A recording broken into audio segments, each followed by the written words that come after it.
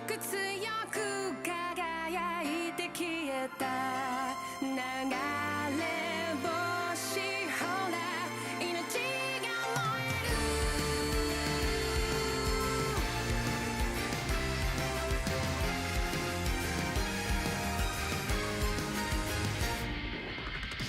何かに怯え走り続けたその虚しさのしじまに何を見て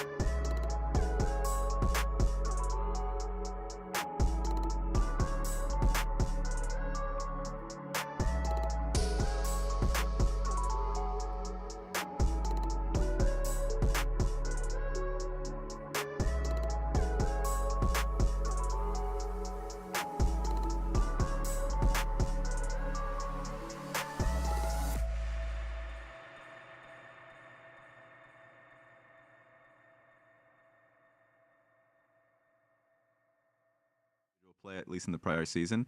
So how does that happen? Unless if it's just like a overall disagreement that you guys had with each other. I think we just weren't on the same page. Everyone just played individually. Yeah. We weren't trying to play individually, but I think everyone was just on different pages, and we were just, I wouldn't say scared to take fights, but we wouldn't know how to take good fights. And we didn't think about what the enemy team was going to do. Yeah. I feel like now we're much better at knowing how the enemy team wants to play or what they're going to do, and we can predict that and kind of play along that. And I think our macro and team fighting, I think our team fighting got better too. Yeah. Yeah. Honestly, I started playing ARAMs, like spamming ARAMs. And after I started spamming ARAMs, I feel like I'm actually thinking much better in team fights too. So I feel like that helped me a lot too. ARAMs do that? Yeah, ARAMs actually do that. But yeah, I think we improved everything, but we just know how to fight better too. And we know how to pressure that enemy team much better. And I feel like other teams can feel that. Last play was like, if we win lane, then we can win the game.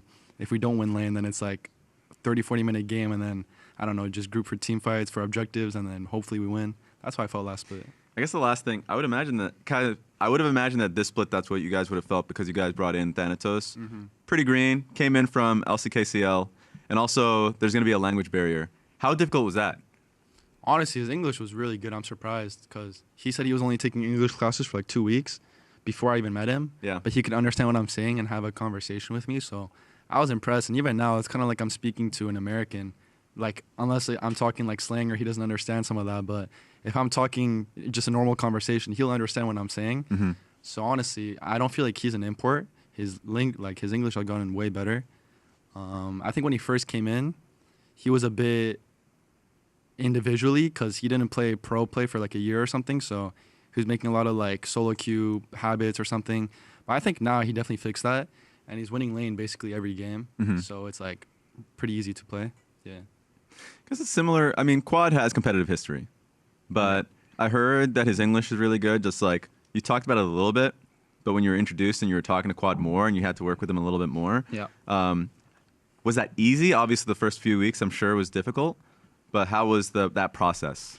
And I think mid laner has to talk a bit more than a top laner in the game. So it's obviously harder to get used to playing with, like for a mid laner to get used to playing with us because like support is going to ask him something, I might ask him something, or we want him to do something in the game. Yeah. While top laner is just on an island and usually you just connect to the first grabs and then on the second when someone tells you to swap, you are just like recalling and going bot. And other than that, you don't really talk much with your team. So I think mid laner just needs to understand a bit more. And yeah, I mean, Quad is taking English lessons every week, and his English is also pretty good. So I think the language barrier can't be our excuse anymore if something happens to us. Yeah. Yeah, that's basically it, I guess. Let's talk about the meta a little bit because LCS, we're on the new patch first, 14.14. I expected it to be hitting a lot of the meta. But it didn't really feel like much has changed, at least for the mid lane and jungle pool, which I think was something that I expected a lot of. Like a lot of AP junglers got nerfed. The two big AD mids that we've been seeing in literally every region, especially once we got out of the break, are still being played a little bit, like Corki and Tristana. Yeah. How is Tristana still getting played? Honestly, I'm asking you specifically. I don't even feel the Tristana nerf. Like, yeah? I honestly don't feel it in game. Even back then, like, you just rush Kraken and you have the attack speed, you have recurve bow, so like your attack speed will be fast anyways, and you have 50 extra mana level 1. Maybe if you're like versus a mage and you have to queue every wave and contest, and I can feel the difference. But if I'm versus Corki or other AD champions and I'm just pushing, I honestly feel no different. Corki, I can feel the HP nerf level 1 a tiny bit, but I still think they're really strong, but I don't think they're the only top 2 champs you can pick now. Yeah. I think you can still go Talia, Azir, these mages, or even ADCs now in mid lane, and it's still fine. I feel like there's not, you have to go Tristana Corki or you're at a disadvantage. You can kind of play any mid right now, but I feel like they're still one of the best for sure. Yeah, when I saw the patch notes, like I saw the Tristana's getting nerfed, Corki's getting nerfed, Brand's getting nerfed. I'm like, oh my god, they're gonna change the whole game. And then I see the patch notes, 5 damage, 3 damage, 30 HP, 50 mana. Okay, bro, nice changes. Same reaction on your guys' side? Because Palafox he'll always have something in the champion pool. Yeah, I mean, I don't think there'll any changes really to Trish Corki. They're still, I think, the premier AD mids. And then past that, I think the other ADC mids have been starting to kind of pop up, like Lucian, Zeri. Yeah. We saw today both Lucian and Zeri played mid. And then for bot lane, I mean, we just play Ashe or Ezreal. I think Ezreal's really overtuned right now. I think his damage is pretty insane. Yeah. And then Ashe just sets up for like a lot of different comps, AP junglers, stuff like that. And yeah, I don't know, pretty boring meta, I would say. But you can kind of play anything too in bot lane. Yeah. Yeah, I saw earlier today, obviously different patch, but Flackwood was playing Aphelios. Aphelios got changed pretty aggressively in this patch. Like But was? Aphelios, yeah. FlyQuest was Flackett. playing Affiliate. No. I said Flackwood. Oh, Yeah, Flackett. yeah. From LEC. I don't watch that Doctor Region. So Surely, dude, defend him. I mean, that guy is the CEO of Aphelios, no? So Actually, true. There was no affiliates today. Yeah. Should have pulled it out. 50-minute game. It would have been pretty good. Honestly, would have done it. True. You think the change does nothing? Or because of the bot lane meta seems pretty stale, too. Yeah, I mean, I don't think the change pushes him past the other ADs, and also Ashe and Ezreal are just kind of good matchups into him regardless. Yeah, I mean, I don't know. I think he's playable. Yeah. Not insane, but yeah, maybe I'll play it. Who knows? The one change that I was a little afraid of, but I really wanted was the Warmogs change. Like, I felt Warmogs being built by junglers, supports. Like, supports wouldn't even get it fully until like 26 minutes into the game, 27 minutes until it was like really complete. And so the nerf was to kind of, I'm assuming, to push them to not be able to first build it. And then people were still kind of, at least in solo queue, because you can just get double health shard. Like, as a jungler, that, to be fair, you're playing a different meta entirely, just playing carry junglers on stage. But what was your reaction to the changes overall? I mean, it's a bit of a nerf to Sejuani, but Sejuani used to buy the Ziggs item anyway because it's very cheap and it gives you good spike in the early fights. So I guess now you don't have an option, you have to go Ziggs no matter what. So I don't really feel the nerf for Warmogs. You still buy it as a second item on like Maokai or Sejuani if you want to buy it. Yeah. I think the item was just overtuned on supports because it gives way too much movement speed out of combat. I think that's the part that they should have nerfed. I think the HP region on the item and the build path is strong because obviously you just buy ruby crystals, which feels nice. And then if you get poked, you get to heal up. I think both of these things are pretty balanced. Yeah. But the movement speed out of combat is way too high. I think you get like 10% out of combat plus 5% just from the having the item. Yes. So the support basically is running around with mobby boots while being a tank.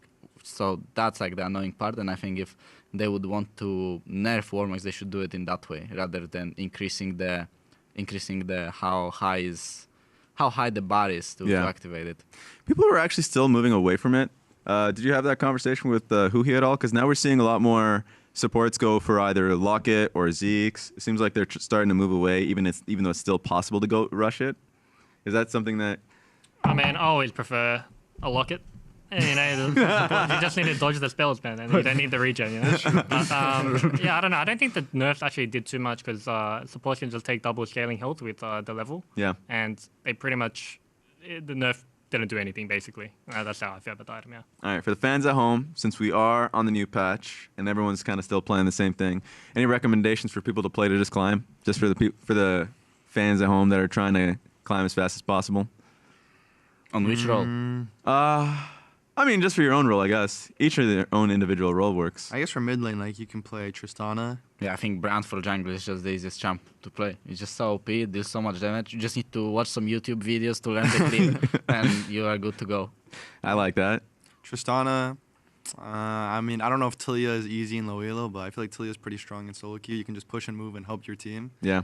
And Tristana's more of like a carry champ. If you just want to carry, you can farm and just try team fighting well. Honestly, I feel like every mid champ is kind of playable right now too. I think you should play Lucian mid. Like, it's actually strong Yeah, now. Lucian because mid- you buy Kraken, you have big spike, and then Essence River, and you have permanent blue buff. Oh, and true. it feels nice on Lucian That's to have true. permanent blue buff. That's true. And then you are like so strong. You push waves, you're strong early game, good scaling. Just play Lucian. I think it's good mid. Lucian too.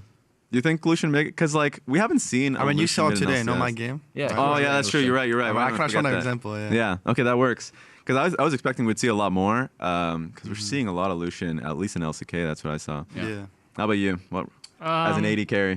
I think Ezreal is pretty much strong at all points of the game, and you can kind of 1v2 if your support's bad as well. Yeah. And then, like Kalista, Ashe, just pick whatever, bro. Just play. I don't know if they can operate Kalista. That's fair. I like that. Okay, let's go to next topic for me. I guess it's just a topic about biggest surprises of the split, because now we're at the halfway point. We can kind of look back and just look back on your kind of expectations of other teams, of other players. What is a big surprise that you guys had of just, honestly, any team? Honestly, I can't think of any surprises. Like, You weren't surprised at all?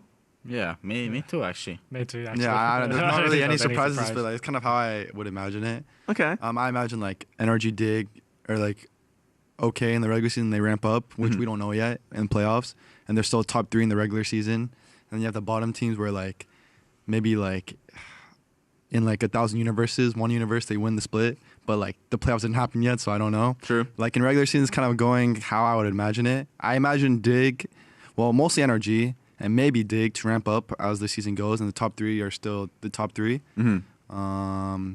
Yeah, nothing crazy, honestly. Yeah. Yeah, I would. I guess for me, it probably would have been Dignitas. I know we talked about them a little bit. The fact that I already talked about, that they took you guys to 3 games and all that. Not you. But in which sense is it surprised that they're doing better or true. worse than you thought? I thought they would do a little better. Really? I looked at that lineup. When I saw people saying that there would be like a top team, like top 1, top 2 team, they have chance of winning the split, I was like, wow. I mean, I think they're like a Wow. super team. The Yeah. roster looks like a super team, like in Yeah, like 28 maybe 5 years ago. 2017, Yeah, 2018. I mean, obviously they're still good players and they're veterans, but Yeah. I don't expect them to be like top 2, top 3. I think they're a decent team. They can definitely maybe take a game or 2, which they have, off the top 3 teams, but I Yeah. don't think they'll ever be that top contender, Mhm. if that's what you're thinking. Yeah. Okay. So no big surprise on that one. Any narrative that you guys have been hearing or the community interaction? Because like, I was thinking biggest frauds, just teams that you've been hearing about. They're not that good. I guess we've already talked about Dignitas, and that's the sense. But any other teams that you guys think about, or like a player? I'm looking at you. Not off the top of my head, honestly. I think the standings are pretty reflective of behind the scenes scrims and stuff as well. They were pretty shit in scrims. So, yeah, I don't know. I think nothing off the top of my head now. Yeah, me neither. Okay. I can't think of anything either. I That's mean, I fine. can think of at least someone in FlyQuest. I feel like Bupa has been underperforming the split. He's been like dying so much and just not playing as good as he did last split. That's how I feel. Last split, I thought he was playing much better than he is this split. So I feel like that's definitely a weak factor or like a weakness in FlyQuest I can see right now. Yeah. I'm actually surprised Quad has actually improved a lot from when I first scrimmed him, and I think he's pretty good. So I feel like Bipla has been underperforming to his expectations. Other than that, I mean, everyone has been kind of expecting how I expect them to play. Let's talk about the next matchups then, since we're back into the season vibe. You guys will be facing off against each other, C9 versus NRG, going up in next week. So I know you just came out of a slobber knocker of a series already, but what's something you're looking forward to?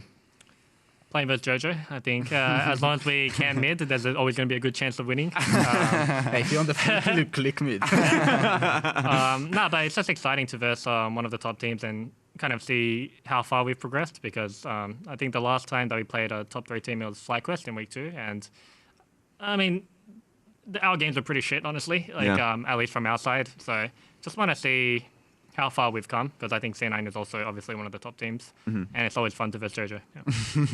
I mean, I want to verse Vic too. And I think NRG play way better on stage, so it's going to be exciting to verse them too. Because I expect them to do much better the longer the season goes. And in playoffs, I expect them to ramp up too. So I want to see where their form is at right now. I mean, I definitely do think we're going to 2-0 them still. But it might be like a 50-minute banger like today or a 40-minute banger. I mean, we'll just see. You're going to be going up against Palafox. It's always been a fun matchup. I guess this split's a little different, but like, what's your kind of thought process going into that matchup? Huh. Oh, you're gonna flame, aren't you? No, I'm not going to play. Okay. I mean, okay. I think he's, he definitely has intentions in the game. But I feel like besides me and maybe Quad, maybe APA, I feel like the other mids, I don't really feel that much different. Like when I verse Palafox versus when I verse someone like Mask or Insanity, I don't feel that much of a difference, at least this split. Yeah. Like if you take their nameplates off, I can't really tell who I'm versing. But if I verse Quad or APA, I can definitely tell because APA is going to play Ziggs or something, or Cassiopeia. And Quad, I can feel like his movement and kind of his laning. So, yeah, I mean, I don't really have any like comments. Like it's just like That's pretty big praise on Quad. Who would you have in your top 3? I mean, I don't think Quad is like good. I think he's decent and he's improving. I expect him to keep improving, but I mean, he's also playing with Inspired, and Inspired is probably telling him what to do, which is why he looks good too. I mean, but maybe he's like I thinking on think his own. Quad just knows a lot actually. Like, Really? he has 100 games in LCK played. Yeah. That's true. He has experience. That's true. I mean, I think he's good, but I don't think he's like someone I'm scared of. Yeah. To be honest, I think the top mids are like the top three. Yeah. Still the same. I think it's me, APA, and Quad. Mm-hmm. I don't know. I feel like versus Quad or APA, Quid? Because I Quid think- was damn good last split. Yeah, Quid was pretty good last split, but this split, to be honest, I think I made Quid good last split. How's what? Because like I He was a highlight maker. I mean, I was his 1v1 partner, and I like kept like he kept asking me about the match, so I kept telling him, and then I gave it to him. So then I mean, so this way I have to stop 1v1ing him. Yeah. But I do think Quid is obviously really good. I just think their team is just not playing well right now, and he's not. He's still standing out. He's doing good, but he's not like as 1v9 as last split, Okay. where he would just solo win games. I don't think he really can right now. I think it's kind of hard. Mhm. So I think 100 Thieves are just, I don't know what it is, but they're just not good. Yeah. I mean, when I verse them, I feel like they just take bad fights and they just do random stuff on the map that I don't even know what's going on. Yeah. So it's hard for me to say Quid. I think it's still the top three teams have the top three mids. Yeah. This is a good segue. You know who you're facing next week? 100 Thieves. Yeah. I guess. Your thoughts on them? Because it feels like anytime it's you versus River, people get pretty excited about that. Because there's a lot of splits where, Yeah. a few splits where it's like two top junglers, Inspired, River, Wow. pretty like Wow. different Wow. playstyles. Yeah, I think I have a team gap on my side, so it's kind of hard for him to do much. Yeah. What's your take on River a little bit? Yeah, I think he's solid. He doesn't make many mistakes in the game, and I feel like he knows what his job is. Like if he's playing some drafts where he actually needs to get lead for his team, he will be trying to do some funny ganks. And when he's playing the AP champs, he usually has a pretty decent pathing to just get ahead in gold and like be strong in the game. So I think he knows what he wants to do in the game. He's not like one of those players that just freestyles and does whatever feels right. Yeah. So I don't know. I think he seems like he knows what he's doing.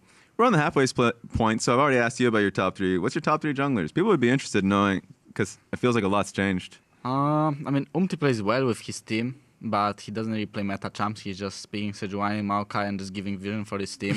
And they're kind of used to play like that right now, but it's working for them. So I guess he is in the top 3, and I'm there, of course. And I think the third one, has to be Blabber. I mean, Yeah. he's playing very well with the team as well. So as Jojo said, I think the top 3 has actually top 3 players probably on every role.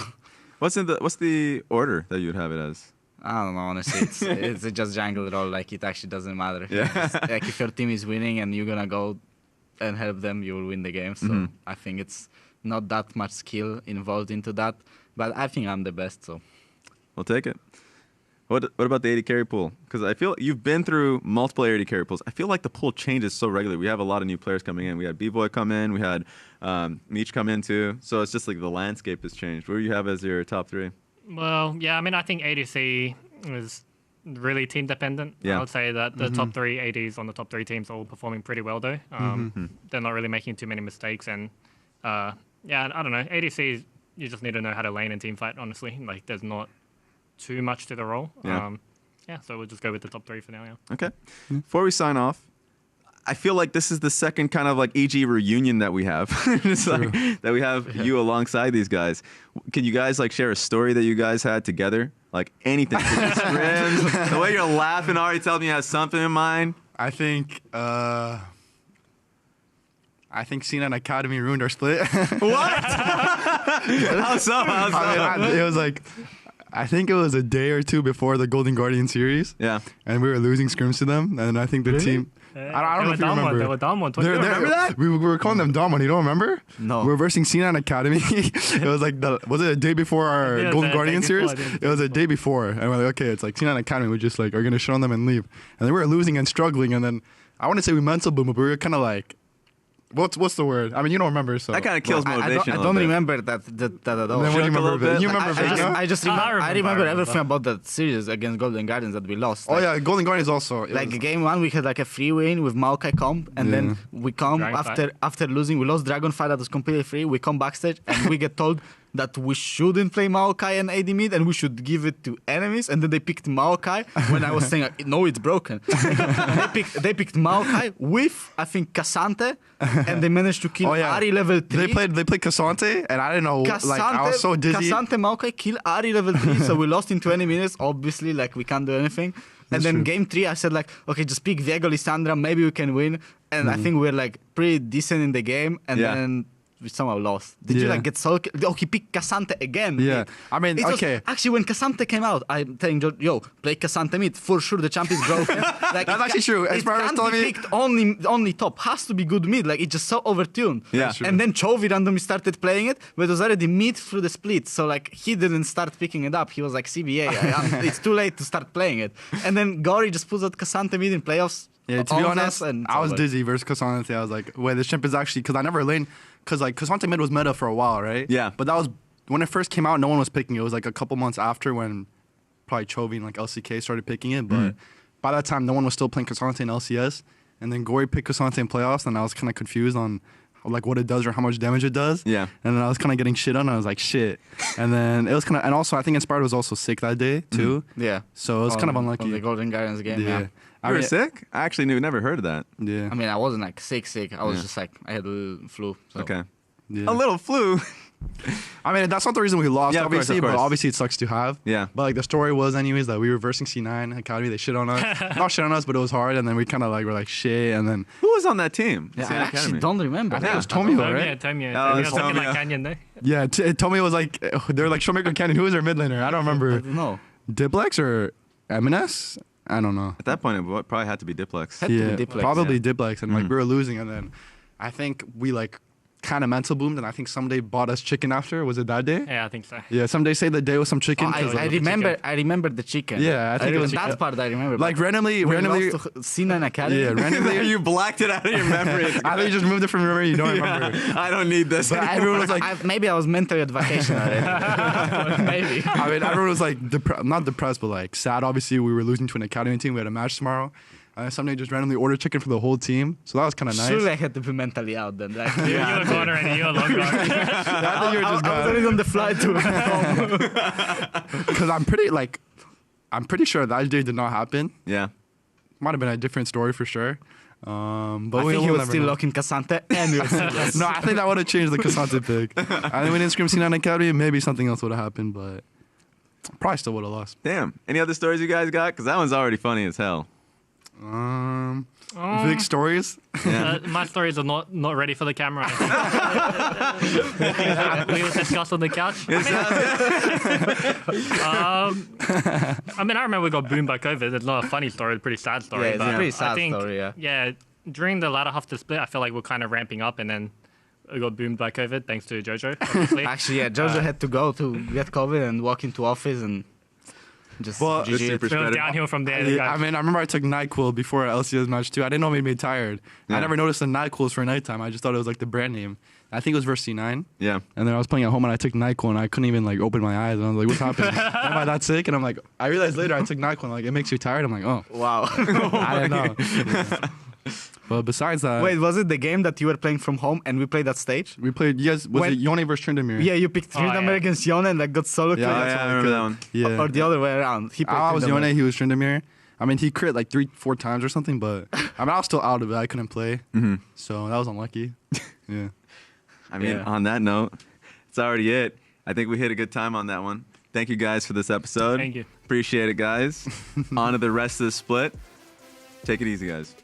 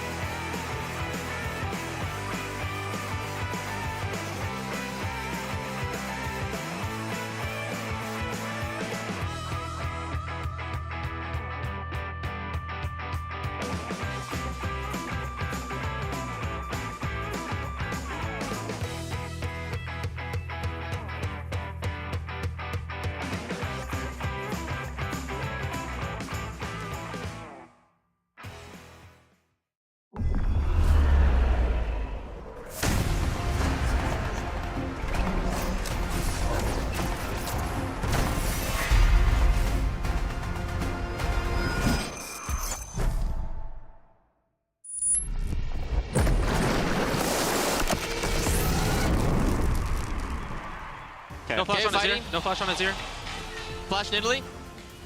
We can fight, guys. Yeah, you guys should try. I'm arrowing here. Nice. Yeah. No flash. Nidalee, Nidalee, no flash. Nidalee, Nidalee, Nidalee. I will TP soon. I Arrow, bro. will TP soon. I will TP soon. Just no flash. Just no flash. Just. She jumped. Look me. Look Ash, look Ash. Ash. Ash, no flash. Cannon's in. Look, Cannon, no flash. We can finish that. No flash, Keep fighting. Trish has flash. Jin no flash. Look, Look, Jin. okay. Rob will die. Kill Jin. No flash. We kill. I can speed you. I'm moving. Yo, still chill, okay? Still chill. I can If you guys make time, we're gonna ace them, okay? You guys won't have to die. We're slowly coming. We're mega. I think you guys just win. Yeah, I think we just win. Then until Okay, he gets Jin, better. coming. Where is he? He has flash? Yeah, he has. So I'm gonna hold I my can ult. reach. My bad. GG. There's some boost in there, kind of. Keep fighting, guys! Yeah, I'm looking. No I have way. E in 2.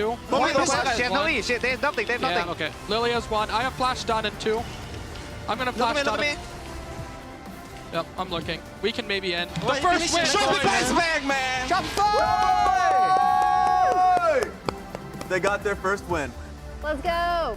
In the history books just to make that happen, but he's got to survive the game, but he kills Jensen before Spica can get in range. Free damage from the plants, from the bombs, from the Corky poke, and it results in the situation. Nice catch. Killer Instinct found Spica on a wall. He's locked down, and Sven is gone. B-Boy in there with the Killer Instinct. The Pyroclasm, the plants, that's a lot of circles. Thank God leads the charge into the front line, and B-Boy gets one. He's grinding up the last bullet, and it looks like it's just going to be, this is it. Where were you when Shopify picked up their first series win of the summer split? Move on over, dig season. It's time for Shopify Summer!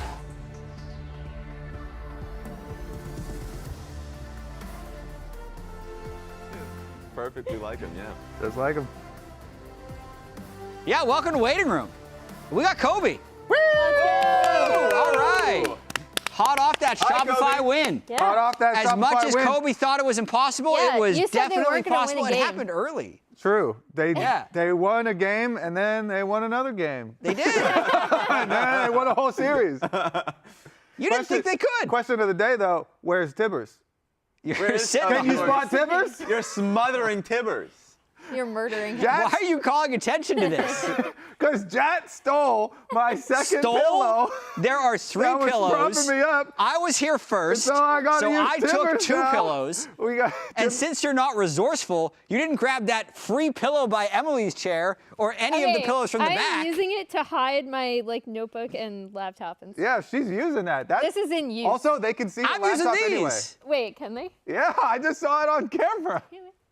I want to chat to know if they think Kobe deserves the second pillow despite being second to the couch. That's a great question, guys. Where's your, do you have a birthright to this pillow? I'm more important, you know? Wow. You arrive later, it's like you're arriving late to the party. So you just get more So you stuff. don't- Yeah. You're really wrong on this. Anyway, Shopify. We should talk about how Shopify We should. was able to win, Emily. All right, Boogie, obviously. Going back to Kobe when he was like, Boogie's coming in, maybe that will do something, when we actually did talk about whether they were going to get one. It did something. I think Boogie has given them such a clearer direction early on. Even when he's not just, obviously in the first game, he was just successively diving bot lane. Non-stop. And that was really good, but just generally they look so much more well coordinated, especially in the early levels. Yeah, in mid-game, I thought was going to be the most troubling points in their series. I thought, okay, you have a lead. Can you keep them? And they did a great job. They sat on their vision. They waited for, unfortunately, it was Ben on Senna or someone that was coming in and getting picked off, but I thought they did a great job of being able to keep in position. Game 2 is a little bit more tumultuous with the Pantheon pick, a lot harder in those fights. They found themselves in a deficit, but then Insanity had an incredible performance on Game 2 to back it up. So, like, maybe that's a new tides for Shopify. I would say 100% so.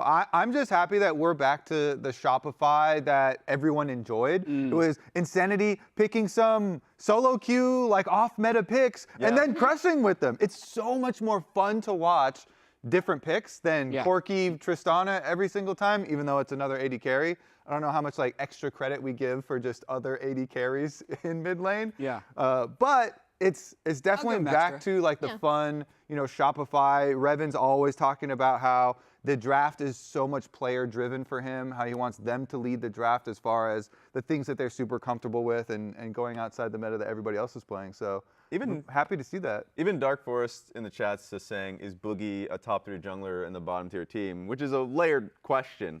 But I think I wouldn't say he's a top 3 jungler, but he's definitely a boost to the team right now. Yeah, I think we were talking about all-pro earlier. I would say he's not a top 3. So I would put top 3 as River, Inspired, and Blabber are pretty hard lock for me. And maybe Umpty. We'll see. Standings, though. Now that no one is winless, it actually gets really interesting. And I also hear we have an update to our playoff tool, which we're going to be looking at. I'm more curious about that 6th place spot now and how much is going to be riding on these remaining games. Now that Shopify actually has FlyQuest, which is hard, and then a 100 Thieves matchup at the end to maybe win another game. What do we want to see here? So we have updated percentages now. Our stats guy was able to get them in there. So Shopify, 28% chance of making playoffs. What would happen if they just beat 100 Thieves? It would move them to a 62% chance of making playoffs. Right? So all can be forgiven towards the end of the split. 6th seed is obviously not the greatest, but that's actually quite interesting. What else? Here, fill out with the expected results all above that, though. Okay, so FlyQuest, Team Liquid. TL. These are my predictions for today. Yeah. Wow, Energy Dig is kind of hard. It is. And this is, let's just do a disaster scenario for Dignitas, right? Yeah. Because Energy, they won last summer split. Let's say 100 Thieves wins. Let's give them a 2-0. Not 2-1. That one's pretty hard, too. 2-1. This one could be anywhere, but I'll just go TL because... Bias. C9. I did put C9 number 1 in my power rankings, so I want to be correct. Shopify's improved 2-1 against FlyQuest. TL's going to beat Energy. Yeah. Because and we're then just saying TL's the best Shopify wins, right so we're saying Shopify wins. They'll do a 2-1, yeah. And then what's our percentage we're looking at? Oh, I mean, now it's already at 75. Yeah. And then I'm really curious how, who cares about this one? Would this matter at all? No. Changes.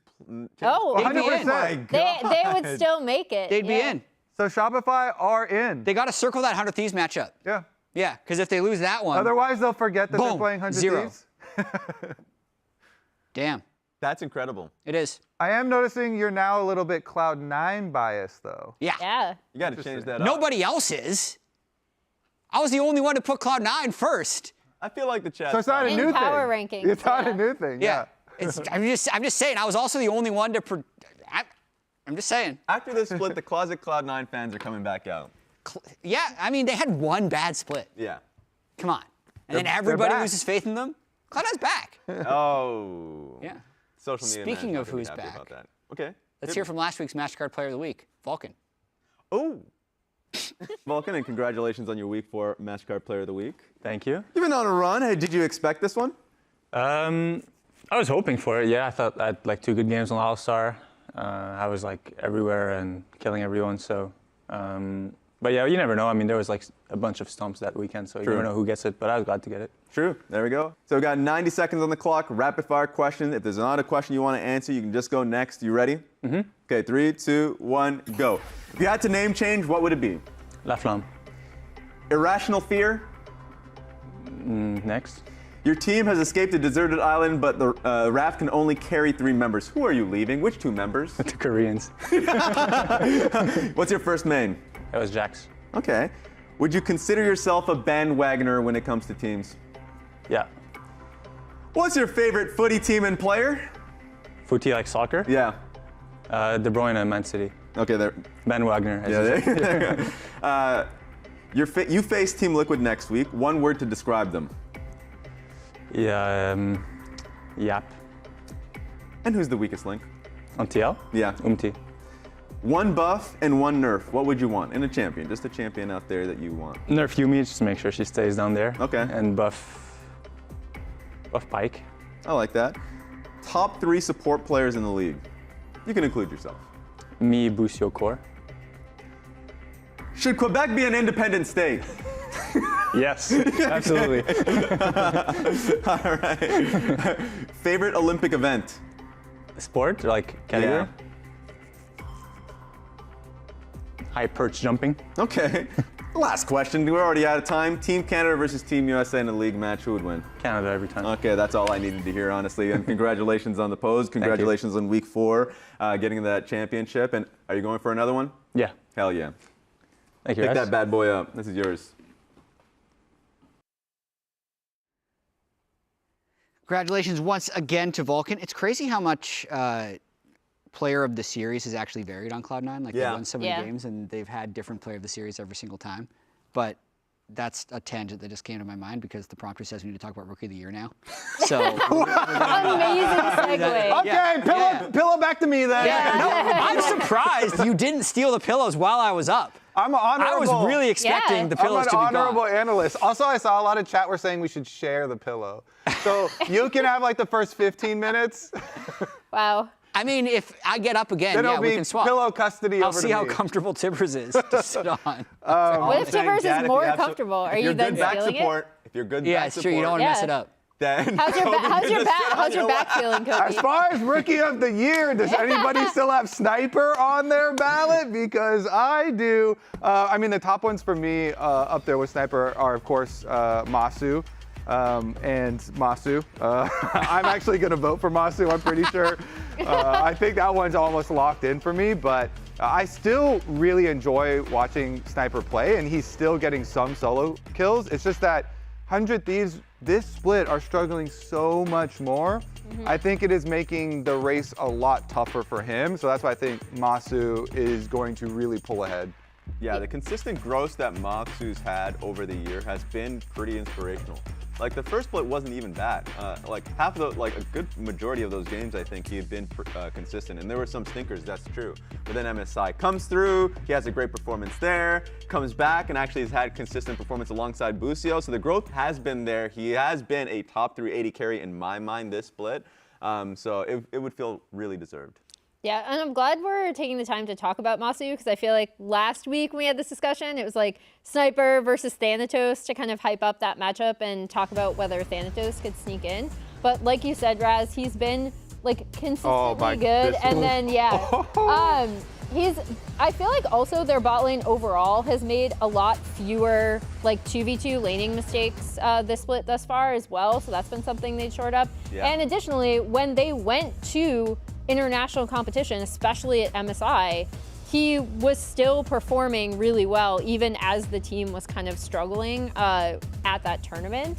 So I think he also acquitted himself really well individually at a time when the rest of the team seemed like it was floundering a bit. And I think he's had a really strong and stable Rookie of the Year performance. That's the one that did it for me, was the calmness under pressure, and staying focused on the biggest stage. Well, Masu has one. I'm giving one to Sniper. Okay, there we go. Come on, it's covering up his ridiculously flesh-colored I got one too, actually. If we got the Tibbers, he's already everybody's dead. got a Tibbers. Him to death. So. You already killed him. Yeah, unfortunate. But yeah, I think the international performances is one of the biggest things, and there have been a lot of games where actually Masu, I voted for player of the series because he was the best player on FlyQuest, and that's saying a lot because that team is loaded with veterans and they're doing quite well. So impressive stuff there. You were a big Thanatos proponent in this rookie race, though. Are you still on that train? I'm still on that train. Sure, he had a bad game, and I think what's going to get him is the fact that he's had one split over the full year that Masu and Sniper's had. But like, his laning stats are really good. The game that he had versus 100 Thieves, where he like takes your blue buff, kills you early levels. I think he's actually really come in and showcased a lot of impact. I've been seeing some Thanatos in the chat, but yes, I think he gets the benefit of being on an amazing team, so the growth is going to be there. A player that I think has kind of been on the bad end of things, bad team and everything, but I think is actually quite impressive has been Castle. Just as a reminder, like Castle, this is his first real year on a tier 1 region. And he's been playing well in a lot of top laners you got there, Raz. Yeah. Hey, a lot of top laners. Listen. Top laners. I just got to throw my 2 cents. If we were to cut off Rookie of the Year after Spring Split, Sniper would have won. Yes. So he has not been the same in the last 4 weeks. But if he pops off in the next 3, I think he can still win. Because I don't think it's a done deal 100% for Masu, even though I do think Masu is leading. I agree with that. We cannot throw out Spring when Sniper was awesome for a year-long reward. It's also a comparison of like Sniper had these insane highs, right? Like he had so many solo kills, he had so many flashy plays. Yeah. And then you talk about me and Kobe talking about Masu, where like he's stable, he's steadily improving. Like he's been really strong, like overall. And I think part of that is 100 Thieves struggling a bit to adjust to the summer meta, in particular, in how they play around their solo laners and what they're drafting.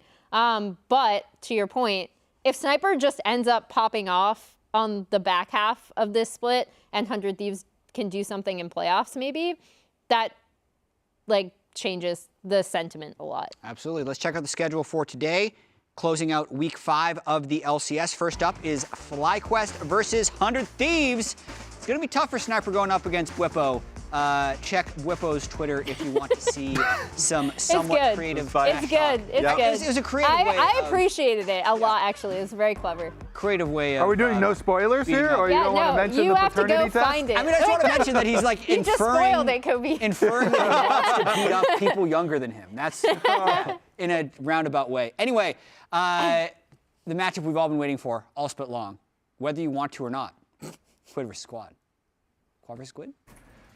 Quid. No, I mean Quad. What are you thinking of the mid matchup this week? I've been playing Corki and Azure, but maybe I will pull out the Azure. Wait, what? What? They are strong right now, no? Oh, sorry. I think I'm seeing things. Anyway, this should be fine. Gonna be an easy win. Oh yeah, I will win for sure. What the fuck? Quad. I hadn't seen that before. That was good. So, we're getting a tablet delivered to us because we have a Quid Quad quiz. And I'm that we apparently the haven't seen drawer. before. So I think it's going to be up here, but you have to pick the lines for us on the screen. You are for sure the best drawer, so you Or it's just a definitely full need screen. to I'm be standing the... up. Are we all? I'm standing up too. So God damn it. we have to crowdsource how we're going to answer these questions. Emily's going to draw. All of these things are true for either Quid or Quad. Okay. And this I feel like Quad. I don't Quad know 45 kills. I'm Yeah. assuming Yeah. just summer. Yeah, All right. I'm assuming the same. Oh, wait. Yeah, I don't think 100 Thieves won enough games. All that line Hometown. to this butter. Hometown. How are we supposed to know You that? don't know no. where he's John? from, Kobe? I think because the first one we put over to Quad, then we go Quid on the second So you one. just, you wait. We you gotta just, balance. Like, We're going to you bounce just back. So we're going to go split back the and 2 Korean forth? only ones. Yeah. Well, do we think he's from Kunpo or Daecheon? Oh my God. Okay, that's an Emily answer. I don't know. I was Because like, even I was like, picking between quiz- those two things. I was Stick to like, the plan. quiz them Put about- hometown for Quid right there. Day job. Okay, so we think Quid is from Daecheon? Yeah, Just we do it. Yeah. We All for right. sure do. All right. Favorite food, kimchi jjigae. Do you know this I feel like answer? that's No, I everyone. don't. I feel like that's everyone. I like kimchi jjigae. It's I'm gonna Yeah. go Cassiopeia for Quad just because Oh yeah, Yeah, of course. for that's sure. a Quad Yeah, champ. that's for sure. Apparently, he said it in one of your Player of the Week interviews, Raz. What the hell? I'm hearing Raz should know this. Raz did should know not this. It's gonna be him then, It's gotta be he's the only Quid. one Player of the He's Week. the only one. That's fair. Kimchi jjigae. Oh, see, I was right. Smart. Yeah, we got a hint. Smart. I like it. Okay, middle child. Is anyone here a middle Seems child? Like, I'm a middle child. Okay, who are you more like? yeah. Are you Who do more you like Quid identify or with Quad? Raz is not like anyone. What kind of question is that? There's nobody like Raz. Who has middle child energy? Yeah. Which one of you Raz? is which one of you is the youngest I think it's Quad. child? I don't think Raz has middle child energy. I have middle child energy. Give it to And so does Quad, yeah. Quad We is have to trust the middle child. Give him middle child, Emily. All right. All right, if that one's wrong, that's all on Raz. Wait, that means then Quid is the youngest child by default. Yes. Yeah. Wait, we also had the interview where This also means that we're saying that Quad is from Gunpo. But he has Okay, information. yeah. Fair enough. I'm pretty sure it was Quid who said he was the Harry Potter fan. And he has glasses. Yes. Is that a lightning bolt scar on his forehead? You never know. I mean, that's why he's got so much hair. They both do. 29 kills. We 29 already kills. gave 45 kills to Quad. Yeah. 4 solo kills. I feel like Quad has more than 4 solo kills. I'll give it to Quad. But the person who has 45 kills also has 29 kills. True. It's an exacting number. Technically, Kobe. I yes, think the solo Kobe, kills you should are be right. Quad. I think Quad should have the 4 solo kills. Okay. I think it's a trick question. Really? You think? I mean, if you think if the group thinks differently. No, I'm on quad side. All right. Yeah, go for it. Okay. 1.9K plus A at 14. I say Quid just because I feel like Yeah, go anytime Quid. something happens early, it's definitely around mid. Yeah. Yeah, that's good. All right, we're done. Submit. All right, what did we get wrong? I think we nailed this, personally. I think. How are they going to reveal? I don't know. Yeah, what is the reveal? Oh, wow. Wait. Oh, we're close. All right, we got the hometowns backwards. wrong and the youngest, Raz. Come on. Come on. Where's your middle child energy coming through? He's not a normal middle child. Like, middle children are usually supposed to feel Harry unloved. Potter fan is quad. I thought he Wait, gets what? the least amount of resources. He feels less loved. All right, let's get out of here. Wow. Nothing to see here. We got some Less amount wrong. of- Yeah. All right, That was my gut. We're diagnosing Raz's childhood trauma as well, apparently. I want to see what the middle children in the chat think. Because I was going to say, like a middle child energy I thought would be more quiet. But Exactly. Raz is not quiet. You're just Quiet. forgotten. Quiet, forgotten, unloved, all of the same. How many middle childs do we have in the chat? That's my question. You're loved, Raz. You're definitely loved. We love Thank you, I Raz. appreciate that. We got both the 50-50 flips wrong, which tanked our percentage. Yeah. We got like less than half of those right. Let's we could have move just on. randomly filled all of them. You got to move forward, Jack. You can't get stuck in the We past. should have guaranteed 50% by just saying quad was all of them. All right. Anyway. Did we do worse than 50% Yeah, total, I think though? we did. I want to talk about this yes, please. because, spoilers, I did the coaches interview today, Okay. and Golden Glue actually brought up an interesting point about this meta, that this chart actually shows really well. This is Quad's champ pool. These are two pictures of Quid, from actually. Quid. It says Quid up there, Yeah, Emily. wow. I was the first one to make a mistake. Shame.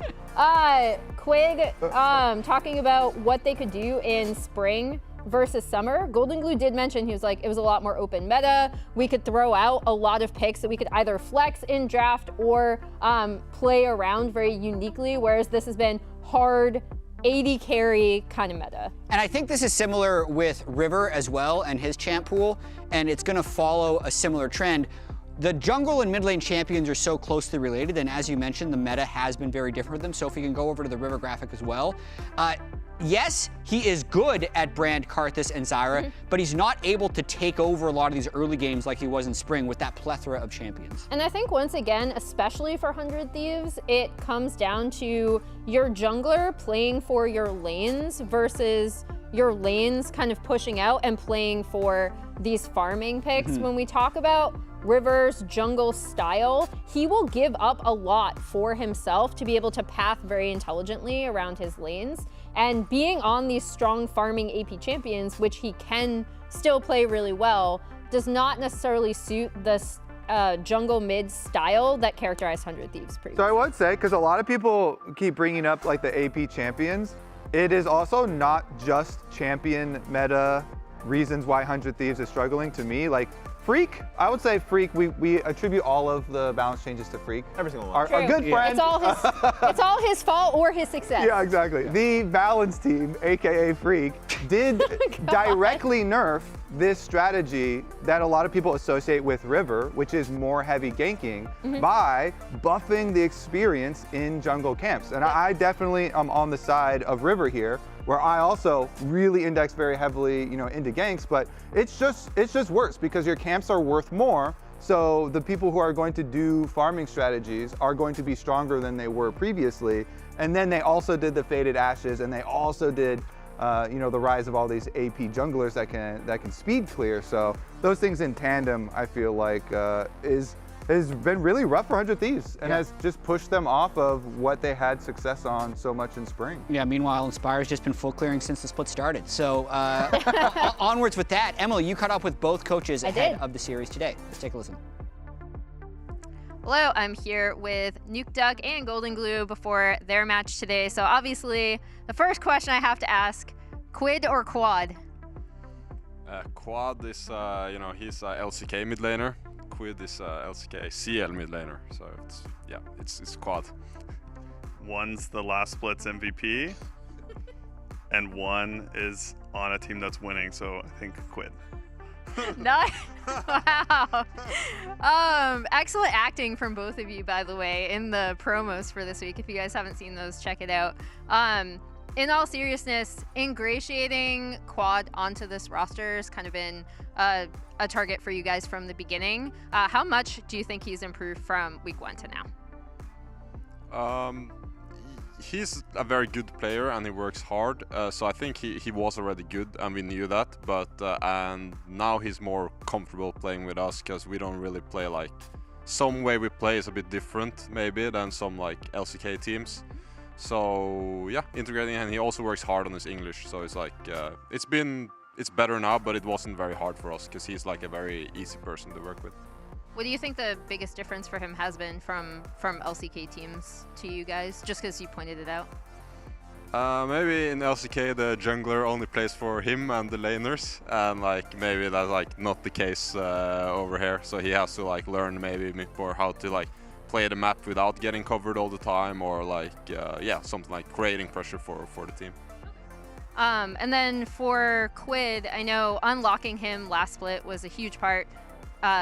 Split MVP, but also just a massive part of 100 Thieves' success. You guys have been on a slight downturn, so what do you think has been the major opportunity area that you want to work on?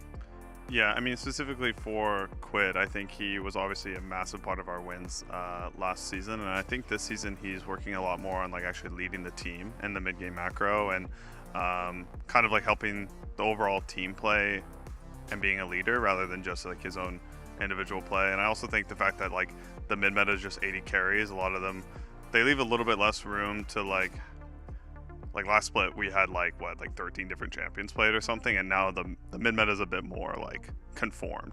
So you know, I think he is just we're trying to find ways to like break out of that meta, and then also like have him lead more mid game.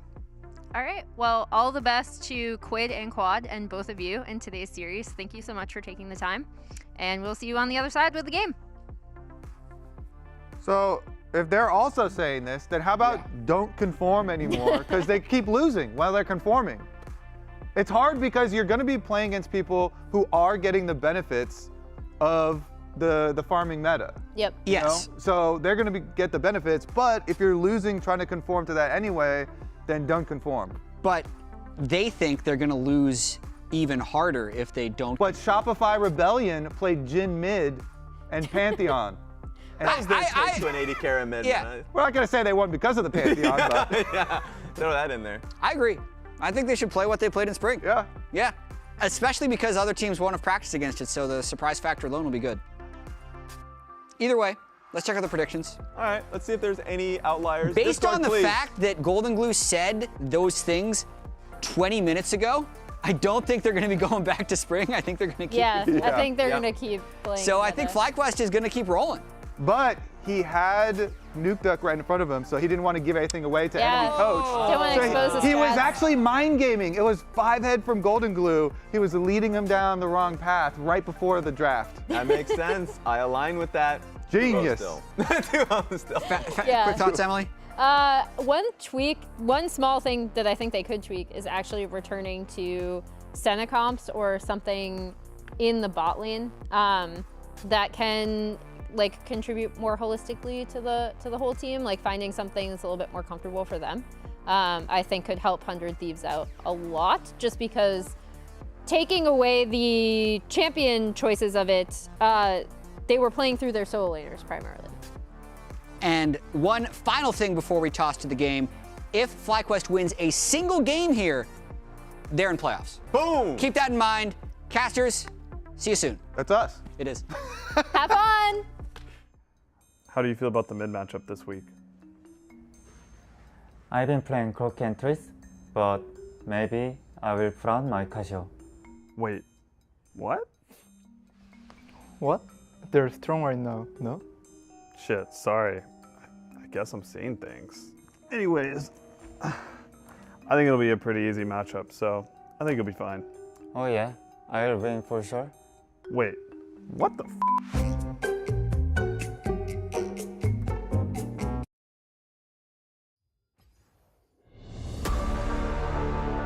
I will not back down. If you hit me, I'll hit you back.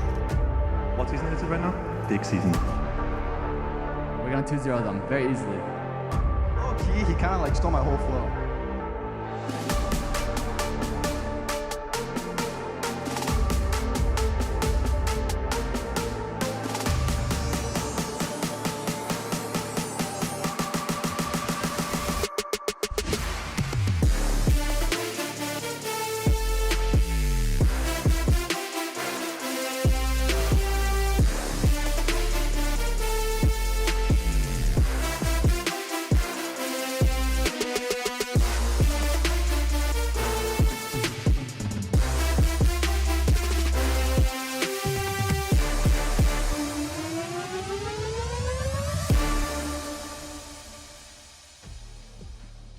It is week 5, day 2 of the LCS Summer Split. Later today, Team Liquid are looking to stay undefeated versus an immortal squad you can never count out, hungry to upset the top of the table. But first, is it Freaky Fly Day or is it Freaky Thieves Day? We'll find out as Quad squares off against Quid in our first series between FlyQuest and 100 Thieves. Hello and what's up, y'all? My name is Mark Alexander Arambide. I am joined here by Jat and Kobe on the caster booth. Boys, got an exciting match for us today. It is, and I just want to shout out the content teams of 100 Thieves and FlyQuest for both collaborating on the Quid Quad joke. Unbeknownst to us, they did this. We were also doing our own Quid Quad thing, so I just appreciate that we're both memers. Yeah, we've had a couple of the teams collaborating in different opportunities. We had the Dignitas FlyQuest collaboration for their super hype matchup. That happened as well, and then FlyQuest got the better of that one. Let's see if FlyQuest stays undefeated in their hype matchups, because going up against 100 Thieves here, FlyQuest are definitely favored. As has been stated multiple times, FlyQuest also seem like they have a much better handle on this particular meta with AD mids and AP clearing junglers. Yeah, and they've been on that train since the very start of the split. Even in their first series against Team Liquid, it was inspired power clearing and everyone learning how to play their role and contribute in that way. And I do really want to see, as we get to the 100 Thieves picks, if they actually do pivot off of it, because it's what we've been calling for. It's what Golden Glue said they wouldn't do in the interview right before the game with Nuke Duck, but Kobe says that could have actually just been a mind game, because 100 Thieves really do have their back against the wall. Only one match win so far in this entire summer split. Yeah, the problem for them is that Sejuani and Vi both banned, so it makes it more difficult. Yeah. You could still go with the Maokai, but then you're in a problem where, you know, then you just have River on this tank champion, and River, to me, is really the star player of 100 Thieves. Quid, of course, was very, very good in spring, but hasn't been quite as much up to that level. So I think there's just a lot of weight on River's shoulders. They are going to go with the Zeri for Meech for bottom lane, though. Let me tell you, we had Inspired on last weekend on the show, and he was very critical of the 100 Thieves bottom lane. It's very clear that he thinks this is a weak point for the team, and most people watching the games also definitely agree with that. I think so as well. And then when you get Masu on the first pick Kalista, even if it's not a champion we see first pick that often, it's something Masu has found a bunch of success with on stage in both the Spring Split and the Spring Split playoffs. We also have an answer to our question with the brand being locked in. They're just sticking with the strong AP junglers with the brand. And remember, of course, Zeri can easily play top lane in the current meta, can easily play mid lane in the current meta. In fact, excels in the mid lane in the current meta, so not necessarily a Meech champion there. They still could go with more utility bot lane picks if they did want to recognize that as a weaker area of the map for 100 Thieves in their draft. And perhaps go with their old like Senna plus Sion or Ornn or Kench or something like that down there. Yeah, I would say it would be surprising to see Zeri in the top lane, especially for Sniper, since he did say to us, hey guys, if you see me on a ranged top laner, it is doomed. I should never touch ranged top laners for a while. More than likely, he'll stick with the Bruiser archetype or a tank archetype for his team. Jin! And Jin! Now, we don't know who's going where. It could be Zeri mid, it could be Jin bot, but if Quid locks in the Jin mid after seeing Insanity's performance on it yesterday, I would not be surprised. I'm willing to place my bet now. My bet is on Zeri mid. I'm all in, okay? I do not think this Jin is going to be a repeat of Insanity mid Jin. I think that Zeri mid is quite good right now. I think so as well, and also... Are you going to go with the same bet then? Yeah, I'm agreeing. Okay, Rafa? I kind of want to see Jin mid from Quid. Okay, that would be so you're banking the Jin on it. Quid, or the Quid Jin. But would you rather see Meech Jin or Meech Zeri? I think Meech Zeri. I think Meech on Jin. I think Meech Jin. Because, listen, it's all about that conversation of what 100 Thieves was doing right that they haven't been able to replicate in summer. And a lot of that was leaving bot lane the hell alone and then letting them provide utility later in the game. And that's what any type of Jin lane can give you, because they can do Jin and some type of CC support, and they'll have all the CC and utility they want from the bottom lane, and then their solo lanes can focus on carrying and doing damage, and the team comp will still make sense. Wow. That's my thoughts. That makes sense. I still am hoping for another Jin mid performance, but We've gone through the second round of bans, a couple of support bans targeted towards FlyQuest, whereas the Leona and Camille was answered 200 Thieves. Nautilus is the pickup, though, for Ayla, so that gives some guaranteed lockdown and engage. That's going to pair nicely with something like the Curtain Call from the Jhin, who can start off and initiate a fight, and you can lock down a target. Now, FlyQuest, they have some options. Needed to pick up a support champion. Busio running it back with the Bard. What is going to be the top lane answer? Bwipo. This would be a blind pick. Do it. Do it. Everyone would be ranged. That would be sick. The balanced team would be hearing a lot from from the audience. Sick, they'd lose to 100 Thieves. Yeah. Super sick. Cassante, though, of course, the lock-in up here for the top side. The Generalist. Let's see. No way it's going to be a Teemo lock-in. This is not our show match. Yeah, Renekton already banned away. Sniper doesn't have a huge plethora of champions that he likes or needs to play in the top lane. The Cassante takeaway is good, but matching it with Jax is right in his comfort zone. For the side of FlyQuest, I know that Bwipo tweeted earlier today before the match. He said that, hey guys, I'm going to check in for a paternity test. We'll check in with the results after this series. And, I mean, Bwipo has been pretty clear about how much he wants to ensure that Sniper does not have a successful year, not just for the sake of, you know, maintaining his dominance as a top laner, but also for Rookie of the Year prospects as well, trying to make sure that Masu has the best chance to win it. Absolutely. Masu has been rock solid so far in the summer split. I do think FlyQuest does have a pretty fragile team comp outside of the Cassante, so it's really important, actually, that Bwipo has enough gold in this game to be able to play frontline. Otherwise, 100 Thieves is going to be, I think, very effective with anyone Jhin or Nautilus CCs dying.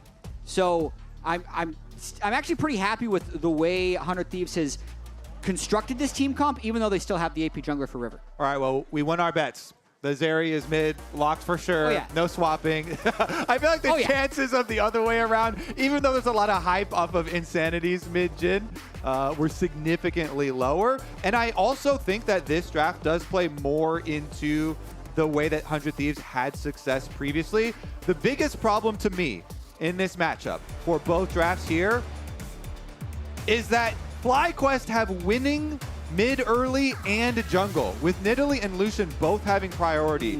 Lucian here over the Zeri, and then Nidalee looking to get some invades and some aggressive plays off here towards Brand early.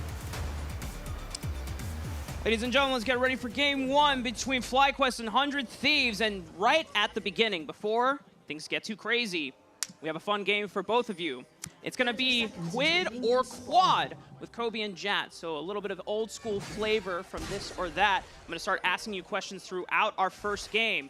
If we can get our first question up and rolling. More of a quiz? Has 3 wins against Faker. Quid or Quad? Oh, no. Quad? Yeah, I'm gonna say Quad. Correct! Easy! All Nailed right. it. Nice job. Jet also just copied my answer, though. Do I get full credit? He gets like half. I mean, how did you guys do it on this or that? Did you like actually contest each other? Oh, absolutely. Yeah. But if we both said the same thing, we both get full credit. Nice. All right, nailed that one. Back to my point, though, as far as the mid jungle, because that is really pivotal. It's the part of 100 Thieves that you want to be able to rely on and to find success with. But if you're looking at the actual champions, Quad has Lucian, and he's going to have a roaming Bard from bottom lane to come help him out as well, get that mid prio, and then help out Inspired's Nidalee to go for invades. So really going to be tracking that matchup. Of course, if the bottom lane finds priority themselves, and then they don't allow the Bard to really get out of bottom lane as much and affect mid lane, then that could be a huge benefit that Meech and Ayla could actually pay to the rest of the team. So I think that will be quite difficult. And I always like seeing what Bard does level 1, because if you want to help your mid laner, you'll start with the heals and just leave them in the mid lane for the mid laner to pick up later. Busio started Q and is prioritizing the bot lane. So 1, that means he probably wants it for himself, but 2, it means he's confident the Quad's going to be able to get push early regardless, and that's actually what we're seeing play out. So as you mentioned, Kobe, They have the mid prio early. They're also pretty strong in the bot lane with the Kalista Bard. And I'm curious if Inspire's going to take an aggressive route after clearing these wolves. He does have the option just full clearing his bot side, but because his mid has push and bot has push, he can try to get into river space on the blue side. Yeah, I'd definitely be a little bit worried about a Nautilus Jhin collapse because there's so much CC there. And, you know, both teams have wards on the enemy junglers in the top side, so both of them are really tracking the timers here. So it does look like we'll just go with the full clears, but right after that, the fight over that bottom scuttle is going to be very, very interesting. Yeah, Inspired is the CEO of Full Clear, but with the wave shoving back, it looks like Inspired might actually just forego that bot scuttle and run straight up to top, but it is interesting. He knows how fast River's going to be clearing. They saw both of them. It's literally just going to be evaluating the lanes and deciding if he goes for it. I mean, Zeri's got pushed back currently, and 100 Thieves bottom lane also already at the tower, but Quad's going in. A lot of damage on the Quid. Hang on. Sniper. One more solo kill. The flash already from Whippo, and he's chugging the health pod. Sniper. Does he take it? The Pathmaker. It's not enough. Sniper first blood. And the paternity test comes back negative. Whippo is indeed not Sniper's father. He gets the solo bolo. The Twitter trash talk before game turns around quickly. Oh, man, I love watching Sniper. Another solo kill. He did the same thing early on against Thanatos when he played him. Here against Whippo, really stepping up. Let's watch how he does this. I mean, he just has a big wave stacked. Whippo tries to contest it.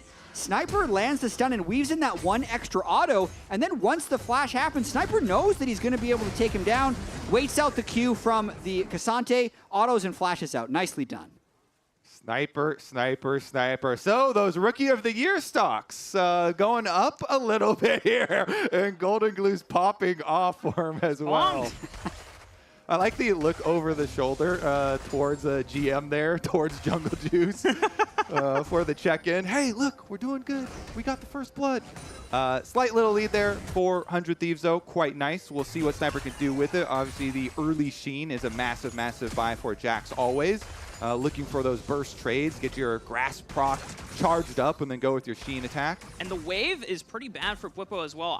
I can't tell if he managed to actually get it to crash or if Sniper pulled off a freeze, but if it is frozen on the tower, Whippo has no teleport, he has no flash. He's going to need Inspired to help break it. It looks like he managed to shove it in. Oh, okay.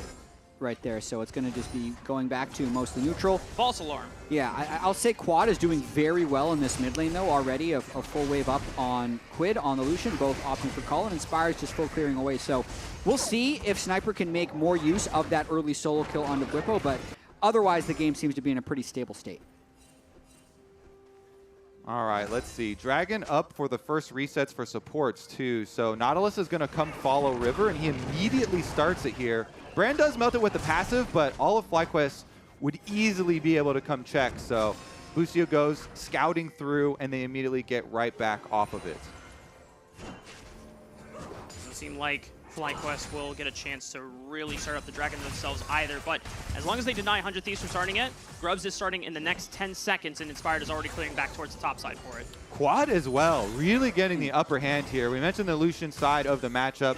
Pretty beneficial for him, but he's got the early level 6, and he's had constant aggressive trades into Quid, really getting some mid priority to allow Inspired to traverse the jungle here. That small window just allowed Inspired to take out the control ward, clear away a lot of the vision from 100 Thieves, and that is one of the most important things when you've got a Bard on your team who wants to be roaming around. Ooh, Ayla's in trouble, flashing away, the Ignite ticking down, one more proc, and it's Busio.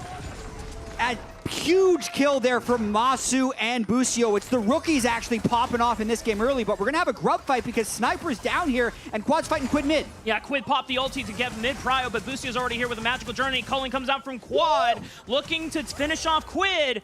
He's going to push him off for now. No solo kill for the mid laner, but it's enough to gain priority. Rivers push towards the top side. He's going to call on Sniper to help him out, but it's already 2 grubs going over to the side of FlyQuest, and they're going to get all 3. I mean, they just can't get in because Busio got the kill and then immediately moved up, so they just had the numbers advantage. It basically invalidated whatever push Sniper would have had in the top lane against Whippo, and Inspired is just cleanly, efficiently right back to his jungle as it's respawned.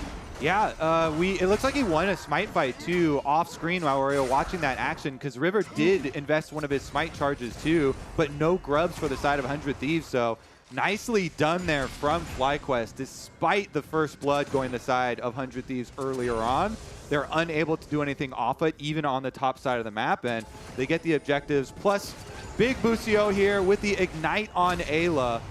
Masu goes in, even though Ayla tries to flash away, Masu still is able to hit the Q afterwards, and that's enough damage to get him low enough for the Ignite tick to finish it off. As you mentioned that, then he immediately goes mid with the Magical Journey. Here's a look at the Smite fight that we had, and nice combo there from Inspired. He was able to win the Smite fight, so they got the kill, they got the Smite. Meanwhile, Whippo up here hasn't dropped anything further after the earlier incident. Yeah, things are looking pretty good for FlyQuest. The early power there of the Kalista Bard really just catching Ayla off guard, I'd have to say.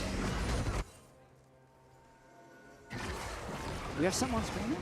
What's going on? Yeah, there's a little speck you left there. There's a little dusty speck. I got a note from producers. They're like, there's someone in chat, and they spotted a little dot that was left behind. You guys couldn't see it, but Kobe just reached across chat's desk.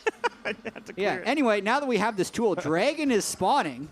Make sure to clear that one as well. Nice. FlyQuest is in a pretty good spot, and I think a lot of it has to do with this bot lane being able to move around. Like, Bard Kalista isn't necessarily a combo you'd see much of. The Renata Kalista was banned away, but the fact that they have the utility of Bard while still being able to get moves off of their bottom lane is pretty strong. Could very well see a big fight here at Dragon. And the mid prio has been unrelenting here. Quad really dominating this Lucian Zeri matchup against Quid. Yeah, he's up CS almost 30 as well, so Quid has been struggling, having a hard time. He hasn't gone down in the lane in terms of depth, but not being able to get prio for the mid lane has made it really difficult for River to try and move into the River as well as to contest for Dragon. As Busio Masu push Meech and Ayla off, this Dragon should be going over to FlyQuest. Yeah, I mean, I really like it from FlyQuest. They have the confidence. They go with the Lucian pick. They constantly are able to have these aggressive trades. And we also, at the beginning of the day, we did have that interview where we listened in with JoJo, and he was ranking, his top 3 mid laners, and he had Quad in there instead of Quid. And Raz even did a double take. He was like, huh? What? You mean, you don't mean Quid? And Quad really has impressed as far as the other mid laners in the league as well. So really big props to him, not only with the games on stage that we have seen incorporating into the rest of the team, but also the respect during scrims and stuff that he's gotten. Oh, another fight top lane, though. Whippo and Sniper going at it. Sniper is going to chase. Hasn't popped the ultimate yet. Another leap strike. There's Grandmaster's Might. One more flash, but Whippo times it this time. Does not fall. Busio under the tower. Quid is popping both summoner spells, but Quad goes in with pulling. Flashes away before the last turret shot can get in there. Pyroclasm from River, but it doesn't reach Quad for the third proc. Inspired now on the chase and the aggression, but Quid! I don't know how that happened. Maybe it died to a minion auto attack or something, but at least 100 Thieves get one back. The kill went to Quid after he'd been dead for 10 seconds. Yeah, Busio got a little lost there by the tower in mid lane. But in the end, it was still another power play from FlyQuest, despite the funny ending. Yeah, very close solo kill avoidance by Whippo in the top lane, but we're going to watch this kill one more time, barely tagging him with that Bard ultimate, but then still needing pretty clean execution to finish this off. Quad ends up going deep, knows he has the flash to get out, and then good spacing by Inspired there to not let the brand all bounce to his team. But Whippo, what are you doing? He gets hit by a turret. It's Busio. It's Busio. Yeah. He walks into tower range. Oh, I'm done. I just ran into tower. Honestly, we've all been there before. Oh, they want to get 6 grubs as well. They got 4. 4 is good enough, Got that first smite, and then they don't feel like risking too much more. Look at how they have got Quad on the bottom side of the map, so he's going to split push. I like this. I think bottom turret plates for Lucian are way, way bigger than just getting from 4 grubs up to 6, which only gives you 1 more might. And you don't give really that much to 100 Thieves at all, because this tiny dot damage on towers is fairly meaningless for this composition for 100 Thieves, unless Sniper is going to be able to take off. Regardless, it's going to be a lot more money that they invest here into the Lucian. And I have to say, Quad definitely deserves it. with how he has been playing. 2.5 plates just from those 2 grubs alone, if you consider the fact that Ayla and Meech roamed up in order to contest those. So worth it for FlyQuest. And Quad, I want to talk a little bit more about him because he's really been scaling throughout the split as Sniper is again posturing. So I'm going to stand down for a second. This is like my favorite story for 100 Thieves. And this is like the positive story here is the Sniper versus Bwipo matchup. Yeah. For sure. From their perspective, that is what you want to talk about. Full Trinity Force versus Ashin here. Not even a finished Iceborne Gauntlet. And let me remind you that Trinity Force is more expensive than the Iceborne Gauntlet pretty significantly here. So Sniper, let's see if he can get any more chunks. Inspired finally making his way up to the top lane. At the very least, he'll be able to heal Bwipo a bit and allow him to shove in to get a clean reset since he's really down items right now and can't hold this wave 1v1. River's also in the area too. He knows that Bwipo's trying to get this shove in before he can base.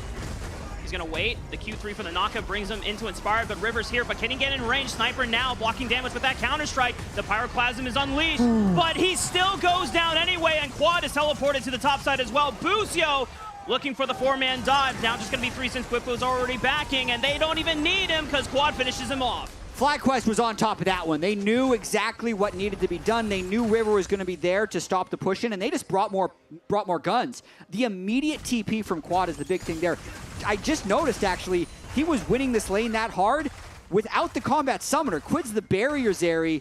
Quad is the TP Lucian, so he's really having a great game here. Certainly is, and all of FlyQuest able to defend Bwipo this time around. As you mentioned, they brought more to the fight. 100 Thieves, they had the jungler hovering, but you get the extra teleport, you get the roam from your support as well.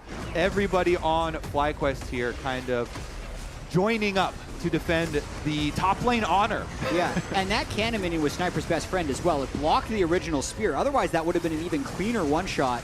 It ends up being exactly the same result, though, with the 2-0. Yeah, the small things there. I mean, Quad with a little juke there on the Q coming out from Brand. Yeah. Doesn't take too much damage from the tower.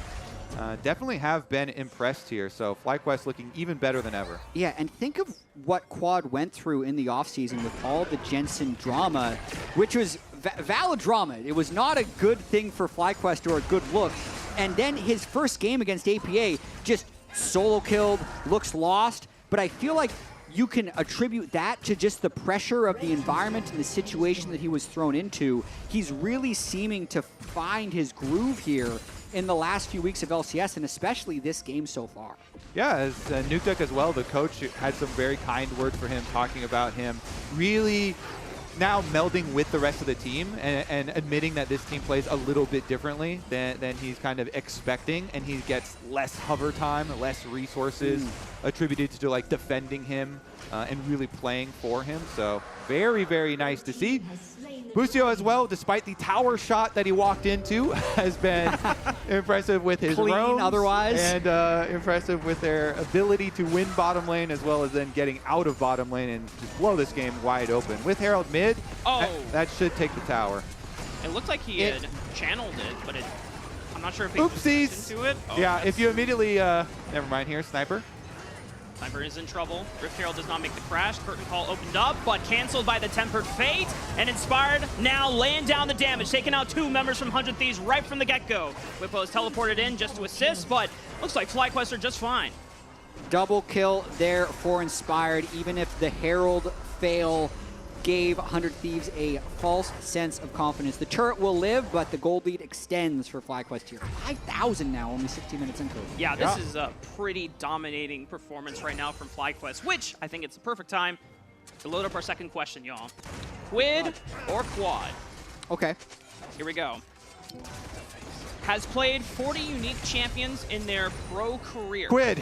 Quid has played. He's played like 10 billion champs just in LCS. Yeah. All right, 100%. I wasn't going to even try to gaslight y'all. I was like, yeah, That's too easy. It's a pretty convincing argument there. I mean, just Spring.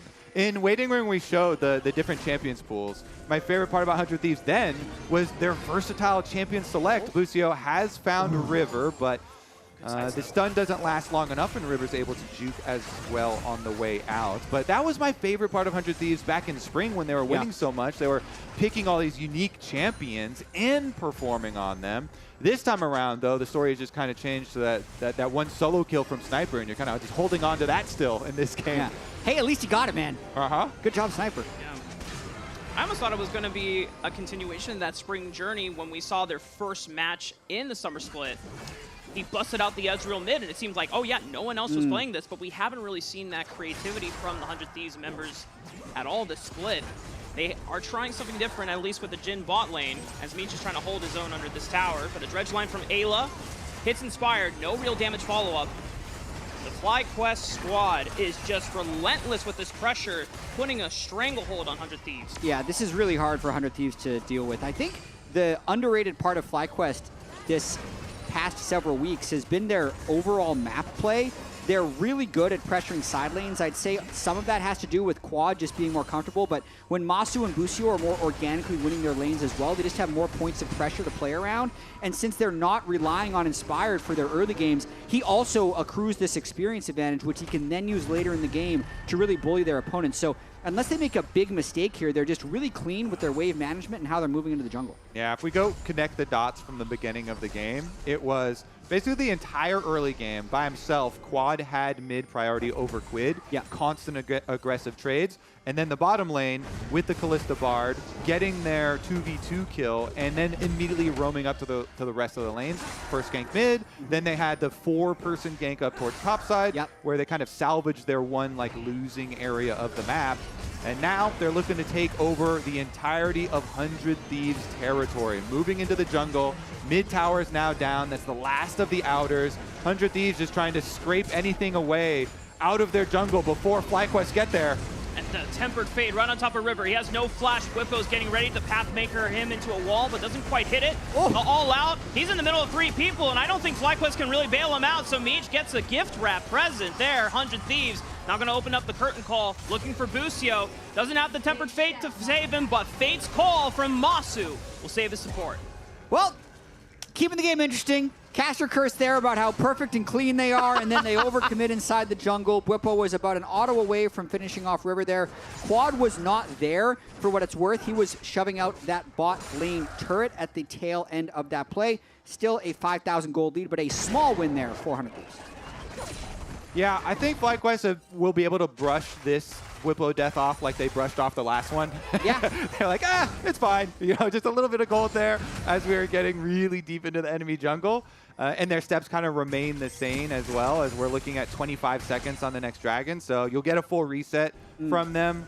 Quad does, the cooldown on the teleport is up, so he also has teleport ready, so you can just split push on the top side. And then if they decide to join the fight, they can go to try and trap 100 Thieves. But I don't think 100 Thieves will be so risky as to go over for a second dragon. That thing is not going to give you much power at all, and it does pose a lot of risk. Yeah, the objective bounty would be a nice reward, but there's just no way they can get in there with the way FlyQuest is already positioned in mid lane. So I think the best thing 100 Thieves could hope for is when they are pretty sure FlyQuest is on Drake, just grab some Baron Vision. I think a fight is a little over-ambitious. Yeah, I mean, ideally, they could try and get an objective bounty off of top tower, but I don't think they're going to be able to get that either because, like we said, Quad's got teleport, so they keep him up there. Nice magical journey from Busio despite the dredge line connecting. Meech taking a lot of damage from Masu and Inspired on the back half of it. 100 Thieves going to be forced to walk away. And with the third dragon live for the taking, this should be FlyQuest. I mean, you can understand why 100 Thieves actually went for that because it was a temporary 4v3. Lucian was top. Cassante was bot lane. One thing that FlyQuest, when I was talking with Inspired, has been working on doing is actually being more aggressive when they are undermanned. It's something that Team Liquid has been doing better than all the other teams. So in this situation, like, FlyQuest won that 3v4. And that really slingshots the map open for you when you're not just conceding because you have the numbers disadvantage, but really analyzing before the fight and being on the same page about how strong you really are allows you to accelerate games like this. All right, at least for 100 Thieves' sake, they do have 2 items on both their AD carries here. They're still behind, but maybe if they can get some numbers, some numbers somewhere and one of those classic surprise plays, and they can try and work their way back into it. I mean, if River can find a Pyroclasm onto the double marksman, Leandri's Torment will still deal a decent amount of damage. Busio not in trouble, pops the Locket Shield. Make sure that he is still healthy. Tempered Fade looking for Quid, but he skates over the wall. Ayla with re-engage, finds it, and here comes the curtain call, but Ayla is popped, but it's a trade on Inspired. Pyroclasm doing a lot of work on the front line. Busio's in trouble, and he's trying to kite away. Also trying to help Masu as Sniper is giving him the beatdown with that lamppost, and he finds it with the shutdown onto the AD carry. Busio still running away. Quad has joined the fight now, but it doesn't mean anything when that lamppost is doing the counter-strike. And the rest of 100 Thieves find a window to take this tier 1 turret. That's huge. Objective bounty picked up here for 100 Thieves. Any kills, they will definitely take those. An opportunity to also combo it into an objective. The re-hook where you're talking about, this one they just get the chunk, but it's the one after they dodge this Tempered Fate, and then Ayla decides, you know what, I'm willing to do a one-way trip. I'm Nautilus. It's fine to sacrifice here, and he finds the hook right onto Inspired, and Inspired gets annihilated. Off of that, they are able to get so much extra damage. Meech found a 4th shot into the back line on Busio to keep him low, and Sniper got there first. Sniper getting the shutdown is huge. The Jack split push is a possible way back into the game. Sniper has kind of been the guiding light, the bright spot here for 100 Thieves. Maybe it gets there again. He's now 2 items. Sundered Sky finished on top of his Trinity Force, so hopefully for them, they could split push and get some more objective bounties to really claw their way back in. And we saw Quid on the player cams there. What we did not see was Quad in the fight or in the player cams. And I think that's why 100 Thieves was able to win that fight, because there was some indecision at the very start there with Quad pushing out the top wave. For as much as we praised him for his growth, they were not on the same page about that fight there, and Quad was absolutely not there. The strongest member on FlyQuest wasn't in that fight. So if 100 Thieves can find those opportunistic, ambitious moments, that's their way back in the game. And again, I credit Sniper for that, because Sniper was the one up there split pushing against him, and he walked his way down, got there first. So let's keep an eye on the young top laner. Jack's there trying to farm up as well. Whippo still, though, with the success of the team, has actually retaken gold lead. So everybody on FlyQuest with at least the slight advantages. Some of them with some very major advantages, mid-jungle, of course. Trying to lurk on the right side, but he's caught between Meech and another 100 Thieves member. The all-out onto Meech, though, trying to bring him in. Tempered Fade right onto 3. Can they set it up? But Sniper is warding the rest of FlyQuest away from the play, and Masu's in trouble as he gets beat down by Sniper again! It's a Baron angle. It's a Baron angle here. 100 Thieves, they've got 2 kills. They can run straight for it. Possible slingshot into this game. Take a look. Bard, no ultimate. It's Culling! Quad almost gets Meech, flashes away. He got her! Damage! No! Who hit Baron? Who hit Someone Baron? aggroed the Baron, and the last tentacle hit him in the face, but now Quad will go down, shut down by Sniper. He is doing everything to save this game. It still might be a Baron angle. They're going to reset because they are winning a few fights. That save there by Quad. Kobe, I thought for sure that was a 5v3 Baron.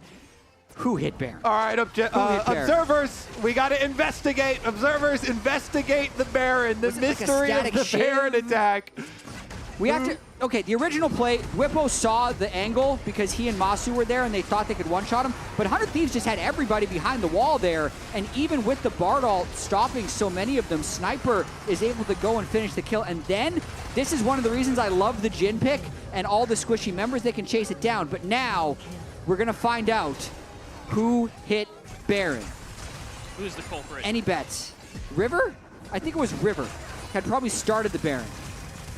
Oh, wait, I think it was Quid. I think I saw a burst fire.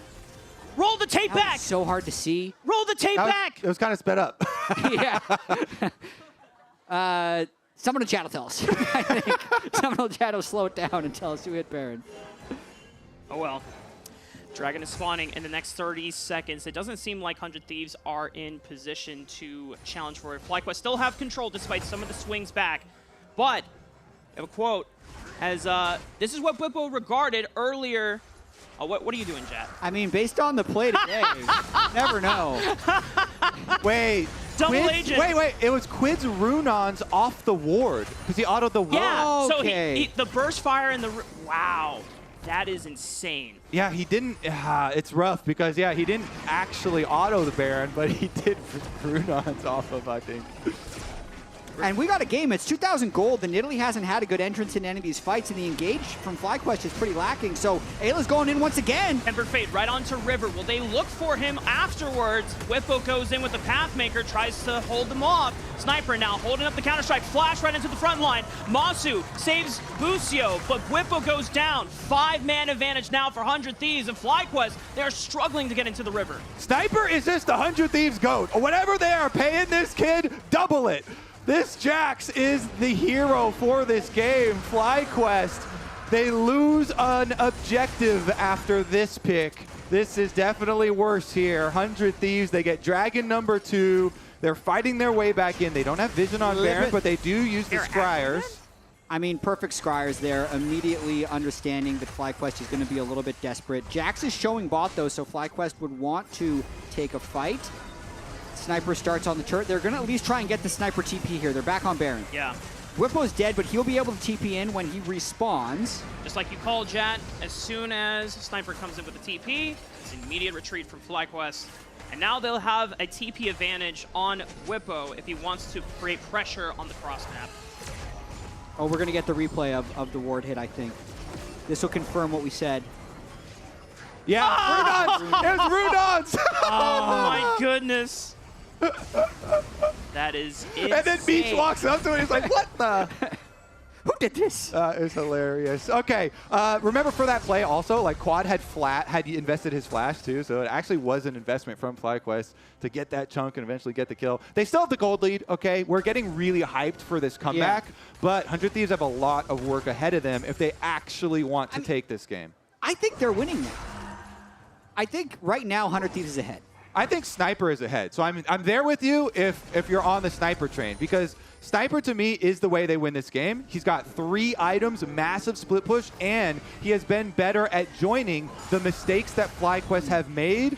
I think Whippo probably has to calm down a little bit. Some of these engages from Whippo have been a bit too aggressive and allowed 100 Thieves with these counter attacks. And namely, then Sniper shows up and he's able to get a bunch of kills to most of these plays. Even when he was split pushing against Quad, he wasn't even split pushing against Whippo. He was the one that was there first. So full credit to him and 200 Thieves. I mean, you see that Nidalee Spear on Nautilus? 100 Thieves definitely winning. The Nidalee Spear did I'm looking at Nautilus's HP right now. That's after you got hit by a spear. Yeah, wait a second. It looks the same. They might just get this Baron. They're burning it down super fast. It's already below 3k HP. Inspire cannot get in there. Clean take by 100 Thieves. Now here comes the escape route. Temper Fate already looked up one. Ayla with the depth charge stops Quad in his tracks. Whippo tries to get in there. He's getting popped. Sniper with the counter strike. Blocks the damage. Whippo just might make it out alive. Curtain Call tries to find him and he gets it on the second bullet. Sniper advances on the Quad. He tries to dash back. He still's got a flash. Needs to be careful about the counter strike, but doesn't flash it. Sniper lands in and Quad is down. Inspired is locked away. Busio from the Fates Call tries to buy space from Masu, but it ain't gonna work because Masu's on the wrong side of the map. 100 Thieves just ran FlyQuest into the ground. Yo, Meech is kind of crazy with the Jhin, though, actually. Keep him on Jhin. He's shot one shot down the middle of River. I thought he gave up on trying to snipe Whippo. And then his next shot at the edge of the ultimate gets him for the last hit there. Huge chase down. 100 Thieves with the Baron, with the return kills, too. 4 for 1 and the Baron. You can see they're already pushing the base on the bottom of the screen, and they didn't rush this one. Sniper didn't jump in early. You could tell FlyQuest felt a sense of desperation that if they don't win this fight, they might not have a chance to win this game. And that was the very tail end. Then he keeps them all at bay. Quad tries to flank on the outside, and Sniper, he's just so fed, manages his cooldowns extremely well. Easy jump execute onto Quad at the end of this fight. And then River forcing the stopwatch from Inspired so Sniper can finish yet another kill. And you're starting to see... I love Golden Glue's reaction. Is he the most reactive coach that we have? I feel like he is. He's a very invested player when he was a player. I feel like he's definitely the most reactive coach. But you're starting to see the contrast of emotions on both players' faces. Oh, Meech might be in trouble. Flashing away. Locket shield from Ayla. Keeps Meech alive. He's going to step back. Bye. I mean, Inspired goes down. Easy pickup for Quid. Tempered Fate He's going to stop 100 Thieves in their tracks, but Quid is still on the aggressive. Here comes Sniper, lurking around for the flank. It's a trade one back on the quad, and Busio's now low, and here comes Sniper! Whippo is now caught between 3 and 1. And it's just looking pretty doomed for FlyQuest, as now this Baron buff push from 100 Thieves is going to make it super hard for Whippo to endure under this second-tier turret. Meech on the Jhin here. He's just sniping everybody. Sniper himself going to finish the game. Not going to wait for the rest of the team. What a comeback here by 100 Thieves. They were down 5,000 gold. It was 30K to 25K. And look at that slingshot now, 34 minutes in. Sniper, finish the deal. Get one more. Sniper's gonna add one more to his list, maybe. The deadly flourish for the Rube. Whippo's too tanky, but this Nexus ain't. 100 Thieves will take game 1 against FlyQuest. Sniper's the GOAT. Our one story, our guiding light for 100 Thieves from the very beginning. He starts it out with first blood and he ends it at the Nexus, finishing the job versus FlyQuest here. Rookie of the Year campaign having a strong debate here against FlyQuest for Sniper.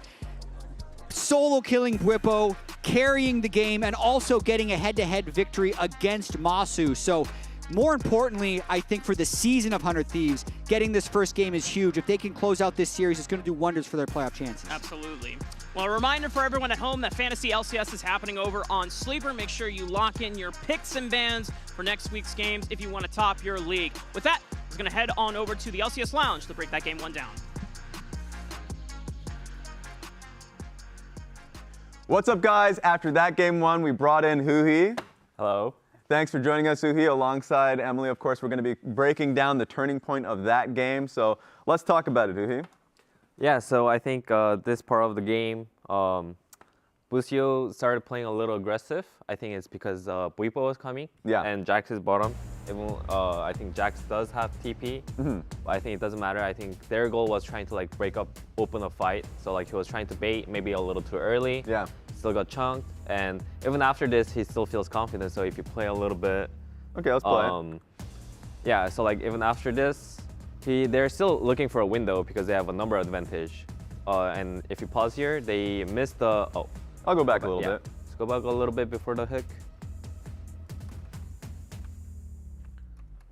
So right here, so they missed their engage. I think they're still in a winning position. That's why FlyQuest wants to still kind of fight aggressively. I think the most important thing is A-less position. So he's kind of caught. He can always hook out and let Jax get the bot tower for free. And they're kind of in a position where like they kind of have to start Nash or kind of react to defend. But he found a really good hook angle here onto the Inspired if you play a little bit. Let's go for it.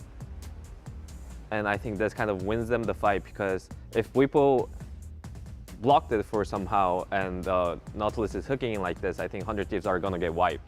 But they got the hook on the Inspired and one-shot him and kind of start the fight 4v5. And if you play out the fight, I think it's just yeah, there is no chance for FlyQuest to really win after that. So I thought they played this fight really well. They kind of break open the game and started winning after this point. I think this was at like a 5K gold advantage here for FlyQuest too. They had played this game out really well in the first half.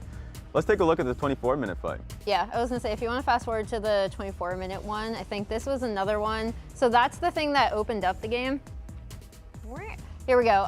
This is kind of the game breaker, so to speak, and where I think every fight after this, 100 Thieves is in a winning advantage just because of how much damage their team composition does at this point in time over FlyQuest. So you can roll through it. Play it on through. Yeah, Bwipo's gonna go in. He's gonna try to get on to Meech, but then Meech is able to get out, and the Bardal actually stops them behind, but it allows Sniper to immediately just get onto Bwipo. And once Bwipo is down, they really have no other frontline options, right? So. Yeah. Meech is untouched in a lot of these fights as well, considering that Bwipo is also one of the only people who can really get on him because he's so far back in the back line a lot of these fights. So it was some pretty good fight setup from 100 Thieves in this game. Any takeaways for both 100 Thieves or FlyQuest in particular, because they had so much control until they lost it going into the next game? I mean, I think I like the Kalista pick and also not like it at the same time. I think they should have played way more aggressive on the bot side. They already solo killed 2v2 And I think with that, they should have snowballed with the dragon a lot more. Yeah. And I think they didn't do it. So if their game plan is like this, I don't think they should play Kalista. I think they're gonna win ball lane anyway. So give him like a more like of a scaling pick so that he can do something late game. Yeah. That sounds good to me. All right, I'm interested. I'm sure the fans are as well. We're gonna be heading straight to a break. We're gonna be going straight into game 2 to see if FlyQuest can respond. Oh, look at this. No shot. No, he's got to try again. You good, dude? They're watching. Hey man, chill. I got it.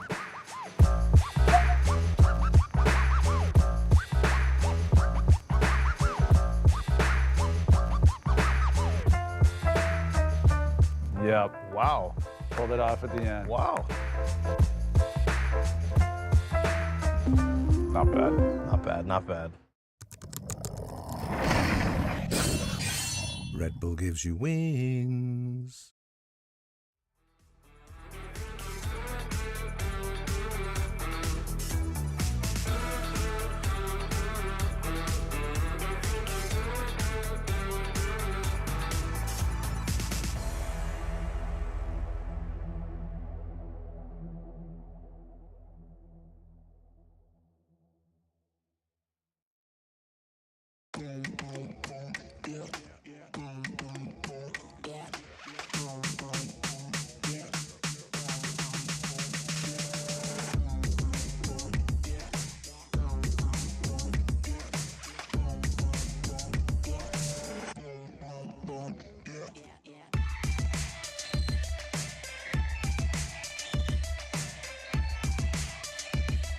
I'm hitting both.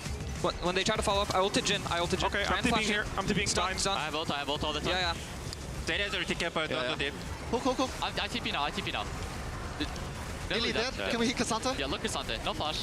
I'm gonna go Kalista. Has flash, okay? He has flash. Oh, Cassandra 1 HP. Stay together. Okay, don't troll. Yeah. I hook 1 second. Nice. Look Lucian. Lucian? Lucian. Yeah, kill Lucian. Yes, no E2. I have Q.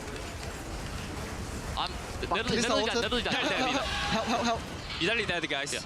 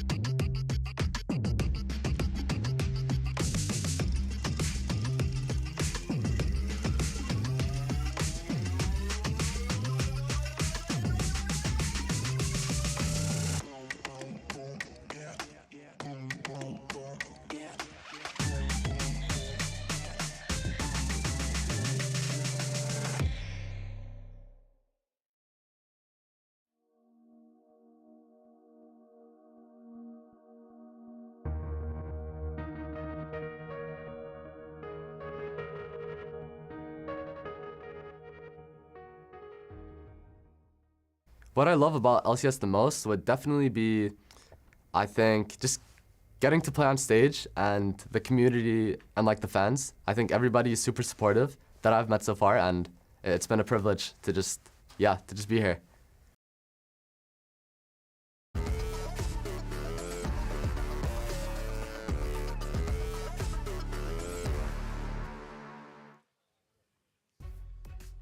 Welcome back, y'all, to the LCS. We're getting ready for Game 2 between 100 Thieves and FlyQuest. And for those that just saw the bumper from Sniper, he talks about how it's a privilege to play in the LCS. Well, Sniper, buddy, it's a privilege to watch you play.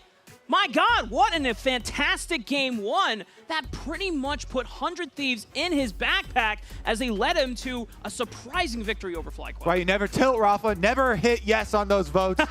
Always hit no, especially if you're a top laner who got first blood by yourself. Doesn't matter what the rest of the team is doing. Hit no. It is winnable. And now 100 Thieves find themselves up a game versus FlyQuest here, who everybody, myself included, predicted to win 2-0.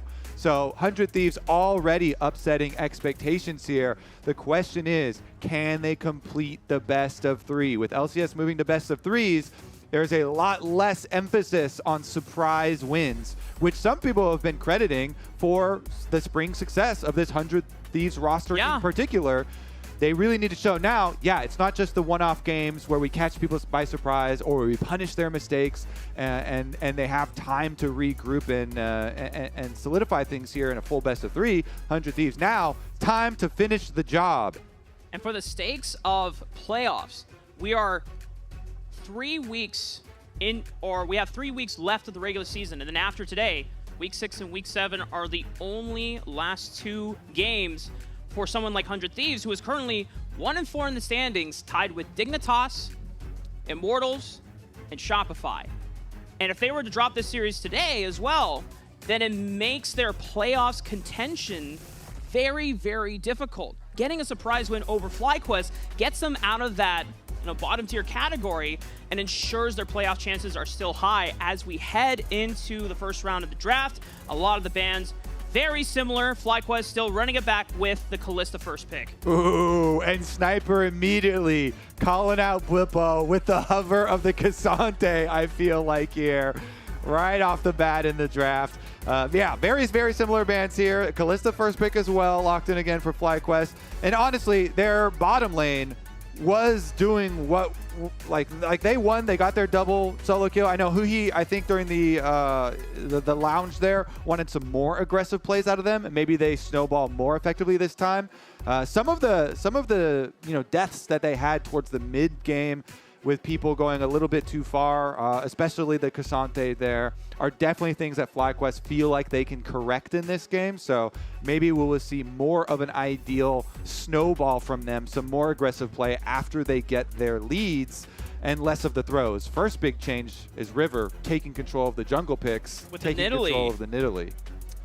And Inspired's answer is Lilia. Now, Lilia is a strong champion in her own right, being one of those AP champions that makes great use of the Faded Ashes and the Leandry's passive working with her. Also, her champion passive makes it like a double burn effect. However, something that Azale and I noted yesterday in the Dignitas series against Shopify is that when you pick Lilia pretty early on, and you don't know if the composition is going to be heavy melee or super long range, it's very difficult for Lilia to actually get into the back line without proper engage setup from the rest of her team. Yeah, it definitely depends on what the top lane pick is going to be for Blippo, and you would assume that Blippo is going to play an engage tank again.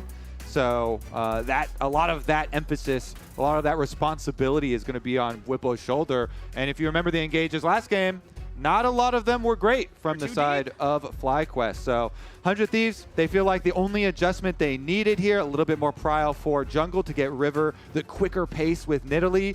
Very, very mobile champion. They go with the same 2 AD carry champions for themselves, though. Again, the snipes towards the end from Mimich were very, very good. I feel like earlier this split, there were a lot of games where their bottom lane wasn't able to add too much towards their success, and so definitely like them sticking with that pick. Meanwhile, we're going to look at all those options for engage. The Leona banned out from FlyQuest. Meanwhile, Renata, your dream pairing with the Kalista, once again denied here. Let's see what other things they're worried about here, because Nautilus is still up and floating around. Quite a lot of options. The Nico, interesting. They want to take out another one of the AP options. Yeah, and it was between the Renata and Nico, both of them banned by 100 Thieves, putting a lot of respect into Bucio's hands, as we have seen that Nico support be such a crucial engage pick for FlyQuest in prior series. Now 100 Thieves, they could run back with the Nautilus again. They are hovering a couple other support options, but once again, you know, Ayla being on Nautilus duty so that he can always provide reliable engage, and it is one of the champions that is a staple with Nidalee, as you have so much single target crowd control to guarantee those spears. Whereas FlyQuest, they're going to change up what Busio goes with. Not the Bard this time around, but now with Rel, someone who has that heavy engage that can set up Lilia for a Lilting Lullaby. And they go back to the Cassante to complement that one as well. So double insta-lock right there. Sniper, he got the best of the individual matchup last time around, being afforded a counter pick, but this time around the Jax is banned. So FlyQuest trying to protect Whippo in that manner. What else is Sniper going to go to? A little bit deeper here. The Renekton's still banned as it has been for the entire series. Last game they banned the Camille, and because it was a Jax ban this time around, Sniper says, well, I'm going to go with what you left up this time around.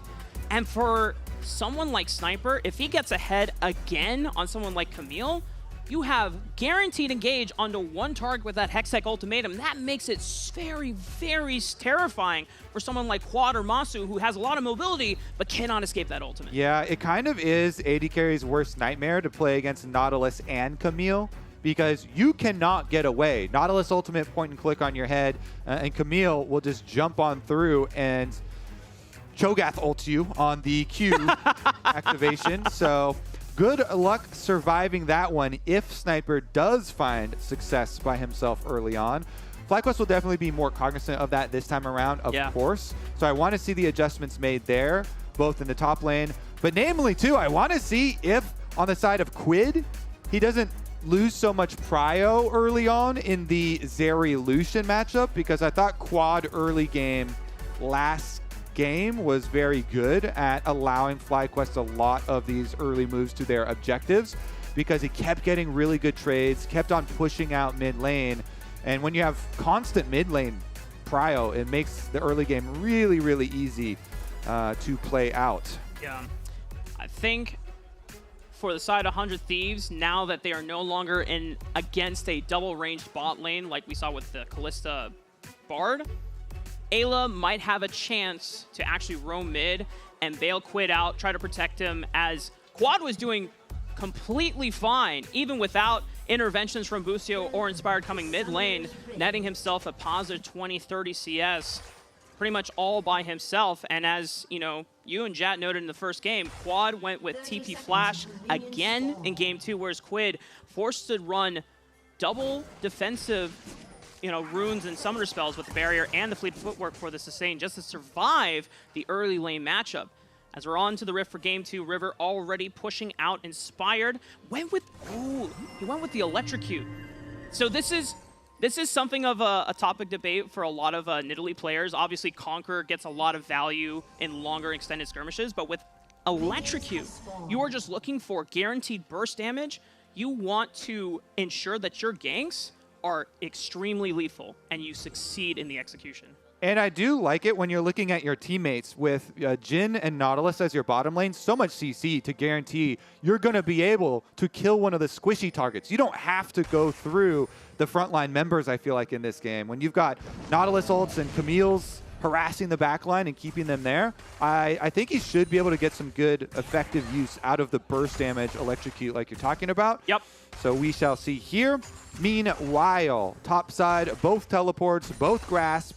Camille, though, does have some really, really good options versus Cassante. Bottom side, though, our first trade.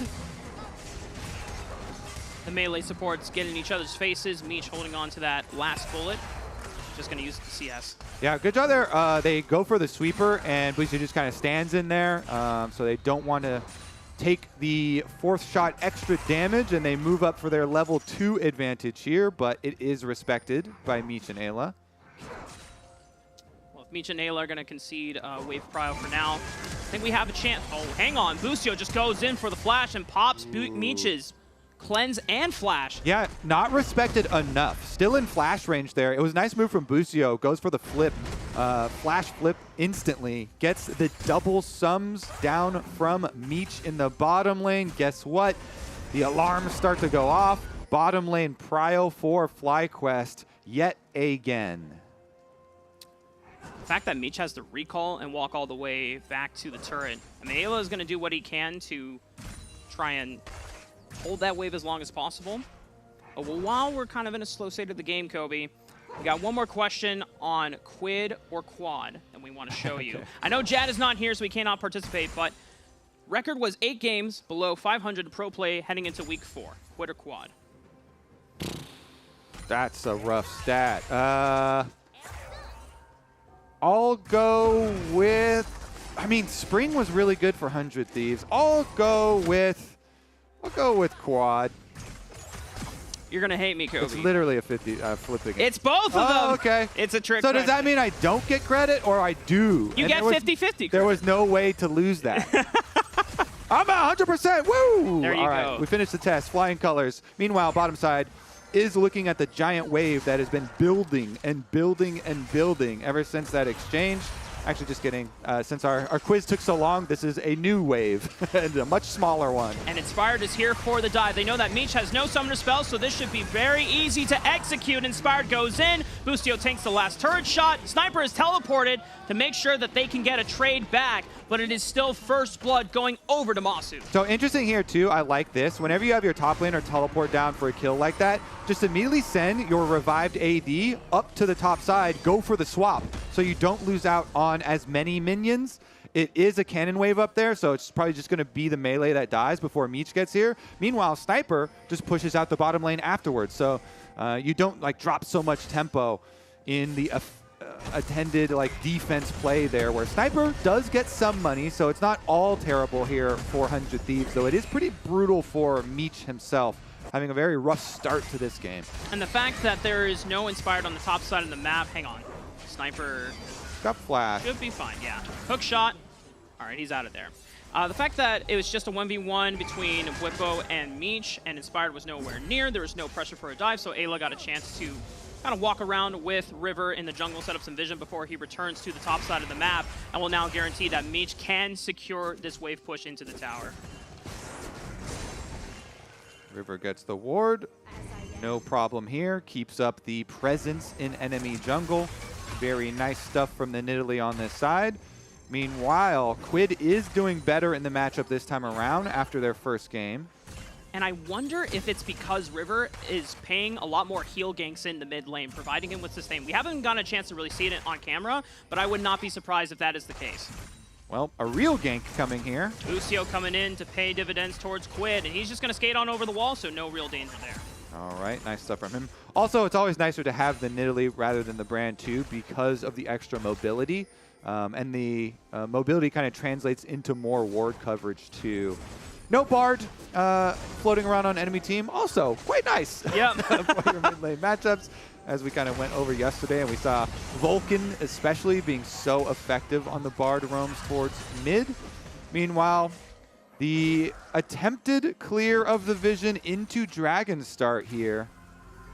Just a little bit of a touch, though. They're going to leave it immediately. Dragon is leeched on Boostio, though, for the damage while he goes to get his honey fruit. Still going to be fine. The fact that FlyQuest leech off the Dragon, force 100 Thieves to contest, that gives them prio over to walk towards the top side of the map first. Inspired helping Quad to ensure that he has pushed into Quid as well. So this should be the first rotation of Rubs completely going over to FlyQuest. Looks like it. Meanwhile, top side priority going to help out there. Cassante pushing the wave up towards tower. So not too much action in the foreseeable future. Should just be regular topside clear for the Nidalee, as Inspired also is going to finish up his objectives and then get his reset.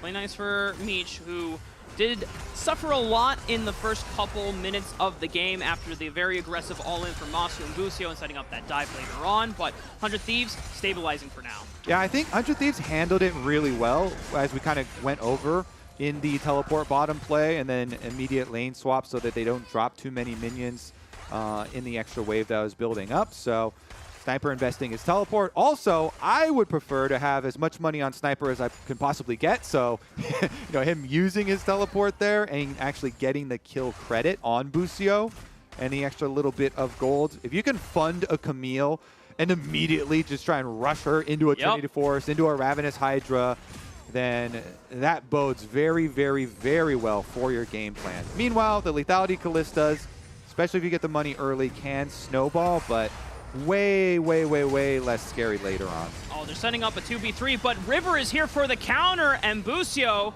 is just going to use the Fate's Call. Wait, do they win this 2v3? It got close, but now with the Fate's Call out, Masu has no one to protect him as Busio is a little too far away. Tanks up the last curtain call bullet, but Masu popped the barrier thinking that the last bullet was going to land. It doesn't. He's totally fine, but Sniper now making a gank in the mid lane. Has level 6 for the Hextech ultimatum. Quid with Lightning Crash. Gets the burst fire down. Oh, but Sniper couldn't last under the turret, and Quad finishes him off with a culling. Quad says, bring more. That's not going to be enough. The attempted gank under tower. Sniper goes off the tower to get the stun, uses ultimate to ensure that they can actually go for it under tower, but it's too much damage early on. The gamble does not pay off. Quad outplays them. Flash also was used by Quid to try and follow up, so it's not even a summoner spell positive trade for 100 Thieves. It's negative. They use 2 flashes for 1 flash, and Quad gets the better. The idea here is to go off the tower, make sure you're going to get the stun into the ultimate, but Quid wasn't quite close enough right when it started, and so he flashed to try and get there, and then they still don't have enough damage, and FlyQuest coaches laughing at him. What are they doing? Yeah, exactly. That's what I read too. What are they doing? Oh boy. Well, you should be saying thank you. Yeah, and FlyQuest going to be very grateful for that. That gives a little bit of extra gold into Quad's pocket, and took some time away from Sniper on that top side of the map, so it nets in an advantage for Quippo as well. Now, FlyQuest taking this overall to the first dragon of the game. Once again, 100 Thieves are trying to challenge, but Quid is still walking back mid, so Quad would be able to get there first, and this is easily dragon for FlyQuest. Yeah, for sure for them. Callista Ren, no problem here too. Helps out with it. Inspired solidifies that. So FlyQuest once again in the early game. Gold lead, check. Dragons, check. Void Grubs, check. They are making it difficult for them to walk back bot side. Dredgeline on an Inspired. Ayla immediately forced the flash, but decent damage down. It's not going to result in anything lethal quite soon, but it does set up Meech and Ayla for a more healthier lane experience now that Masu has been chunked.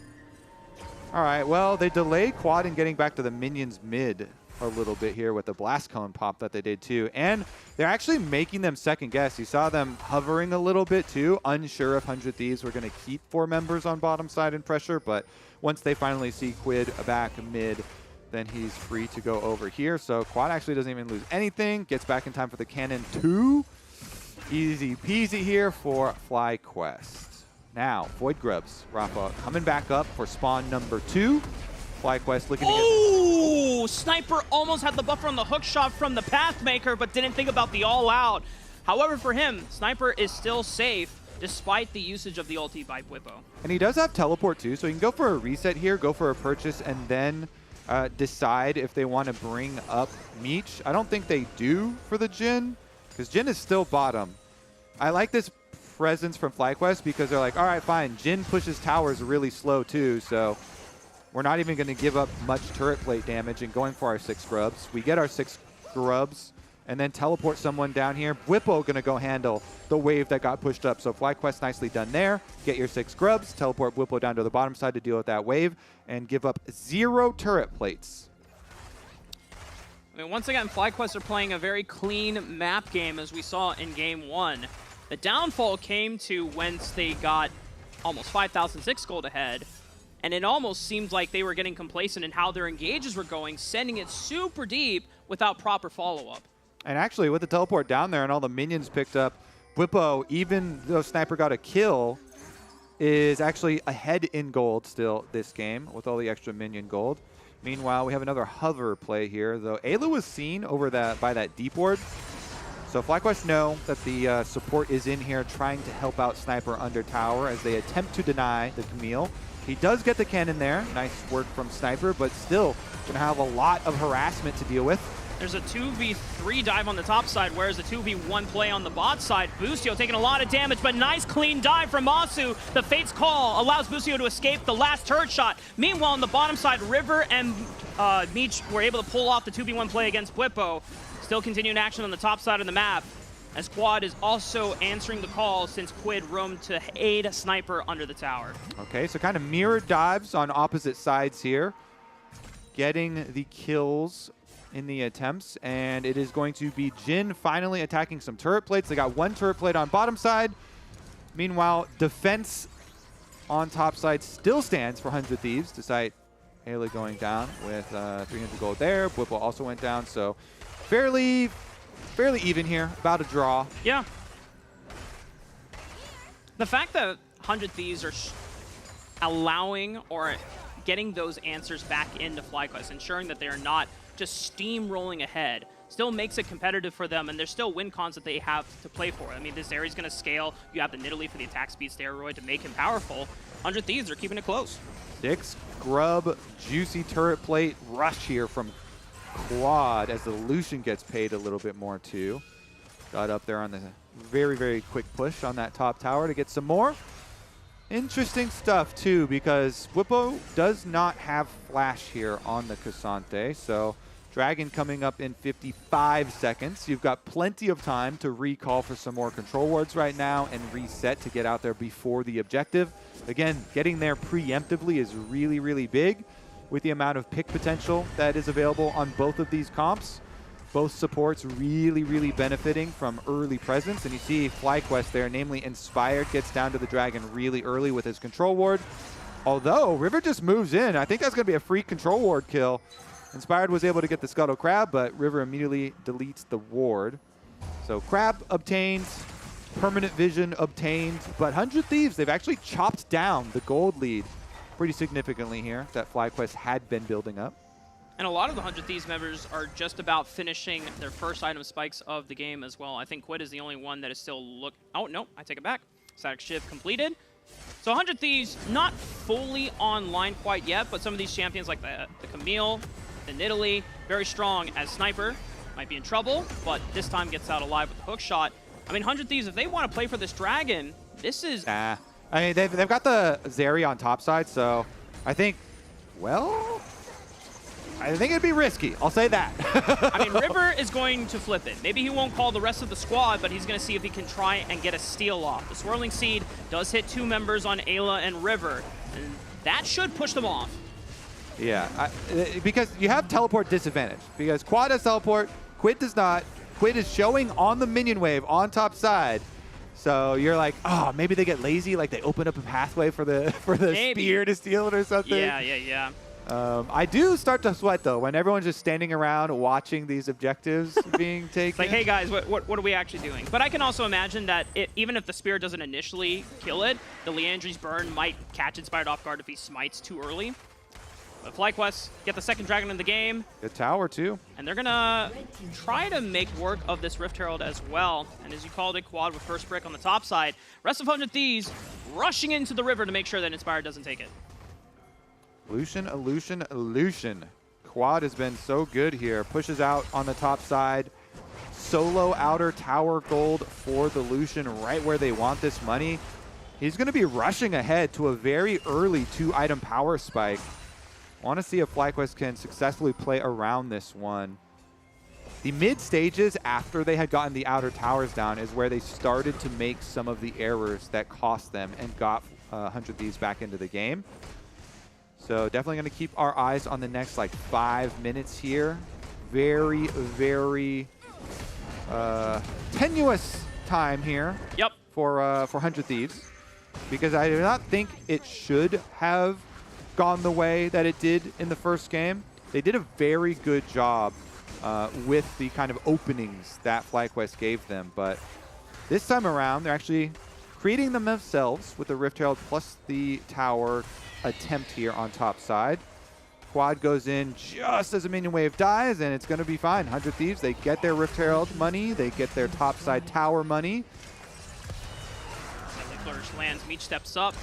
Doesn't get that last bullet in, but here comes the curtain call. Masu's in trouble. Inspired can't do anything to block it, and Meech will take him out with the help of River. Inspired tries to answer back on the Meech with that Swirling Seed, but it doesn't look like he's going to pop the sleep. And they also have a split push going, so this is a big dub for 100 Thieves. They get a pick in mid. Wow, Sniper annihilates the tower. The Camille, Rafa, the Camille. Trinity Force is done. Tiamat is all ready to turn into a Ravenous Hydra. Very scary stuff. Sniper now is going to get teleported on. See if they can stop him. Here comes Quad. Whippo trying to cut off his escape route. Here comes Inspired as well. So this is a 1v3. Nice time of the all-out to block his hook shot. And even with the Hextech ultimatum, it doesn't do anything to save him. Yeah, I think he literally ulted to try and get closer to cannon minion to kill the cannon. I think he would literally is just trying to like get some little money before he dies there. You know what? So based. So based from Sniper. Not able to get the cannon though. It still dies. Oh, that's just tragic then. Rough. But I think that's the attempt because that minion wave was still looking juicy. And he does just get to his Vamp Scepter, so some more money required still here. Oh, he actually refunds it to upgrade boots instead. Ravenous will be a little bit further delayed for him, but that is like the dream, you know, double item power, spike split pushing type of Camille gameplay that they are looking for. Trying to bide their time here, and with the Dragons being a little bit slow on the take, that extra pressure of Dragon's Soul is not going to arrive very early in this game. Yeah. It will get to the point where most of these marksmen should be on double, if not triple items by the time Soul is up for contention, as Whippo is forced to flash. Sniper and River are looking for the 2v1. Little attempt on the side lane there. Meanwhile, Meech and Ayla, they've been much more comfortable in mid lane. And Meech actually, off of the mid lane play that they were able to pull off, retaken a little bit of that lead. Again, so much CC at their disposal, but not a lot of vision for 100 Thieves. Are they in trouble here? This is a 3-man in the quadrant of 100 Thieves. Here comes Inspired. Teleport is coming in for FlyQuest. Busio with the engage. Huge Magnustorm into the Lilting. Lullaby, 2 members are slept on the backside, but Busio falling to River means that it's still a 1-for-1. Meech going down. Huge for FlyQuest, but now they have to make their escape because Quid is on the hunt, and he's already popped the Lightning Crash trying to burst him down. Whippo doing his best to make sure that the rest of his carries can get out alive, and the Dragon still taking some time to spawn in the next 20 seconds, so FlyQuest should have enough time to get back on the map. Okay, so it's 1-for-1, but a lot of flashes used. The Lilia plus the Cassante there in order to get Meech's double summoners. And Meech does eventually go down. Still answered, though, as far as 1-for-1 kills. The extra slow onto Quid ensured that this Zeri was not going to chase down another kill. Oh. Base stop by Whippo. Hang on, does he kill him here? Yes, he does! Oh, boy! Oh, Whippo might just be Sniper's father after all. Here we go. River and Ayla are going to try to hold off Whippo for now, but 100 Thieves down a man. Makes it very difficult for them to challenge for that Dragon. They're just going to return to the mid lane instead. Yeah, that's FlyQuest Dragon for sure. Question is, how long can they defend even the mid lane tower? Doesn't look like very long here, with the Void Grubs allowing them to pop up Void Mites for every member over there by the tower. Big chunks on it. Take the objective. Take the mid wave, then they can just bounce from Dragon, push again on mid tower. That is the big turning point. Once that mid tower falls, you gain so much priority into enemy jungle. Makes it very difficult for 100 Thieves to set up any of their pick plays where they're looking for Jhin Nautilus sniping people out. Meanwhile, the split push also kind of taking its toll there as Whippo got a lot of damage done on the side tower, but Rift Herald will do its job here mid. Big chunk. Gets this tower extremely low for the counter push. FlyQuest are going to have some difficulty trying to retake vision in this top side quadrant as Ayla and River are already here first. Inspired, being able to clear through the jungle at least gives them some vision, but they're starting to face the power of those Nidalee Spear chunks. Sniper as well. He's close to level 13, but close doesn't cut it if a fight actually broke out, so he needs to go soak up another wave on bottom to really get there. There we go. He at least catches up some, but a full level lead for Whippo regardless as far as the split pushing matchup does go for the rest of this game. So we'll see about these mid towers. Both of them very, very low and going to be the next big objective. So much vision from 100 Thieves invested around Baron though.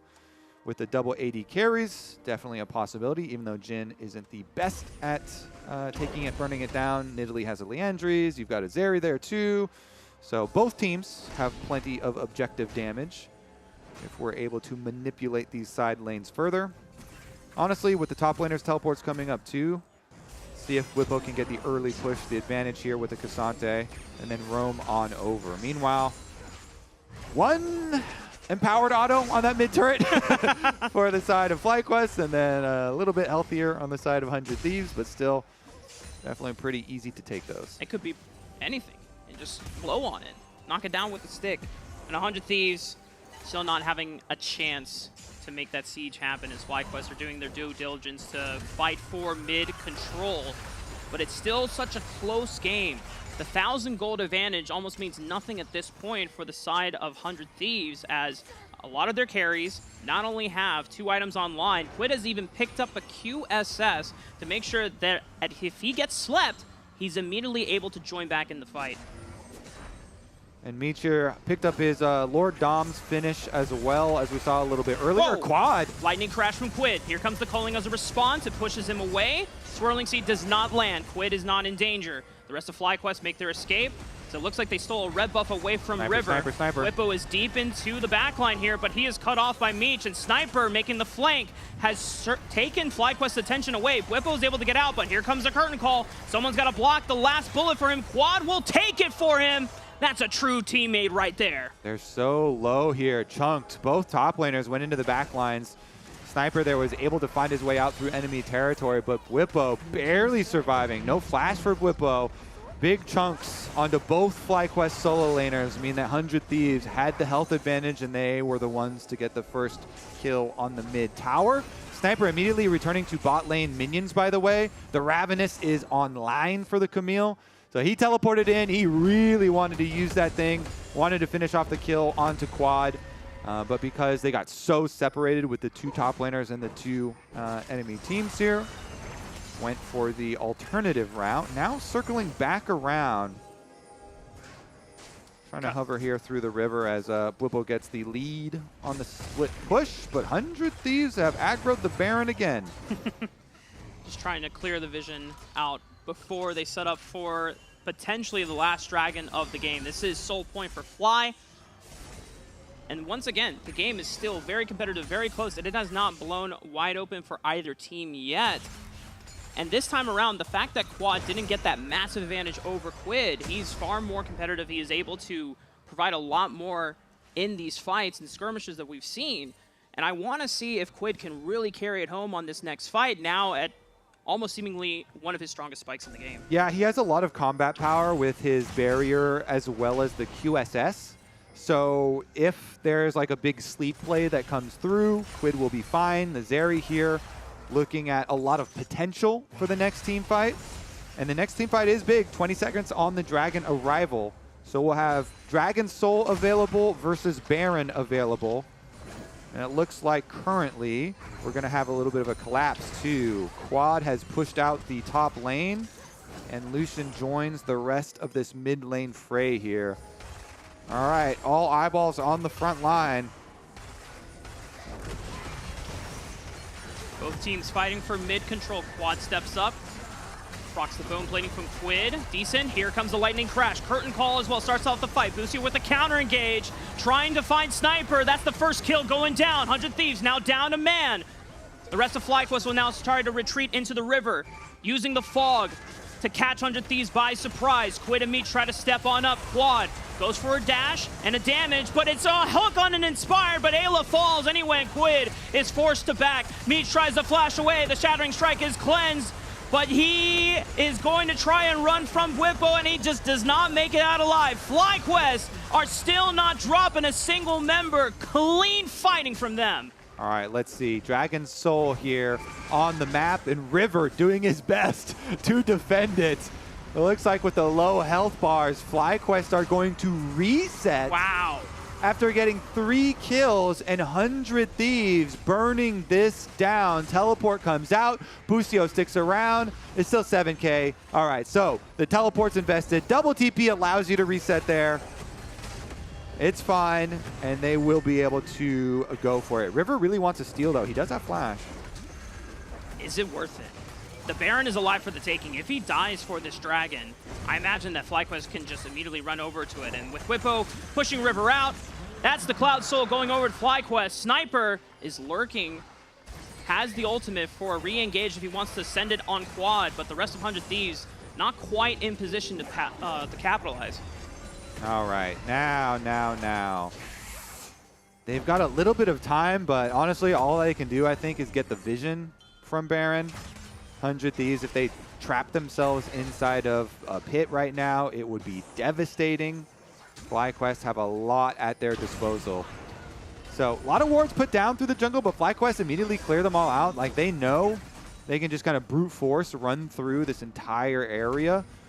Let's see how much they're willing to give up to the Camille split push, though, because Sniper now takes towers very quickly, and they're immediately burning down Baron. 8,000 already below, now 5,000. They're getting vision with the Ultra Shock Laser, and the Curtain Call is going to pull them off because Sniper's also teleported to the fight. They're going to try to play for it, but none of the bullets really land. FlyQuest are not deterred or concerned whatsoever after the Baron. So their price there was... Ayla going back in. Decent knock-up. Ayla's in trouble. He's getting hit with a lot of these spears, and Masu's going to pop him. Meech is still on the run. It doesn't have flash. Q3 flash from Whippo sets it up. Masu with the double. Quid is on the run as he gets gunned down by Quad. FlyQuest with another clean 3 kills, and River and Sniper are nowhere to be found. All right, FlyQuest are not going to throw this one. They've got their Dragon Soul, and now they will look for their Baron. With River going back, there's nobody around to steal it either. FlyQuest trap the extra kills. Ayla there, right in the front, just kind of right into them. It's pretty rough from 100 Thieves' side to make a play here, but that was exactly what FlyQuest were looking for. They chased down the extra kills on both AD carries. Now with Baron, they'll be able to take a lot of extra territory. Here's a look at it. Ayla goes in, Hex Flash. Kind of immediately regrets the situation as Whippo goes all out. Busio on the front line, and with the damage all here immediately, FlyQuest are happy to collect on that. Let's listen in. On the red buff. Wow, Masu, you're not calling to end? Can we get this? Can we get this? I mean, honestly, we could, but... Just end the game. Just end the game. Honestly, though, here with the Baron, let's see how quickly they can destroy the 100 Thieves base this time around and push us to a decisive Game 3. Yeah, this Game 2 has been quite the difference from Game 1. FlyQuest not taking any chances of letting 100 Thieves back in after the lead. It was a little slower and more methodical than the first game, but FlyQuest being more measured in their fights and allowing 100 Thieves to feel the pressure and making the mistakes first. Yeah, nice stuff, I have to say, from Quad Lucian this series, even though they lost the first game. Good stuff from him, and FlyQuest, all that's left is one more fight at the Nexus. They're waiting out the Jhin ultimate while the minions deal with the Nexus Tower #1. Now they gotta go for #2, 100 Thieves. Might have to pull the trigger quickly here. No, time is running out. Yep, 5 on 5. Sniper has rejoined the party here. 100 Thieves. What can they do to defend this last turret? The death charge on the Quad as he backs up. The deadly flourish is blocked by Whippo. Here comes the engage. Q flash from Inspired for the sleep. And down goes 100 Thieves. They are going night-night. FlyQuest will take this game and bring us to Game 3. All right, FlyQuest clean up their mistakes from later. And now we are going to a decisive game #3. Let's see, can they defend? 100 Thieves, back to the drawing board here, I think. The adjustments not enough. The early games in both games were pretty rough. In the first game, it did take a couple of errors from FlyQuest on their side for 100 Thieves to really pry that one open and grab their win. Yeah. So now in game #3 draft, I want to see 100 Thieves kind of taking the lead and pushing for themselves to get some winning areas to play off of. And it seems like Sniper has been getting decent snowball advantages for himself both times, but we're going to see if 100 Thieves can even elevate that further. But for now, tickets are officially on sale for the LCS Championship at the YouTube Theater in Los Angeles. Head on over to riot.com/LCS Championship to claim your spot. Now, let's head on over to the LCS Lounge to break that game down. Thank you, Rafa. Joined by Huhi again and Emily. 1-1. Yeah. FlyQuest bounces back. What did you like about FlyQuest and how they improved from game 1? Yeah, I mean, I think I liked how they swapped it up with the Dragon Prio compared to the first game. They also changed their Bard pick to Rel so that they have more engage in case they make some mistakes in mid-game. And I think 100 Thieves also went for the same style. You know, they're like, oh, you guys can try it again and we'll beat you the same strat. But I think game 3, I hope to see like some diversity. Yeah, I mean, I think there was a little cool run of play where FlyQuest did exactly what you told them to, Jay, where they just decided, okay, we're going to dive bot lane. We are going to make the most of this Kalista prio. At that point, Jhin was already so far behind in that lane because they had completely zoned them off the wave in really early levels. I actually did not mind 100 Thieves' response either, right? TPing the Camille down, lane swapping briefly to get the Jhin back into it. I thought that was really cool. I think the Rel engage made a really big difference. It gave them a little bit more frontline with this composition. So we'll see. We'll see what both teams want to end up doing going into game 3. And also whether 100 Thieves is now going to go on blue side could change their prio slightly. On red side, they've obviously been prioritizing getting those picks for Sniper in top lane to have him something on like that he's comfortable on and also that does really well in the side lane. Yeah, for me, I thought Bwipo played considerably better in this game, but to your point, Huhi, I think the Rel had a lot to do with that since it wasn't a solo front lane and it was actually 2 people that could engage. And it's such an interesting series to me. Do you feel like FlyQuest is playing below their expected level or 100 Thieves is playing above their expected level in this series to make it a 1-1 because all of the predictions were 2-0? I think it's like a little bit of mix. It feels like for me, 100 Thieves, whoever has to perform, like someone like Quid, who I expect to perform, is kind of like struggling in lane versus quad. I think he played the same matchup twice, like Lucian to Zeri. And yeah, I think for game 3, they should try to like give him more urgency, in my opinion, and like try to give him a good matchup so that he can like try to outperform quad in lane, and maybe they'll have a better chance as well. Yeah, 100 Thieves select blue side, and this is the conversation we've been having kind of this whole week, and maybe going back a couple weeks with 100 Thieves, is what is the difference between Quid River in summer versus spring?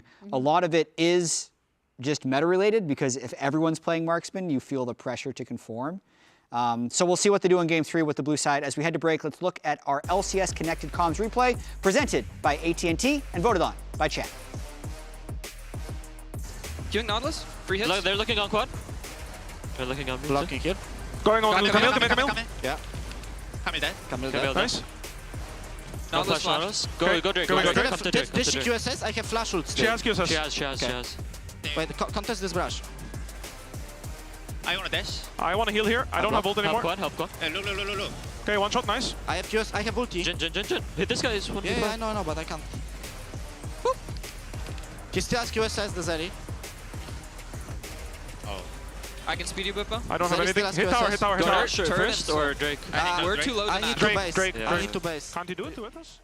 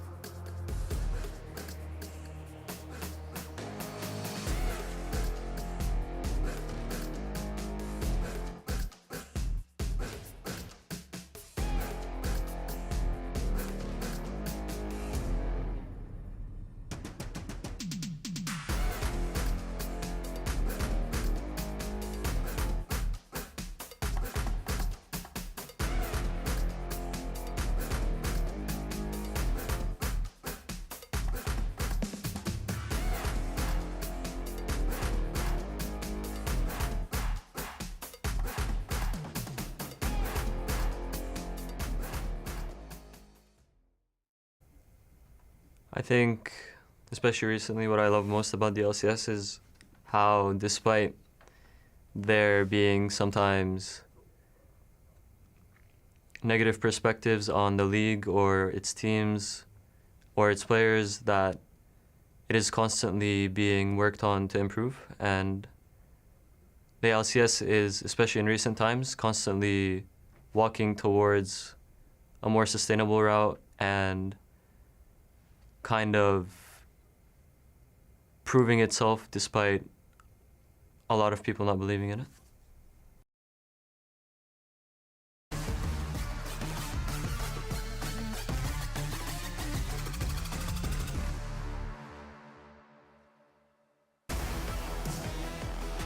Welcome back, ladies and gentlemen. Game 3 between FlyQuest and 100 Thieves is just about to come up here. And for those that were watching the interview with Masu, just talking about what he loves about LCS and how everyone is kind of working together to bring it back and revitalize it. We have so many awesome things about this new era of the LCS. All right, Rafa, what time is it? It's spicy draft time. Oh, spicy draft time. Spicy draft time. I want to see 100 Thieves pull out some winning lanes, some more early aggro stuff here, because you don't want to have to rely on something like game number 1 happening in order to get your win and close out a series. You've got to do it yourself here. I think that starts with a little bit more aggressive draft from their side. FlyQuest have shown they are very happy to run it back the same way. Get some bot priority on bottom side. They're saying our bot line's better. We're going to grab the Kalista. Our mid lane is better. We're going to keep counterpicking with Lucian. And it is up to 100 Thieves to stop them. Now they are on blue side, so we do have a swap here. So this time around, 100 Thieves on the blue side, but FlyQuest will keep their bans the same, double banning River on those play-making tank junglers with the Sejuani and the Vi. They're not worried about the Maokai as much as it is a bit slower moving. And for 100 Thieves, the first adaptation, apart from being on blue side, is also the ban of that Lucian away from Quad. Even in that first game you mentioned, he was performing well on it. You know, it was more of a team, you know, effort that they chucked the lead together. Quad has definitely been winning the Quid versus Quad war that this series was hyped up as. So far, Quad definitely advantage, but all could turn around here in game number 3. Sniper, I would say, despite game number 2 not having the advantage, game number 1 was such an overwhelming advantage that I think he still might have the dub. Wait, I think Sniper was, hovering not only the Cassante and Jax, but also Bwipo's go-to hover of the Kai'Sa as well. And you can see that Bwipo not looking so amused either on the cam, but 100 Thieves going to run back that Zeri once again. Let me remind you of the solo kill and the game that was big, top diff. But let's go back to bottom diff, because that has also been a possible story here, as the Kalista again immediately locked here for FlyQuest. They are going to run it back, and again Quid is going to take the Zeri. So it looks like already I would prophesize that 100 Thieves strategy is going to be very similar, and it is really up. Oh, wait a second though. With the Lucian banned, they go the Corki instead. That is way less. Oh, Misfortune also unbanned. They banned Ezreal instead of Misfortune here. And so we do get our Misfortune combo finally. After those Misfortune buffs, everyone was talking about the laning phase prio, but also the giant team fight combos, namely with Rel. Very nice setup there. So going to have some very big AoE potential. Yeah, and the nice thing about for the laning phase too is that make it rain slow does make it a lot harder for Masu to navigate on the Kalista. So for FlyQuest, seeing a different look from 100 Thieves, no Nautilus, the Rel comboing with the bullet time is a massive AoE powerful duo. Now for 100 Thieves, no jungle locked in, no top laner locked in. Same story for FlyQuest. So I imagine that a lot of those bans are going to be, oh my. Another Nidalee hater. I see a lot of Nidalee haters. It's warranted. They're very in vogue these days. Here we go, though, as far as jungle soaking up some bans here. They take away River's brand, and what else? No Sniper. Oh, the Urgot target ban as well at Whippo. Now, they would have to also move him off Cassante, because it's just been Cassante, Cassante, Cassante thus far. Do they want to follow it up and actually ban the Cassante? Because with the Jax ban, seems like Whippo is saying, fine, go Camille. I will do Cassante again if you leave it up. Will they leave it up, though? I'm not sure. And for Sniper's champion pool, I mean, we talked about how some top laners will go to something like a Gnar. I haven't seen that much Gnar in Sniper's solo queue history. It was like a few games during the break, but it doesn't seem like he was that comfortable on it since then. So that has been usually another answer that top laners have gone to in the past, but you have to really know your ins and outs with managing that rage bar and making sure that you're teleporting to those fights. But with FlyQuest, they don't have to show the top laner quite yet, as they're going to lock in Ivern to really aid with the power of this double marksman comp. Oof, I am a big Ivern fan. I think that is such a strong jungle pick right now, with everybody running double AD carries and running engaged supports. The Enchanter jungle just fits in so well. Plus, Ivern just right now is at a strong state, both in pro play and in solo queue. He kind of checks all the boxes at the moment. And River goes back to a farming AP jungler here, the Lilia. I gotta say, so far, I'm liking the stack from the FlyQuest side. Plus, they're gonna still have counter pick in the hands of Whippo. What's he got? Some Olaf angle. Olaf is always really nice with the Ivern as well. And is decent into the Cassante. Oh, this would be awesome. Drop the axe on him as well for an even stronger counter. Give me the Noxian Guillotine. Please do it. Say pretty, please. Pretty, please. Pretty, please. With yes! Top. There you go. Oh, my goodness. Here we go. And I know we've seen the Darius pop up recently in the LPL as an answer into the Cassante. And if you get rolling, I mean, this champion seems nigh unstoppable. Watch for the Ghost Flash loadout screen as well, because if you can run down these 80 carries on Misfortune and Zeri, I mean, it is night. Good night to 100 Thieves.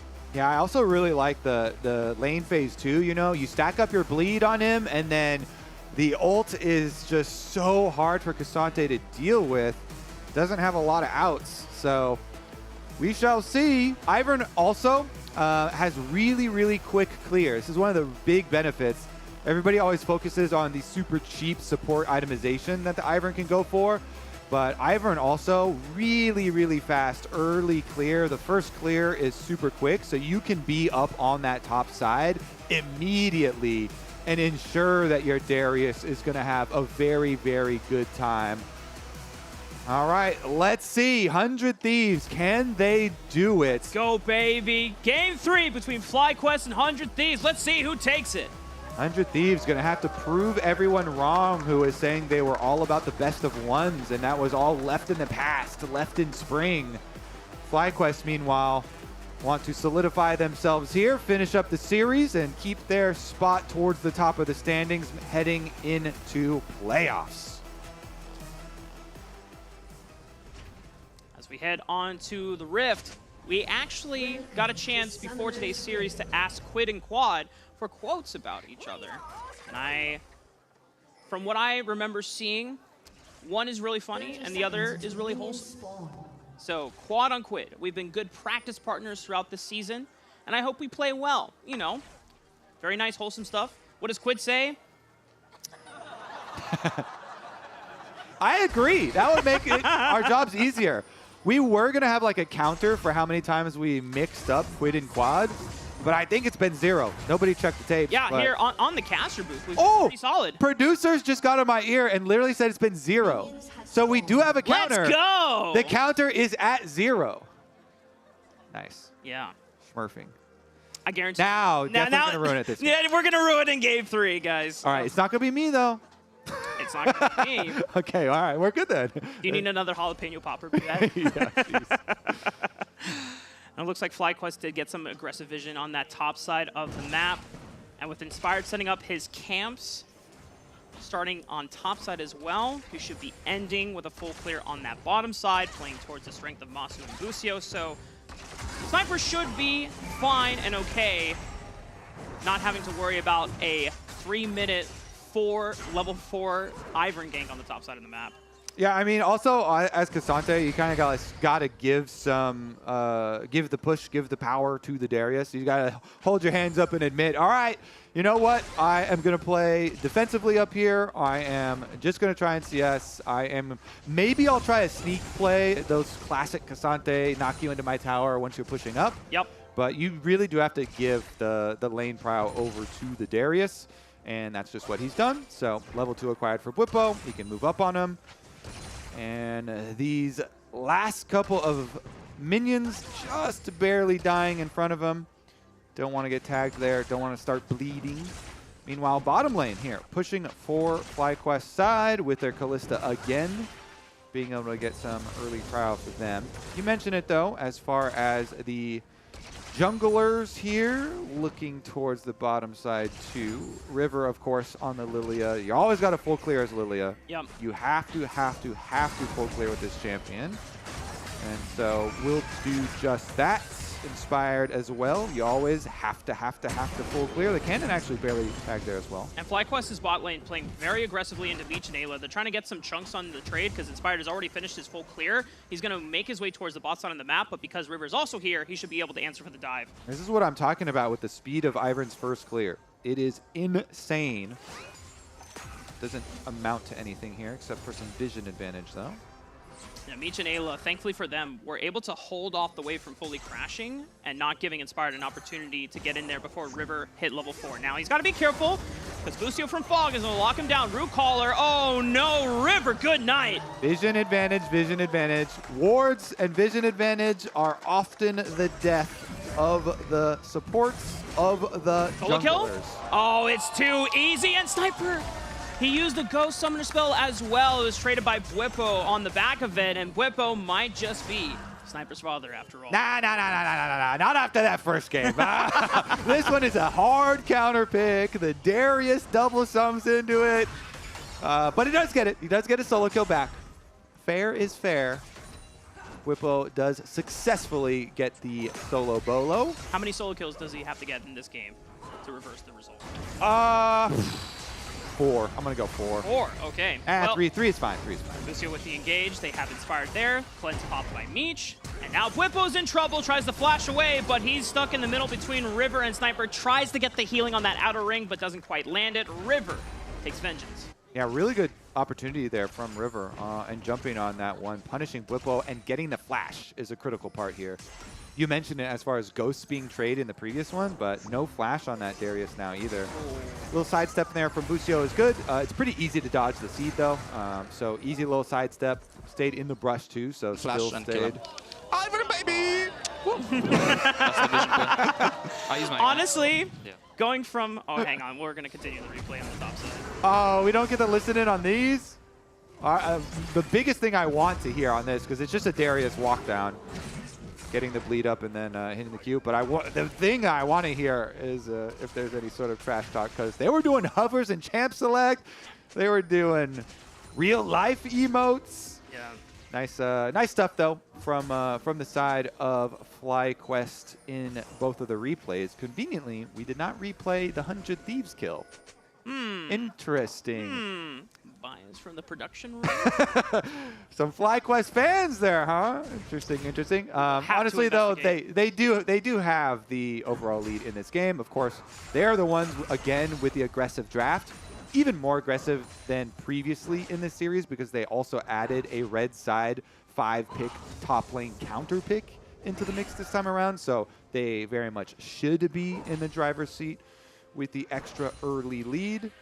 And we'll see what they can do with it this time around. Because the only thing they really gave up was the Lucian mid. Lucian mid was banned, and so they don't have quad on the super aggressive advantage. But he's still doing quite well for himself in the mid lane. Still pushes up and ensures that Inspired will easily be able to take the Void Grubs yet again. They're going to make the save on to Meech. He has no cleanse, tries to flash away, but Masu stacking up the spears and Busio taking up every turret shot. The Ignite is ticking down from Ayla. Maybe he can get a trade back. No way! An isolated 2v2! Masu with the flash pops the Rend. Oh man, this bottom lane is destroying the 100 Thieves bottom lane. How tanky is Leona there with the tower dive? That was bold. They go in and get the double. Sliver of HP left on Busio in the brush too, and Masu able to jump right past on the Kalista. Flashes for the extra kill. FlyQuest bottom lane are just dominating. And they've just been scaling up so well. Hang on the top side, Whippo gets all outed by Sniper because he had River in the jungle, but Inspired is there first, protecting his top laner from getting solo killed. All right, double ghost yet again from both top laners here. After the action too. And whenever your bottom lane just gets a double kill by themselves like that and the minion wave at the tower, it just frees up the rest of the map so much. It is really difficult for 100 Thieves to continue playing when the anchor down there is so heavy. And just look at this. Busio, this Leona is mega tanky. Walks into the tower, boom, immediately goes with the E. Even with Meech answering and trying to flash away, they're like, you cannot get away. Busio then stuns, walks into the brush away from the minions. Masu's able to jump forward, flash as well. Whippo's like, that's my bottom lane. Yep. Those are my rookies right there. Yeah. My rookies right there. That's right. And just take a look at this. Masu and Busio have scaled up so well after playoffs and after the break. They showed a lot of promise early on during FlyQuest's dominance in the spring split. But you can see how Masu in particular, one of our other Rookie of the Year candidates, has just been non-stop grinding and evolving over the course of the summer split. I mean, he truly is one of our most exciting players of this next generation. Yep. 1.4K gold lead in the hands of that Kalista.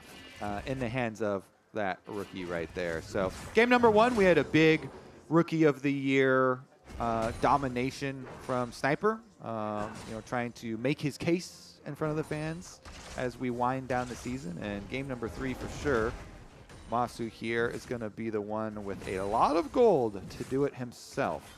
As well, you might be happy to hear, as we have a gank going through, that this Kalista is not going to be a lethality Kalista. It is a press the attack Kalista. It is a Blade of the Ruin King rush Kalista. I know a lot of people got a little bit tired of seeing so many lethality Kalistas popping up, but with Rel, with Cassante on the enemy team, looks like Masu going to have some more options. Yep. Tankier front line means that you need that percentage HP damage to cut them down, and you're going to have the safety of the shields from Inspired's Ivern to allow you to stay in those fights a lot longer as well. For FlyQuest, a bit more of an explosive start thanks to the power of Masu and Busio just getting that isolated 2v2 over them. We have Dragon not coming up for another 3 minutes, but the second rotation of Grubs will be spawning in less than 40. And remember, credit to the jungler, to Ivern, really quick clear. That allows you to get the vision advantage for bottom lane. That got the first kill too. Patiently waiting around the bottom lane, allowing Busio get that position into the pixel brush. They got the juke and kill onto River, so that was quite nice to get them started. From then though, whew, they just took it into their own hands, finish out their own dives, and allowing Inspired here to kind of hold hands with Whippo up in the top side for a lot, because we've had both junglers visiting there. And River's here as well. Swirling Seed, Q Flash for the sleep. Both top laner and jungler are going to be slept on. Sniper tries to go for the all-out. Whippo trying to stack up those passives, but Whippo at least trades one back on a Sniper before Inspired. He's going to have to grieve for the fallen comrade as River picks a trade back up. Meanwhile, on the bottom side, Masu and Busio, looks like they got another 2v2 kill onto Meech, and Alo is forced to run. Get him back on Jhin. Ah, it is rough. 100 Thieves bottom side of the map is going to be so rough. 2,000 gold lead in the hands of the Kalista. It's going to start to bleed over into the rest of the map. You see some presence here. River, though, rushing through. I mean, just deny at least 1 here so they don't get the 6. He is Lilia and is sticking around. Inspired would have left to steal 1, but Inspired has no smite charge. No smite charge for the Ivern, so they're going to try and just push them off. Lucio going to play frontline. Nicely done. You just need 1 extra one from the second pack here, and it's actually such a big power boost. Yep. Just to get a single Void Might spawn for later. So despite not having a smite charge, Busio is able to run them off, and FlyQuest will get it. Now that Busio and Masu have turned towards the top side of the map, Ayla is forced to answer to make sure that Sniper isn't dove. Inspired claims that last Void Grub for FlyQuest, and within 12 minutes, Kobe, turret plates have not fallen off completely yet, but it's still a 3,000 gold advantage. Rafa, there's a 1,000 gold lead in the support's hands. Busio has an individual 1,000 gold lead on the Leona. There's going to be a mega tanky diff here. Giant's Belt rushed, steel caps on. Whew. Yeah, that Warmogs is going to come in very fast for Busio, and the fact that Masu has the other solo 2,000 gold advantage. I mean, all this gold is from FlyQuest bot lane. Now, for 100 Thieves, the game is not completely over if they find a way to shut down Masu in an upcoming fight or skirmish. But it's going to be very difficult since their lockdown does require Ayla getting in range to stop Masu. Yeah, and maybe they can look for stuff like they looked for in game number 1. You know, when FlyQuest try and make some engages, then they can turn these plays around and look for some kind of team play where they get a little bit of extra gold back, turn it into some objective bounties when those eventually spawn. They can't spawn before 14 minutes, by the way. So a little bit of waiting time here. FlyQuest, though, with their advantage, nicely, aggressively moving in, kind of threatening around the respawn of red buff, while Masu gains mid lane priority. And then with red buff respawning here, Busio wants to get some vision down on it. Meech is forced to use the ultimate just to clear the wave. Whippo and Busio were moving in to look for a dive, but they have the prio guaranteed anyway to start up this second dragon of the game. Inspired, having full control. River not going to even try and contest for it. I mean, FlyQuest, this is, once again, a very clean game, much like Game 2. And to be honest, a little bit from Game 1. I think, honestly, after that first game, Kobe, FlyQuest went into the back room and they said, okay, guys, we're going to make sure when we get these leads, we're not going to be careless with them. We're not going to send in on these full, deep engages. And FlyQuest have changed for the better for it. Classic. All right, guys, no throws. FlyQuest here, easy objective control. Finish this one up too, and Masu will return to get that mid lane priority very easily. They even roam up Whippo. Interesting here. How quickly do they want to rush this mid tower? Because that mid tower is so low, it will actually die to a charge. They also have 4 Void Grubs, so you can drive that thing and get a bunch of Void Mites popping out. The little pinata, but they're actually just having Whippo walk the whole map. That Darius just ran the entire map, all the way from bottom side up to the top lane. He's training for the Olympics. Look at that macro. Boom. Just walks his way up there. No teleports necessary. I'm a flash ghost top Darius. Doesn't matter.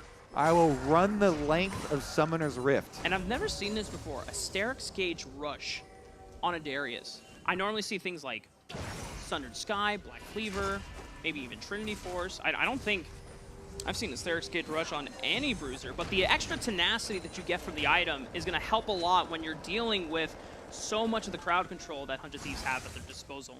And the shield is always so cool for Darius because you get to play off of big heals and shield popping to keep you there, and then you get those juicy outer Qs, and you can bait a lot of people as well as just committing to some of these all-ins.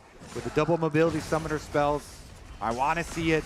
I want to see that Darius in the spotlight. He did get the solo kill early on, level 4. Now Quid, he's in trouble. That's the flash. Busio, picture perfect solar flare in fog.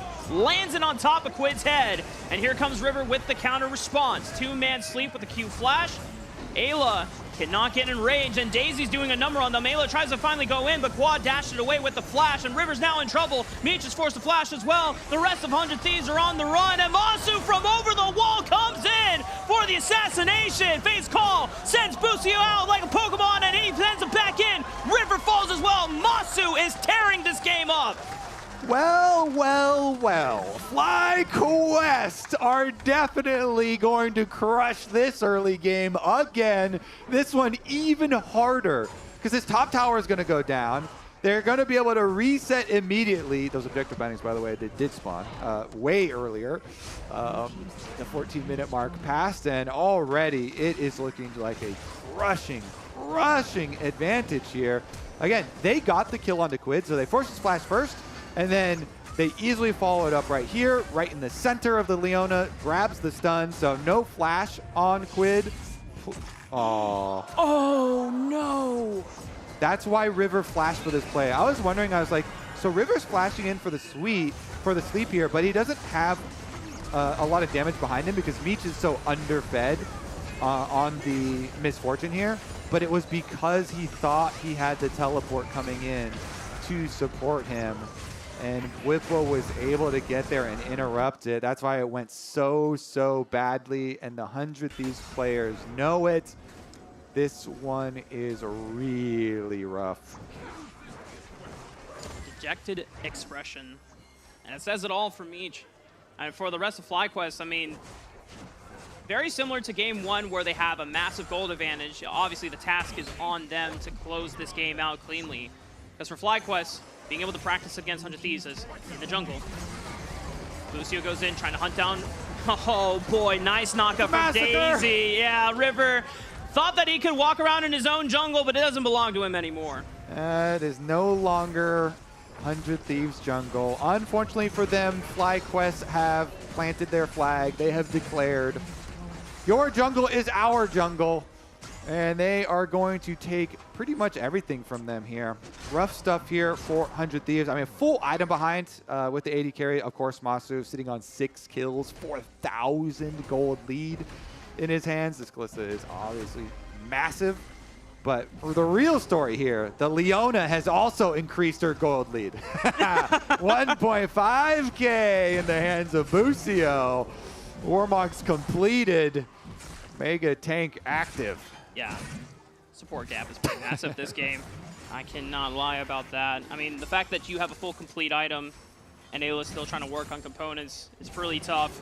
And for FlyQuest, good practice to have responded after game one and now seemingly having cleaner games in these next two of the series because there's only 2 weeks left of the regular season. And for FlyQuest, one of those last opponents is against Cloud9 in week 7. And it's important to make sure that the games against the lower teams are just as clean because you're going to have a lot more challenges when you go up against the top of the table. Yeah, that game's going to be super hype. The Cloud9 versus Team Liquid matchup and the Cloud9 versus FlyQuest matchups at the end of the season here. Some nice juicy ones for us in the last week of the LCS, last couple of weeks. Again, we have Team Liquid coming up right after this too, so Team Liquid still have to win their match later today in order to go into that match versus Cloud9 also undefeated. Yep. Cloud9 have done their part.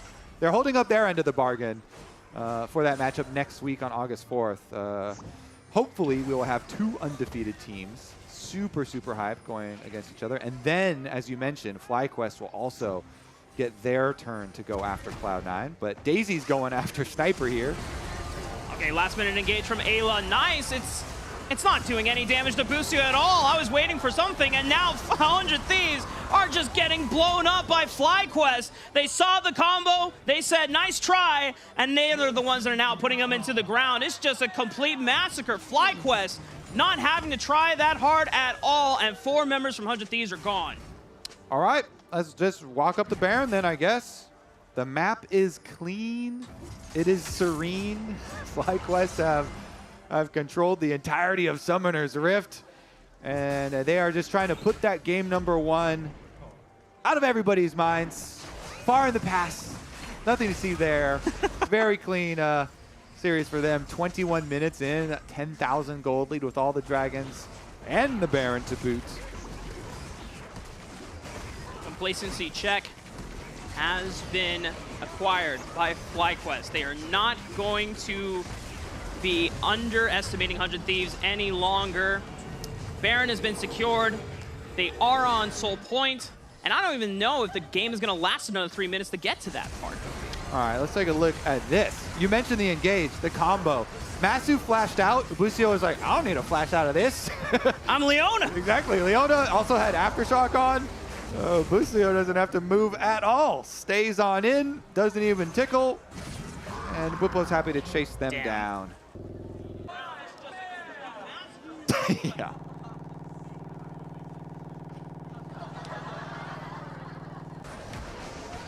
Not sure what that sound was, but... I know what the gesture was, though. Yep. Facial reactions are very telling, even without audio. Busio now trying to walk away. Ayla is going to try to full send it, looking for Masu, but he hops away. The bullet time not quite landing onto the backline. Busio deters the backline of 100 Thieves from getting any extra damage. They all out looking for Busio and Masu, but they deal with Sniper easily. Quad, meanwhile, is getting flanked and doesn't even die. Quadra kill for Quad. FlyQuest pick up the ace, and this is the end of the series. And that is the end of the series for sure. Whippo down there on the bottom side, just objective focus. Finishes off the tower, inhibitor down, and FlyQuest tanking turrets for fun. 100 Thieves, you may have gotten FlyQuest in game 1, but no one defeats them twice in a row. FlyQuest will sweep 100 Thieves 2-1.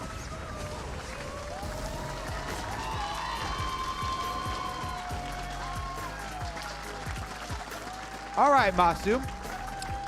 I will accept your submission for the Rookie of the Year race. Looking pretty good. I said on the waiting room already, he was my leader. He currently has my vote, and it is his to lose. But pretty exciting stuff there. Sniper as well at the beginning of game number 1, though, with some excitement.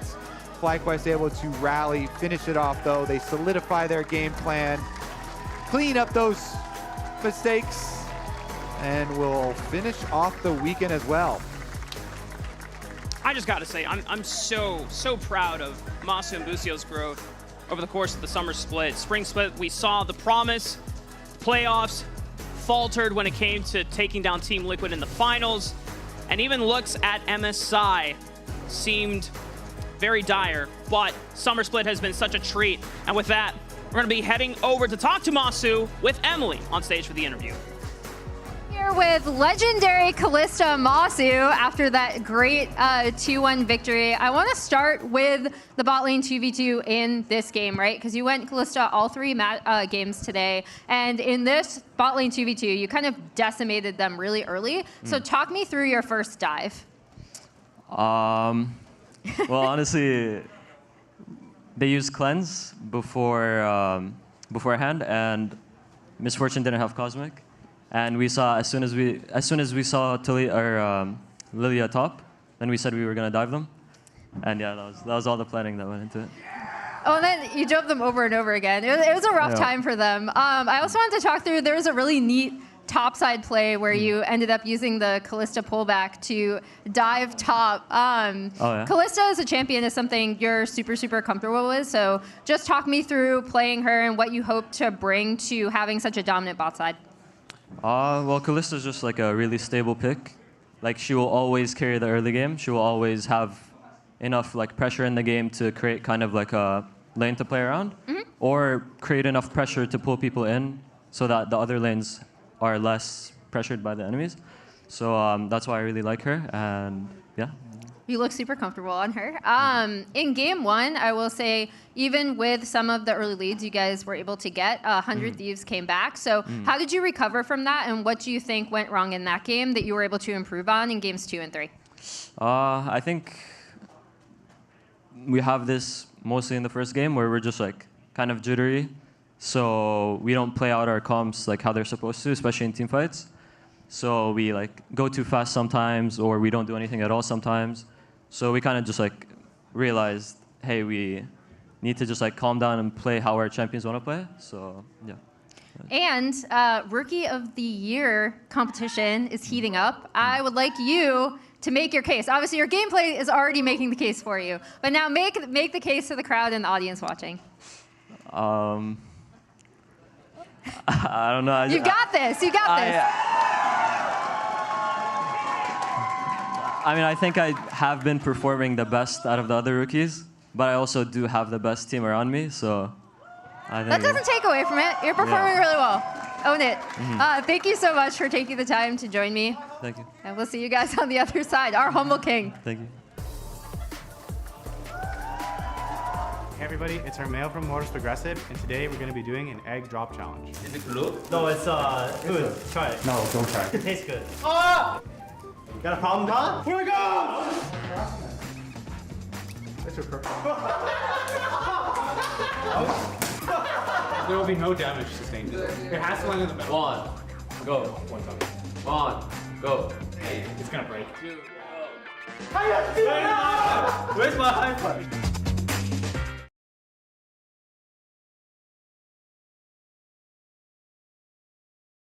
Dude, why'd you put your new rig in the basement? Didn't you hear? Bill's a gagillionaire now. Basically, my new connection is so strong I can game anywhere.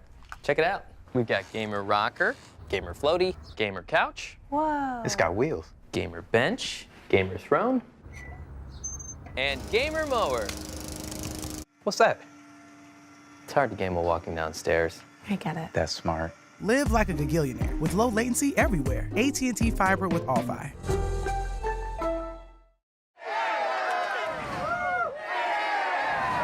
Red Bull gives you wings.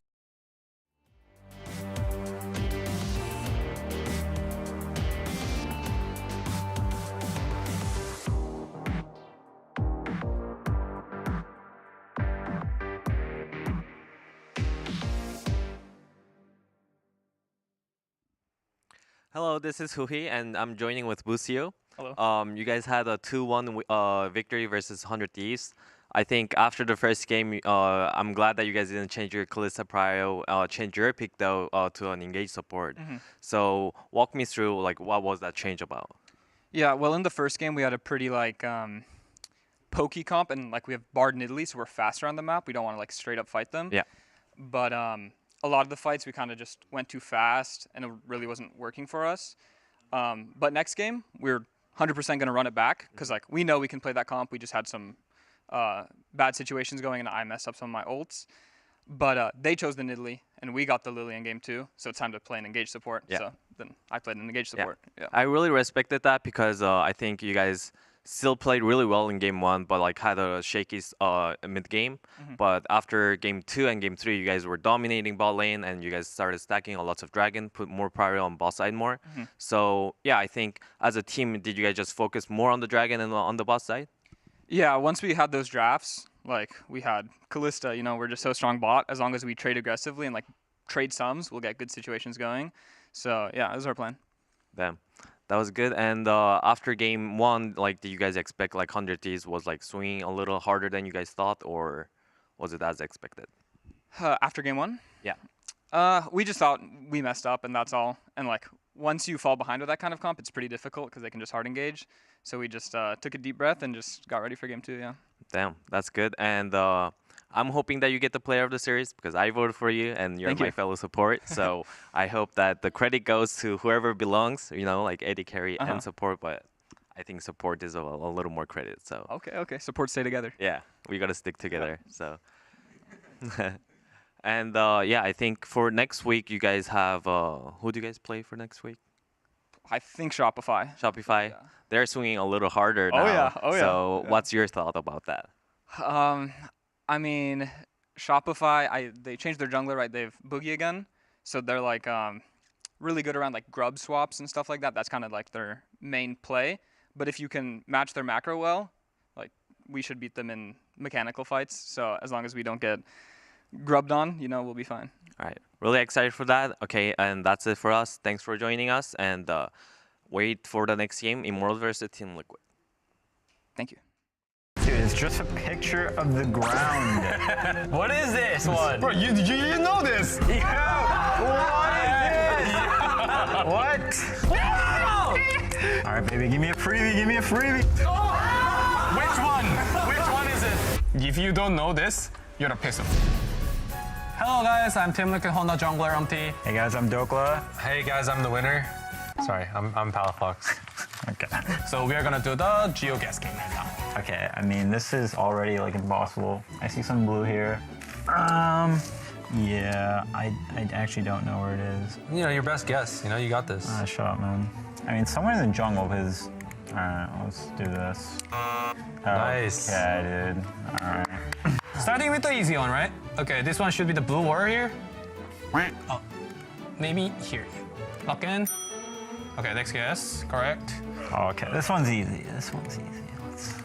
We're on the board. We're on the board. Yeah, nice. Also, this is what I mean. Give me that RNG. Yes. Yes.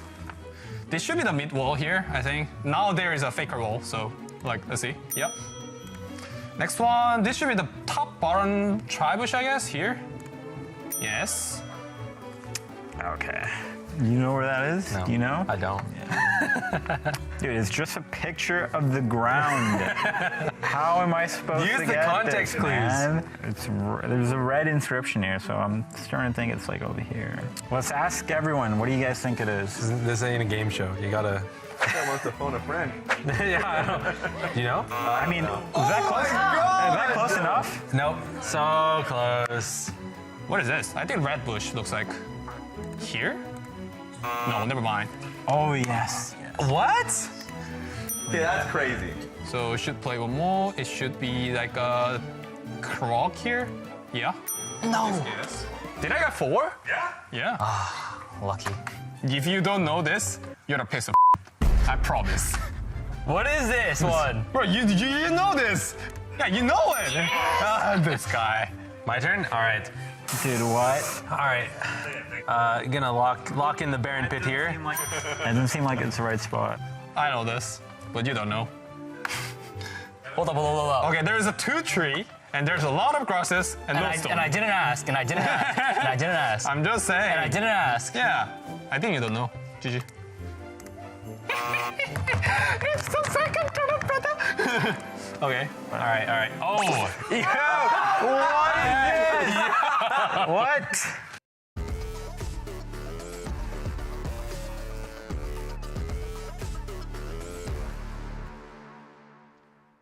Man, I love the dynamic there between Umti and Jan. And I didn't ask, and I didn't yeah. Want to see the rest of that, but we do have to talk about Impact. Yes. Who's having an insane year, but also it reminds us about his insane career. So, here are the top 10 list for most LCS games all time. Notice how Impact will pass Wild Turtle for first all time in 2 games. We're playing best of 3s. So unless something crazy happens, he's going to have the most LCS games of any player ever.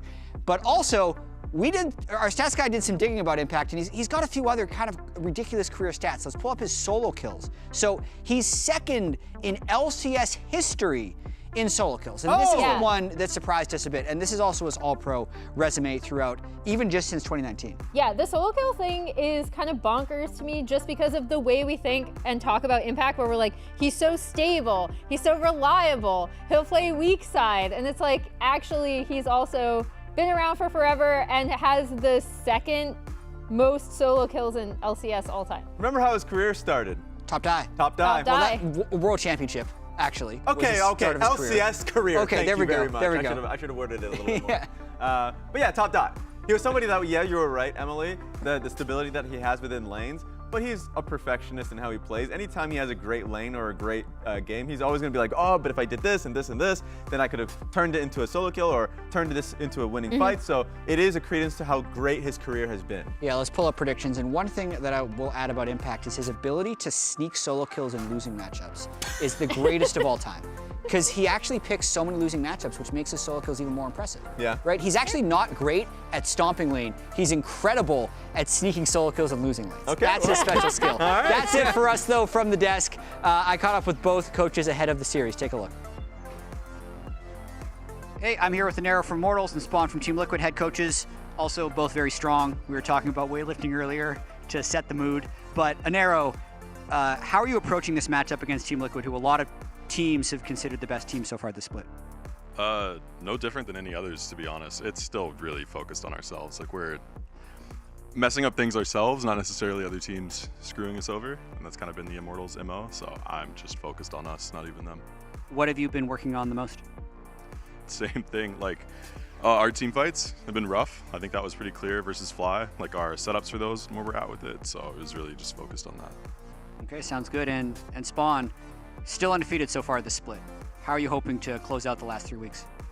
I mean, obviously we want to win, but I think more importantly, you know, we're not here for the regular season. We need to work on a couple of things for playoffs. I think we've been pretty disappointed with our play since we came back from EWC, so we're looking to clean it up, and I think that we just need to make sure that we're taking it every game at a time. I think we put the cart before the horse a little bit, so now we've brought it back to basics a little bit this week. Anything in particular that you were working on? Yeah, I think that, you know, everyone wants to be able to play everything, but in reality, we need to be able to play the things that we play very well. So we just simplified the game this week and simplified our draft, I think, a lot. All right, looking forward to watching the game today. Back to the casters.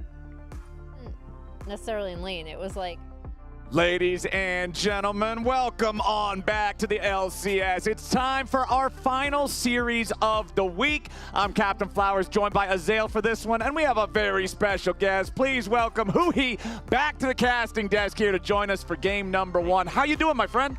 I'm just here everywhere, you know, doing yeah, being in the lounge, and now I'm here to Mr. Worldwide. Yeah, fight with you guys. Man of many talents. Let's go. I'm looking forward to it, man. This matchup, you know, we already heard a little bit about it. The undefeated Team Liquid looking to keep that rolling. Immortals has quite a task in front of them to try to hand these guys their first loss, but it's way easier said than done. And it's also really important for Immortals to just pick up as many individual game wins as they possibly can. 100 Thieves, obviously, you know, right down there with them in the standings, but they did just get a win off of FlyQuest. Yeah. Because it goes series score, then game score, then head-to-head is my understanding for playoffs. So every win really matters. And I know I was running into the Immortals guys in the makeup room, and they were all, oh, crap, you know, 100 Thieves just won their first game. So now we have to see if they can take a game off TL to try to keep pace with 100 Thieves, who is now sitting 3-8 game score, but 1-4 series score, which is where Immortals would be if they lose to TL. I think the most important thing is I need them to lose the series. Okay, that's the nothing number personal one here, but like I So- think they should lose the series so that, you know, Energy might have a better chance of going to the playoffs. No bias, though. Yeah, no bias. No bias. Just that's my thought. yeah, just an objective observation. Put it out there, you know. You're on the caster It's desk. facts. Energy would have a better chance to go to playoffs if Immortals happens to lose. Mathematically proven. We're through the first half of the bans, though. It's Jace, Ashe, and Ezreal banned out by TL with that trademark Ziggs for APA, alongside Umpty Sejuani and Maokai banned out by Immortals, and Team Liquid is going to first lock the Ivern. Yeah, we just saw Ivern last game as well. Is this something that's getting a lot more popular in scrims, maybe? Because back-to-back series now, seeing it pop up. I think for sure, like, Ivern was like a pick that LCS only played, and then I think it started popping off a lot more in LCK especially, and I think when LCK plays it, you know, like the prior kind of now it proliferates, yeah. With this AD carry mids, I think definitely AP junglers are powerful, but champion like Ivern can also function really well. What kind of pairings do you like besides that then? Because I've always thought it works really well with Juggernauts and some of these kind of like melee bruisers and stuff. We obviously saw Darius Ivern as one of those combos as well. Ivern Azir is also like a really famous pairing. Yeah, but like usually Ivern, you want to kind of pair it with like AD carries mid, like Tristana, Corki, Zeri, even like Lucian. Yeah, I think those are just powerful. So right? literally any AD carry. Yeah, just any like AD carry. Any really strong champion. In every lane, even Zeri, top lane. Tristana, Corki, Lucian, Varus. Hey, all these have something in common, Ezreal. Anyone who could build a static shift. What about mid-gen? Hey, it worked yesterday. Yeah. All right, so we got the Corki, the Lilia locked in for Immortals. Team Liquid going to respond, picking up that Tristana and the Leona. You know, they say that Tristana got nerfs, but I'm not really seeing the impact of these so-called nerfs. Gentlemen, I feel like this champion is still all over Summoner's Rift these days. Yeah, I mean, it's definitely a really strong pick. People can also play Lucian into Corki, but like Tristana into Corki, it's just basically your preference and what you're more comfortable with. And I think especially when you're playing just into this matchup, there's not a huge amount of pressure on the Tristana Tristana, so you're not having to press your Q nonstop, and that is where the nerfs actually really do hurt you. I think there's some of these mage matchups that can actually just trade constantly with you and pressure you a little bit more heavily, where Tristana then is having to press Q on cooldown. And if you're doing that, you can actually run out of mana. It can be problematic. But in Corki Tristana, it's almost always just a farm fest, and then once Corki gets tier 2 boots, maybe starts trading a little bit more. But in that case, I don't think the Q change is really that much of a big deal. All right, we got the Rel locked in here for Immortals to make sure that they have some engage potential. I always like that. Let's see what we're going to get in our second half of the bans with the Renekton banned out by Immortals. They don't want to give Team Liquid that evergreen blindable pick that you can just have up in the top lane. And it's one of those bruisers that, again, I do think works quite well with the Ivern, you know, one of those style of champions. So it's going to be interesting. MF going to get banned out as well. A lot of focus on these marksmen. Obviously, as Tactical has still to pick his coming into the second round. If you're on TL side, you know that there's no AD pick yet. What else would you maybe be thinking about banning here from the TL side? I mean, I feel like they can maybe go for like something like Kai'Sa. Senna is still open, but they both pick their support, so like it's not going to be an option. Maybe they might pick like something like Caitlyn, but I'm not too sure, what they're going for right now. Caitlyn would be interesting. I feel like we don't really see almost any Caitlyn these days. It Yeah. feels like you have to get so far ahead, and if you make any mistakes, you're kind of screwed. You usually see it with like a Brown pick, and then you pick Caitlyn with a double AD carry. It's usually really powerful, but I think with the both supports picked, I also think it's not going to be an option for them. All right, the Gnar removed by Team Liquid, and a very fast lock on the Zeri for Immortals. Let's see how Team Liquid wants to respond to that one now. What will we see here in this marksman role with so many banned out? I feel like they're going to try to go for something like Kai'Sa, or I just think Kai'Sa looks like the best pick for here for Team Liquid. Okay. Hovering around on a couple of different things, though. Definitely going to keep us guessing all the way through the timer. See what they end up wanting to actually lock in here. 1 second, 0 seconds. All right, a Xayah angle instead. Yeah, it's interesting because obviously, Xayah really good at absorbing engage, but there is a decent amount of poke over on the other side. Maybe just as an answer more to the Rel, was worried about playing something that was a little bit more stationary. Yeah, I think so. I was actually quite surprised because, like you guys are mentioning, they don't have too much dive. They do have a Rel, but Xayah is an okay pick, but Zeri is definitely a more like powerful and more meta pick. It's gonna be strong throughout the lane and in the late game as well. Rumble is kind of interesting. There obviously is the Leona for setup, but there's not like a massive amount of setup here for the Rumble. And it is going to be K'Sante as that final pick coming through. People are just still loving K'Sante. Flowers and I were talking about this, but K'Sante has had a horrible win rate in LCS. It is for top really teams bad. as well. It is like really struggling since a lot of the nerfs, but it has maintained so much popularity still with pros. I mean, the champion is just a little too strong. Like the kit is just too strong.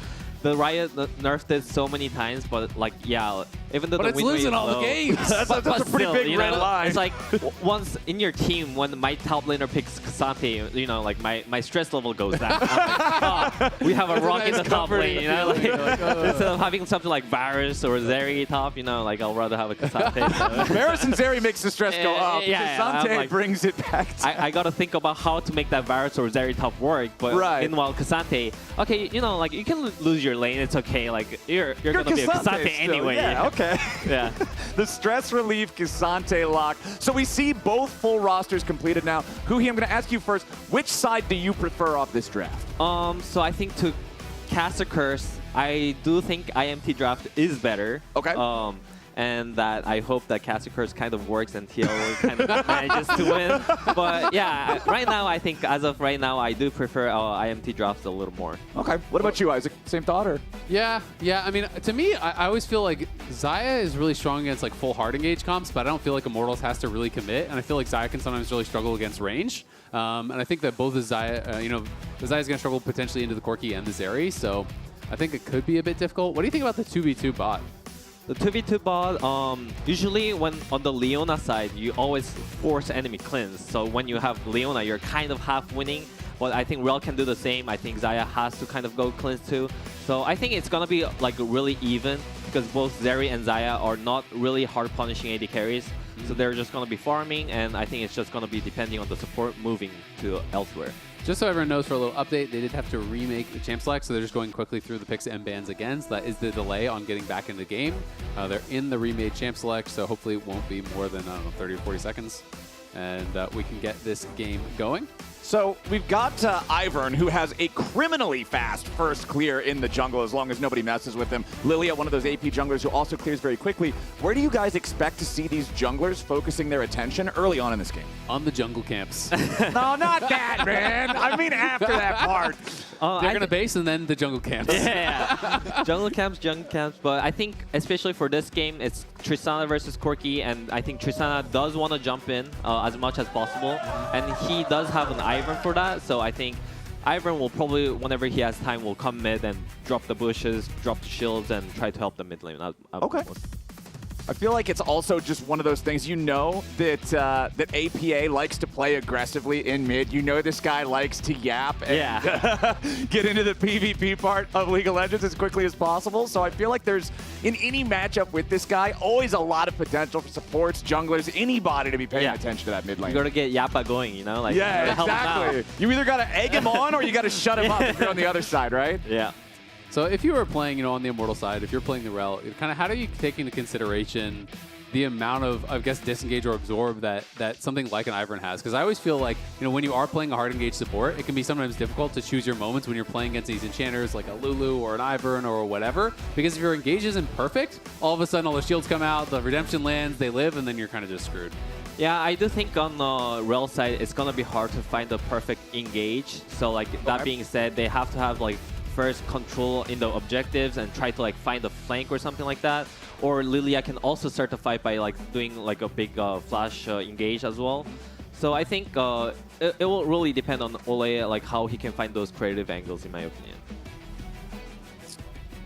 Just about ready to load into the game now. A couple seconds left remaining on that champ select that we did have to remake, like Isaac mentioned. But man, I'm really curious what Immortals is going to do here, because I want to see them play a little bit fast, a little bit loose. I want to see them try something out of the ordinary, right? Inero in the interview with Jat was talking about how they're not even really looking at this as what to do against Team Liquid specifically. They're focusing very inward. So I want to see them have a stronger identity, a solid game plan, especially when you're going into a matchup that everybody is predicting to be a 2-0 for your opponent. Yeah, something that was really interesting when we were looking into it, because it always feels like when you're watching Immortals that they have a chance to win the game, but then they lose. It kind of always goes that way. And so we're looking into it statistically, and there's a stat that's called basically a closeness. So it's within 1,500 gold.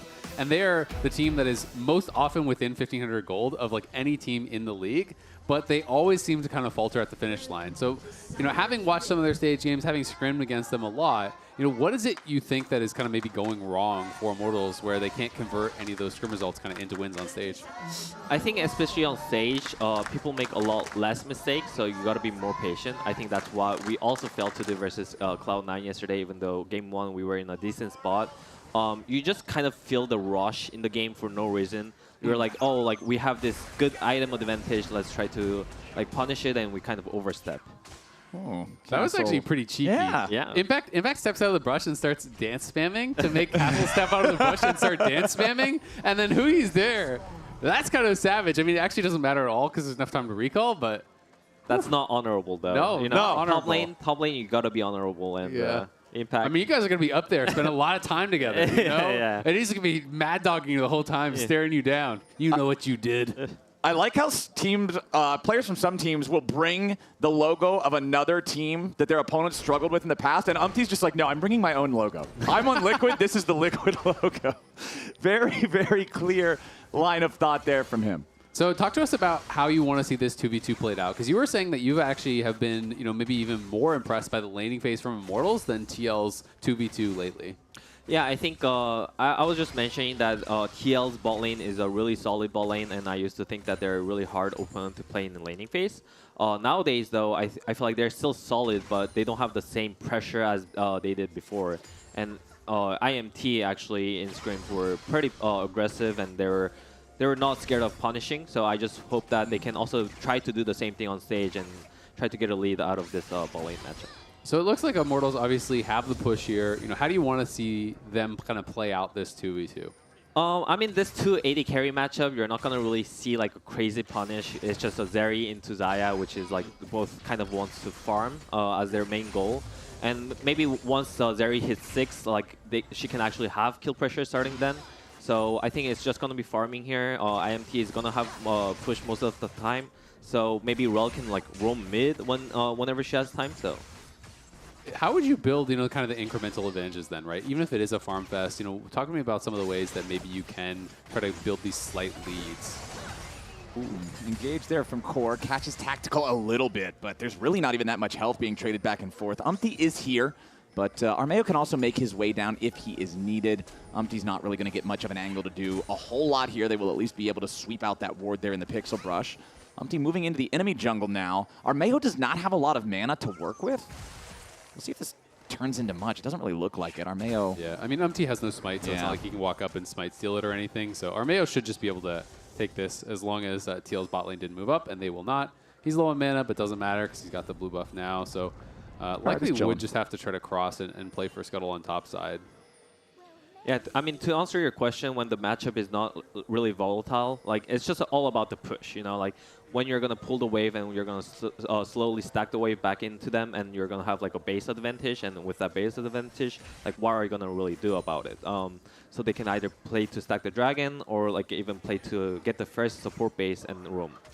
Armeo has been sitting on top of a ward for the last 30 seconds. Yeah. He is not aware that Team Liquid knows exactly what he's doing, so he's not going to get much here. So this is actually something that we saw, from Inspired when he was playing the Ivern in the last game. They do their full clear. You're done at like pre-3 minutes, and then you basically have nothing to do besides wait for your passive to channel. So in the last game, he literally sat bot in that brush for a minute and a half, and then was able to actually go and get a gank, right? So I think Armeo was just saying, all right, I need to stay around here and answer just in case Umpty is going to hang around and then look for that potential late gank, that late dive. So did spend a lot of time, but unfortunately because he was warded out, Umpty is fully aware of what is going on. It's going to mean he gets double Scuttle because his smite is recharged. Yeah.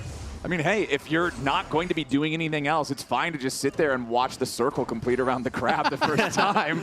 At least you've got something to do. Ivern gameplay, baby.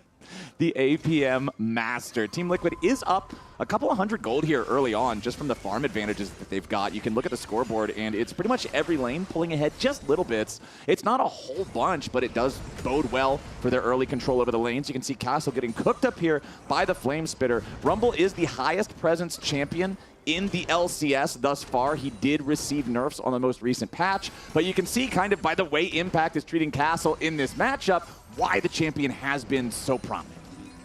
How do you deal with, when you're in one of these games and you press tab and you kind of see all the lanes losing, do you feel that pressure to sometimes make plays happen? Because sometimes I feel like we see these plays that if you watch in isolation just looks like a monster int. But then I'm thinking about it, well, it's like, well, their team is losing. Maybe they're just feeling pressure to try to force something. I mean, for sure, I think the pressure is a big factor, but especially in this kind of game, I think they just understand that nothing crazy is going to really happen. I think every lane is just farming peacefully. The two junglers all are also farming peacefully. So I think unless the Grubs, which is about to spawn, and they decide to contest it, like, I don't think anything is going to really happen even here. They might just give the Grubs and trade the Dragon for it.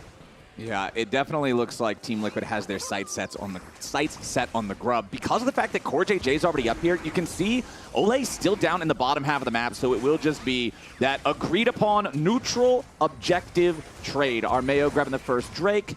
It's only a Chem Drake, which most people like the least out of all of them, so I don't think Team Liquid's going to be too stressed out about that. They'll enjoy the Grubs instead. And I always like it when a team prioritizes Grubs when they have the early lane control, so you can get the early value out of hitting the turrets and maybe grab an extra plate or two compared to what you otherwise might get. And I feel like this is really the only option, though, that Immortals have, because it does feel like there's prio in top and mid for TL, so I don't think challenging the Grubs would be very easy. So, even if you prefer the Grubs, I feel like they kind of just have to take the secondary prize and accept that they're going to get the Dragon. Plus, honestly, as much as you don't like getting a first Dragon Chem tech, I will say, I'm always happy that it means it's not going to be the Soul. No Soul. Yeah. So it's like, that's a good thing. Yeah, like, well, Soul is going to be worthwhile this game. Yeah, and even after, like, the 6 Grubs is what's really powerful, so I think IMT will put more thought into that when the second Grubs are going to spawn. They might even, like, try to lane swap. Even though it's versus a Rumble, I think IMT are pretty good at those kind of swaps as well. Right. Team Liquid, though, will enjoy the fact that all they have to do is get one out of that second set, and they'll at least be able to spawn some Grub Mites. for the pushing later on, and it's very easy to just do a drive-by smite on the grubs, even if they're contested, and just walk away with one of them. We'll see how that plays out going forward. Team Liquid with greater than a 1,000 gold lead early on here. You can see the largest differences being in the marksman and top lane roles there for Impact and Yawn, who are both just having a great time. I feel like a lot of times early on in bottom lane 2v2s, we'll at least see a summoner spell get blown by one side or the other, try to trade out your less valuable summoner for a flash, but like you were talking about, Huhi, everybody just kind of wants to farm down here, but now a 3v3 is ready to break out. Root Caller there onto Ole, but they don't want to engage on the Rel. But this is just so much better for Team Liquid because the lane is just dying right now, and they can just play past. Now they're split. Yeah, wow. Yeah. Tactical had to make his way back down there. He did not want to miss out on all of those minions, but now Armeo down to half HP. There's the Ignite from Core to force the enemy jungler even further back. Umpty's going to steal away the Gromp at the same time. Tactical's still just trying to farm. Team Liquid's feeling great about this. Yeah, it gets really weird because it's like Ole and Armeo had to stay close enough that if they turn on Tactical for a dive, they can actually respond. But by getting too close, then you end up having to blow your flash as Armeo. So definitely a big win there for TL. And that's one of the ways you're talking about. You know, they stack the wave, they force them back off the power with Umpty coming in sooner. And that creates a pretty significant CS advantage. You know, now there's an equal amount of minions for both of them to farm, but it's like a 3-wave advantage already for Yawn. Yeah. He's yapping. Corky, you're supposed to win this matchup, bro. How are you down CS? Wait, dude, everything's actually spelled right. That's how you know he's not under any pressure. Normally when he's yapping, there's at least 2 or 3 words just not spelled right or the letters are missing or something. So but he's actually not really stressed, but trying to act cool. Yeah. He's not even trying to get his words per minute count higher. He's just chilling. A casual novel being written out here. But now APA is ready to engage. He's got Umpty behind him. Not really going to find a whole lot. Just a quick trade, and you can clear out the minion wave right after. You know, it's interesting. We always hear about the different ways that players practice. Like Licorice famous for loving 1v1. Some players really grind solo queue. APA, type racer. Yeah, there you go. Got to make sure that you're ready. The more he types, the powerful he gets. Yeah. Is it really a win if you don't let him know about it in chat? It's one of the old school League of Legends consistent things as Ole has to disengage now with Tactical riding back over the wall as Yawn and Core again just controlling the tempo, controlling the push, controlling the wave here in the bottom lane. I thought for a second maybe we would have got some Corky versus Trist there. I thought maybe the typing would have fired him up a little bit, but no, they just stare at each other from the minions. Yeah, I will say one thing that always feels nice is when you have a strong AP top laner against a tank, that's actually going to force MR to be built, right? So a fair bit of MR already being purchased up here, you know, by Castle. He's got the Negatron, he's got the Merc Treads, and you're playing double physical damage AD carries, which are obviously not going to be bothered by that whatsoever. So it does kind of always beg the question, as a tank in this matchup, like how much MR do you build? Do you just sit on this? Do you try to complete an item? Do you start building armor from here? Because you kind of need to be starting to build up armor to answer the ADs, but at the same time, if you start attacking too much armor and then you're stuck in these extended matchups against the Rumble, well, then you can be in trouble from that. I mean, it's another reason why Rumble has been banned so much during this meta that has been double marksman or triple marksman or as many marksmen as you can shove into a team composition in League of Legends. Armeo going bowling here. Hits Yawn, but it's Xayah, so even if he wasn't right next to the turret, it's not like you're really going to get a whole lot out of that. Yeah, so the second Grubbies are about to spawn, and I think both teams are trying to put Pyro in it, and I think there might be a team fight here, or we'll see how it goes. We are 11 minutes into the game, and there is still no first blood, but Team Liquid is up 2,000 gold just from their lane control with the waves and the plates that they've been able to secure. 3 of those, they're in the bottom lane, and now they've still got total control over the top side river. Core JJ is going to clear out this enemy control ward. Umpty's going to summon up Daisy, and it's time to start farming the grubs. It looks like Immortals has no response.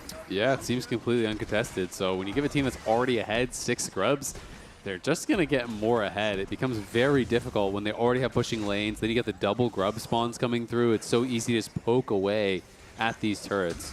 Yeah, and they're not even starting the dragon, so this just means that they can't even trade the dragon for the grubs. So now they have to play to defend the top dive, and now TL also has the choice of just basing after this and playing for dragon again. This is really tough for Immortals. I want to go back to what you mentioned earlier, Isaac, when you're talking about when you hit tab and you look at the scoreboard and everybody's losing and that pressure that it puts you under. Yeah, it's kind of bad when you're down 500 gold early. Try 5 times that much without a single kill on the board still. Immortals continues bleeding. They've got to do something here. I'm feeling the pressure for them. Yeah. The Cassante is not lowering my stress levels at this point. I feel like something has got to relieve this pressure. I think it's either gonna be a TP play by K'Sante, or I think they have to at least wait for like one item from Corki and Zeri to like for them to feel confident so that they can start a fight and like try to skirmish them. That feels like the classic in pro play is, you know, people obviously, you're not going to know the exact gold deficits, but you look at the item disparities, right? Yeah. And so it's like when you are behind, you complete one item, they don't have their second yet. Okay, let's see if we can get something done.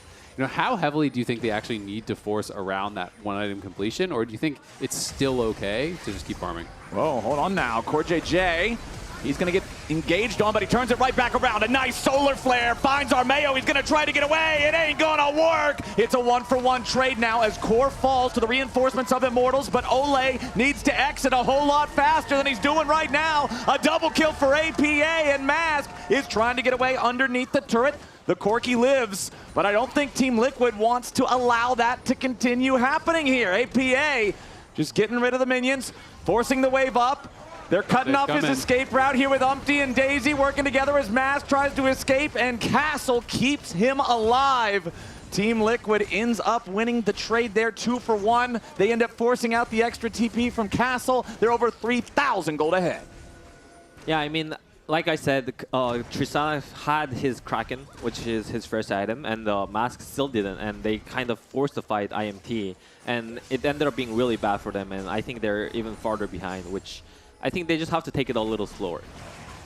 Well, Team Liquid starting up that Drake now, and once again, there's just nobody from Immortals even in the same zip code as this thing. There's no fight they want to take. Yes, you've got the Zeri Shiv completed. Corki's still sitting on those components. There's just no fight to be had, and Team Liquid going to even up the Drake count now. Let's take another look at how this fight started. Yeah, I mean, Immortals do get the jump, but it is on CoreJJ, and CoreJJ just turns around, Zenith blades to Castle, then flashes past to land the stun onto Armeo. The equalizer is there, APA flashes in. It's just a really nice turnaround and a good engage there from Core. And do you just feel like Ole maybe jumped the gun, like jumping onto the Leona? It's such a tough target to take down. Yeah, I think, like you guys are mentioning, the stress kind of took them over. I think they didn't really have to force here. It's just a second dragon, and like it wasn't like that big of a deficit. I feel like they could have definitely came back by just playing slow and waiting for the right opportunity. Yeah, it's tough because I think it's obviously, when you're watching and you're casting a game, it's so easy to see. You know everything. You know all the information. You know the items. You know the gold. You know everything. But this is the timeline here of TL mid laners. It's hard to remember, I think, sometimes, the APA, how quickly his reputation has changed. He came in at the end of last summer split, played, I believe it was 7 games only before playoffs. And at that point, everyone was saying, this guy needs to be replaced. He's a fraud. He's talking so much trash, but he's not doing any of the work in the games. But his reputation has shifted tremendously since then. And I think a lot of people are now giving him a lot more respect, saying he is actually backing up that trash talk and looking at him as one of the better mid laners in the league. Yeah, for sure. I think even as a player that I played versus him, in the beginning, yes, like he had a lot of improvements that he had to go through, but he actually showed up. Like you're mentioning, he improved a lot of his champion pool, and even picks like Tristana. Like when APA gets Tristana, it is powerful. So like people will have to be aware. He still plays Ziggs, and he still plays a lot of this champion that no one else really tried to touch, like early in Soul, Ziggs, stuff like that. So I think he's definitely becoming a really strong mid laner. And I think it's cool to see when people kind of have that hard work pay off, because he was known, even when his reputation wasn't good in the LCS, he was known as someone who was still a solo queue grinder. He was top of Champions queue. You know, he's obviously putting in that practice, and it's cool to see that pay off, you know, both for him, but also for Jan, who obviously is really changing the way that people look at him as a player. And there's the Xayah pick coming in real clutch. The Feather Storm gets him out of any sort of danger of Immortals trying to collapse. TL is going for yet another neutral objective, but this time Immortals have decided they want to take the fight. Castle goes all out, and Jan has to try to escape. The equalizer brings down over the top, and now you got a whole lot of damage right back into Immortals' health bars. That's 2 dead. The front line collapses, and the back line retreats. Armeo and Tactile have to get all the way out of town. Yeah, Immortals might have slowed them down, but it cost them a lot to do it. Yeah, I mean, they're just trying to force on Jan there. They got his ult out early on that play around mid lane, and as he's rotating, they look for the catch. Castle does find him, but the equalizer turns around the fight so heavily. When you force into those jungle corridors, equalizer is so deadly to actually be able to follow up on. Also, AP just finished his second item. They're just gonna get stronger and stronger. So. I can't push this. I know. Come there. If they go me, watch me. If they go me, watch me. Yeah, watch me. Core. Because I'm teaming. Okay. Okay. Yeah. I can kill K'Sante. Yeah, we can win, guys. Yeah, let's go. You love to see it. Hold on, we're already right back into live. APA in the middle of 3. Tries to rocket jump away to safety. Going to survive thanks to another shield coming out from the Ivern. Ole now the target here for TL as they go for their own counterattack. Nice little bit of knockback there on Core. Going to force the flash out of him, but Castle is still tanking, and he is not tanky enough. APA goes on a killing spree. He was in the middle of 3 Immortals players. He walks away and gets one back instead. It doesn't look like Team Liquid is done quite yet. Maintaining the pressure, maintaining the push. Finally going to decide to retreat now. I mean, Immortals are just kind of in this cycle now of every time they see something, they're trying to force plays. They clearly don't feel that they can play out the game normally anymore, so they're constantly trying to look for these picks. You know, as we jumped into that replay, you could see APA jump forward, procced that explosive shot to reset the rocket jump, then was able to jump back out. And that is the matchup that I think a lot of people are looking forward to next week. TL versus Cloud9 is Tactical. Tactical! Oh, man, that last shot. You could see him riding over the wall as the bullet's right behind him, man. It was like straight out of Looney Tunes. Adios to the Zeri. 6-1 for Team Liquid. I don't think Immortals has anything to say about the Rift Herald this time. Yeah. I don't think they have anything to say about game 1 this time. This one's looking tough from this spot. Yeah, Team Liquid is just playing the laning phase really strong, and also mid the game, like they're choosing the right fights, and they're just snowballing really well. I feel like they're just gonna close this out really cleanly. So TL versus C9 coming up next week. Assuming TL is able to win, you know, without losing here, both teams would be undefeated going into that. Who do you actually favor going into that matchup? Team Liquid versus C9. I think C9 will have a little more favored. Like I think they're gonna have like a little more strong ball lane. So I'll give it to C9. Okay, that's exciting. So it's gonna be a cool one.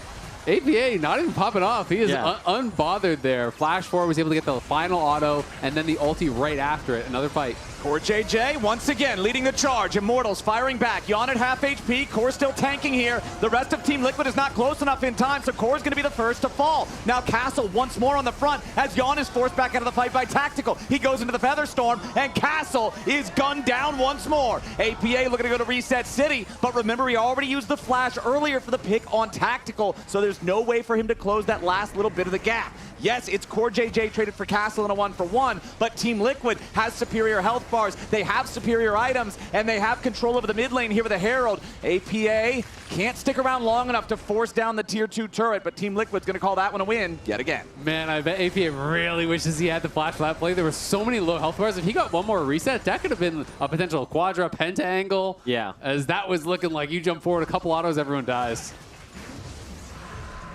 Now that they got the second dragon, I think now they can just play for Baron side setup and even like start doing Nash with Ivern shields. And they have so much damage because they're both Tristana and Xayah are really fed at this point. So they can either threaten to finish the Baron or just start it and just turn it whenever they want.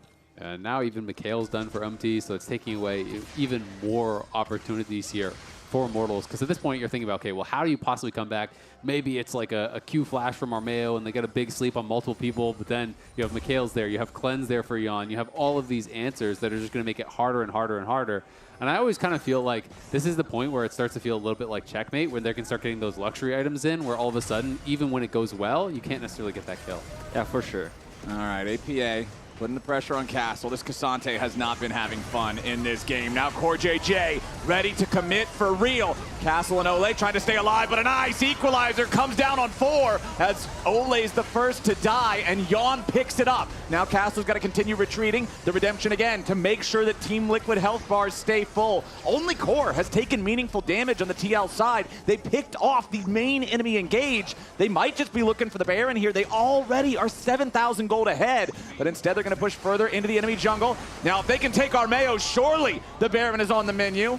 APA continuing to put those shots there into the Cassante. Nice all out coming out from Castle to put Core JJ in a compromised spot. But APA's dominating. Castle's trying to run. Core still lives. Immortals are just outclassed and outmatched. Tactical just got 3 shot by APA, and even the Immortals tanks are not looking tanky.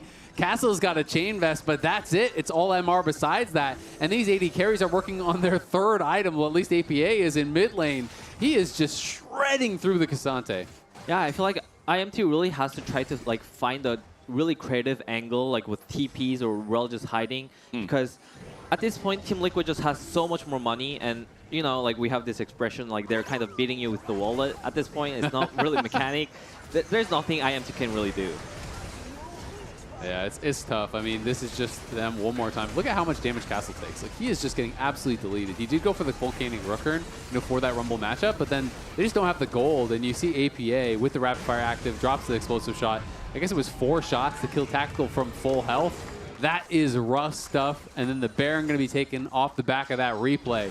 TL have everything they need to cleanly close this one out. I mean, you can look at the individual gold leads on the scoreboard. APA is more than a full item ahead of Mask. Any item in the game is not going to measure up to that amount of money that he is ahead. The Tristana is an absolute menace. He is still unkilled here in this game. Immortal still only has 2 kills on the board. And now they're going to try to maybe get something off of this bottom lane tier 1 turret. But if Team Liquid has anything to say about it, they might just get caught. Team Liquid can't make the pincer attack in time, but meanwhile, APA is marching down mid. Tristana is going to wreck a turret faster than the entire Immortals team would. I just think it's crazy that APA right now is sitting on about 12,000 total gold. Cassante has about 6,500. Well, Ole, here on the front, Yon could be in some danger, gonna land, flash away the Redemption, ready to heal him up as the Equalizer turns things around. Castle coming in from behind, but Impact is gonna play bodyguard to make sure he can't make his way into the fight. APA is gone like an Ameo, trying to escape. It ain't gonna work, man. Gun versus Deer, get over here. And Team Liquid just paints the rip bloody with them. It's a 5-for-0 ace. The clean ace for TL, and they are pushing down mid lane. Impact just TPs immediately for it. They're gonna go for the throw. At the very least, they're gonna get the inhibitor, maybe the Nexus turrets, and maybe just the Nexus. The only person respawning soon is Ole. Aurel on his own does not withstand the Team Liquid tide. Tactical will respawn here in about 5 seconds, but that's not enough time, man. Goodbye to the Nexus turrets. Goodbye to Immortals in game number 1. Tactical showing up for a laser. It ain't gonna matter a whole lot. 14-2. Team Liquid made this first one look simple. Wow, a 24-minute end there. That was a fast game. Team Liquid winning early in the lanes, in the isolated lanes. They got ahead in gold. Then in the team fights, they blew the lead wide open, and they just closed this one out fast. 24-minute win. First blood didn't happen till after 11. There was only PvP for like the second half of the game, and it was that fast. Yeah. I mean, Team Liquid just played really solid like throughout the game, and I think IMT just has to kind of like refocus for the next game and like maybe try to change some draft priority to mix it up. It was a clean one for TL in game number 1. And a reminder, tickets are officially on sale for the LCS Championship at the YouTube Theater in Los Angeles. Head on over to riot.com/LCS Championship to claim your spot. Now, we're heading back over to the LCS Lounge to break it all down. It's right side. It's right side. Oh, no. Where do you think so? It's a very easy. Yeah. Let's go. Aww.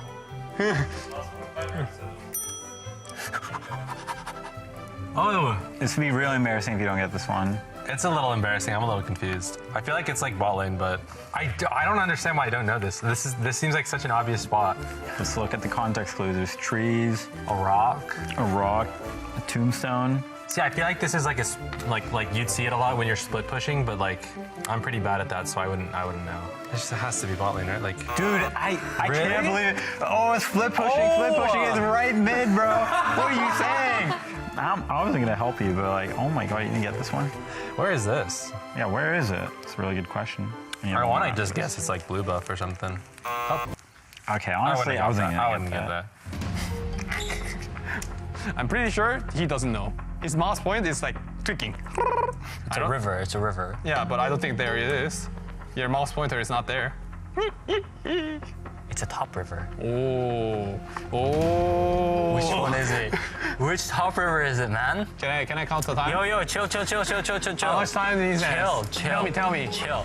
40, 39, 38. No!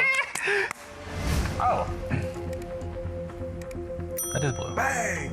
Are we tied? We're tied. We're going into OT now. Oh, I went through all my guesses? Yeah, now it's your turn again. Do you want to refresh? And he goes? Like, no. What? He's trying to get out of a bad spot. Look at him. Look at him. I'm not. All right, then get it. You don't know where this is either. Like, I don't know what you're trying. We're in sudden death. I feel like this is in top lane. You're looking for hints or what?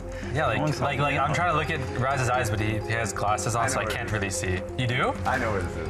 Don't tell him, Raz. I swear it's like around here, but. Yeah, I swear too, yeah.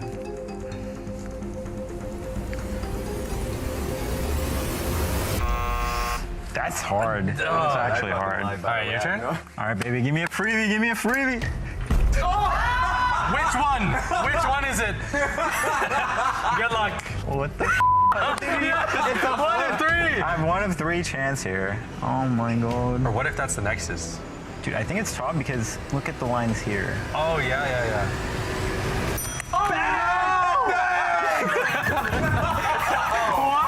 I'm fucking goated. Oh my god, I thought it was the bot one. I'm Geo Rainbow right there.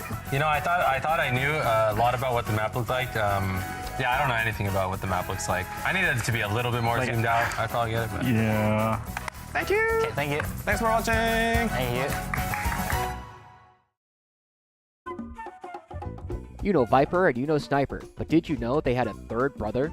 That's right, the third brother, Crimson, has been playing in the Challengers League this split, and his brothers are convinced he only needs 1 split of Challengers League before he is ready for the LCS, and he's already well on track as a frontrunner for the Rookie of the Split.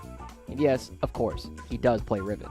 We have even more awards, and one of these players has just replaced his coach in the top lane. You all remember Niles from his time on Golden Guardians? Well, he's been replaced by Zamudo, and he's been looking fantastic with some of the best roams and flanks in the entire league, consistently winning lanes and finding wins for his team.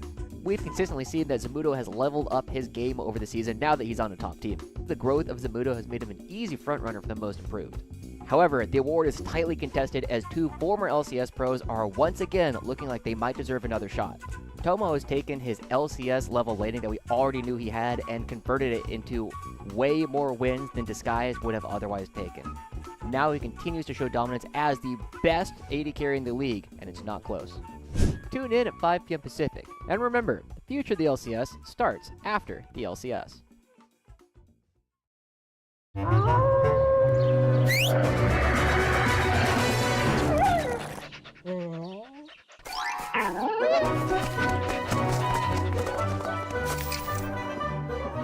Red Bull gives you wings.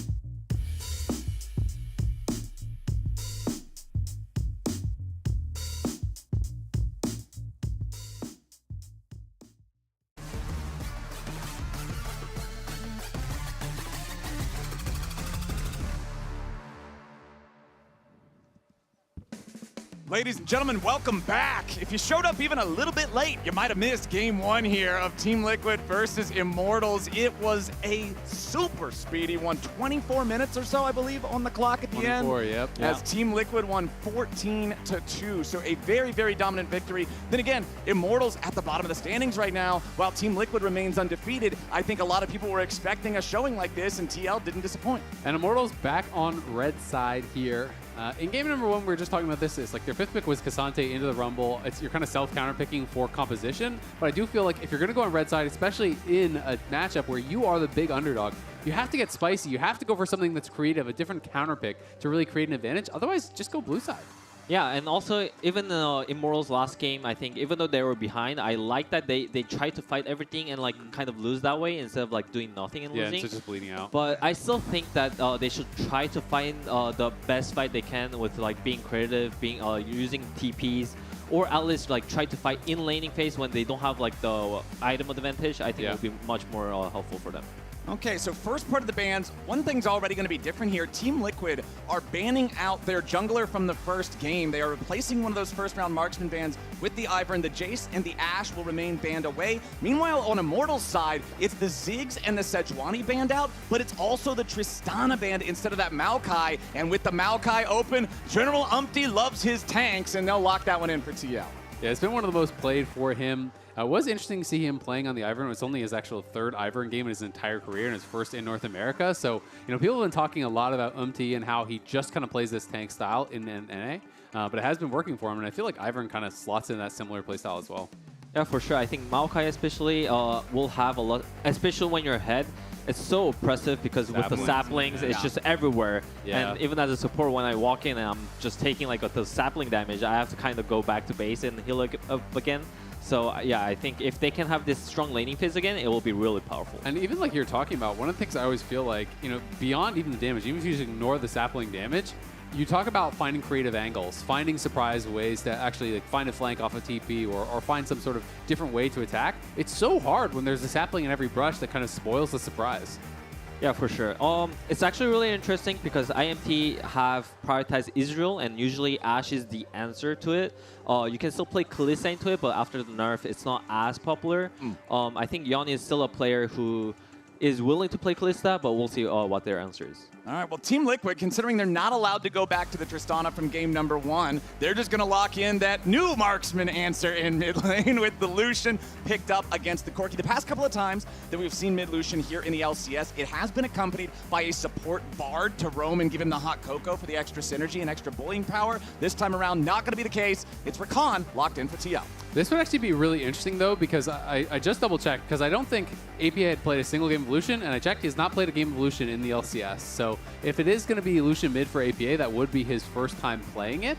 But it could be a Yon angle. True, it could, but Lucian Rakan, I don't think so. So I think it's going to be mid. And I think we are going to get to see him play another new champion. Okay. Yeah. And while, he plays a lot of the marksman mid, Lucian, I do feel like, is a bit of a different beast. It's less about the slow scaling up. You have to be playing aggressive. And especially in team fights, you really have to ride that line where you kind of have to be in danger to be dealing damage and playing it effectively. So I'm really excited to see how he's going to be able to pilot it, assuming he actually is. The difference between a good Lucian and a bad Lucian is pretty well stated. The difference between a great Lucian and a bad Lucian is a hair's breadth away because they have to play so aggro. They have to play so crazy. And when it looks good, the champion just looks like absolutely stylish.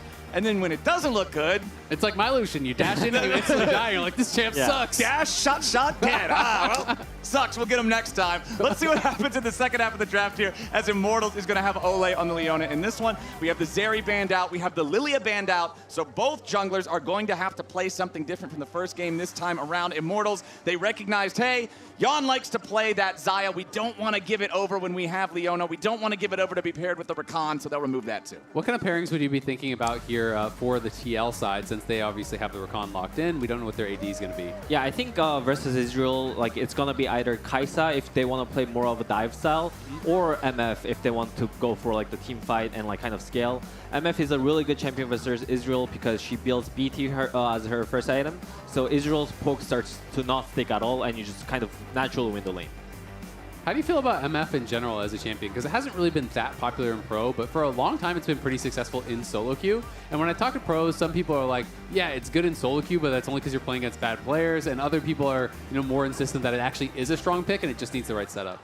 I think I'm more on the side of that. It just needs a right setup, and I think after the buff, it's definitely like played in L's region too. Yeah. And I think it's getting a little bit picked because I see it in scrims like here and there as well. So you'll see it soon in LCS as well. All right, the Zyra for our Mayo this time around. So another one of those fast-paced AP junglers.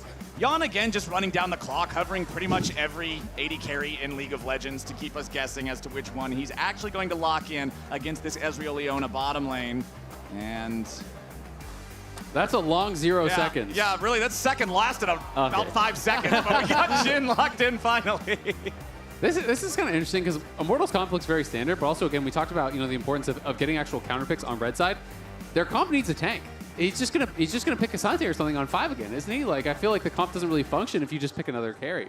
I mean, I think in this time they do have a Leona, which can be like a front line for them. But I do think, looking at the IMT like draft style, I do think they might just pick like another tank. But I hope that they can just try to counter pick like the cannon with like something like more DPS. Yeah, is what I'm thinking. Where's my spice? Yeah, I just feel like you need it, right? If you just lock in a tank here and kind of like self counter pick in the laning phase again 2 rounds in a row, then you are really putting yourself in a tough spot. Gnar, it's like, again, you are kind of doing that self counter pick. Like, this is the matchup that Kennon's picked into the Gnar, and you're like, well, I need an AD top laner because I have an AP jungler. We need something that's frontline. So I'm just counterpicking myself with red side again, which just makes me wonder, why did you go red side? Why didn't you just go blue? Yeah, I mean, I think the IMT draft style is definitely like a little weird right now, but maybe they'll prove us wrong.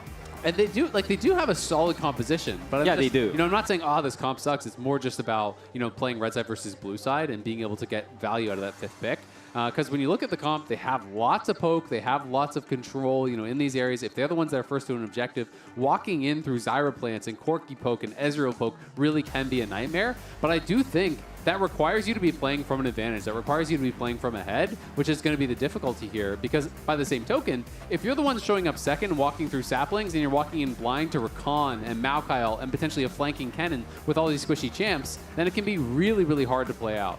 All right, gentlemen, so in game number 1, there were no kills until a little bit after 11 minutes, but by that time, Team Liquid had already built up about a 2,500 gold lead. So we're talking about the importance of being places first or playing from ahead. What is the biggest things that you want to see Immortals change in this second game to make things stay closer in the early game? I mean, I think on this game, they're playing Zyra into Maokai, which Zyra will just outpace Maokai if nothing happens.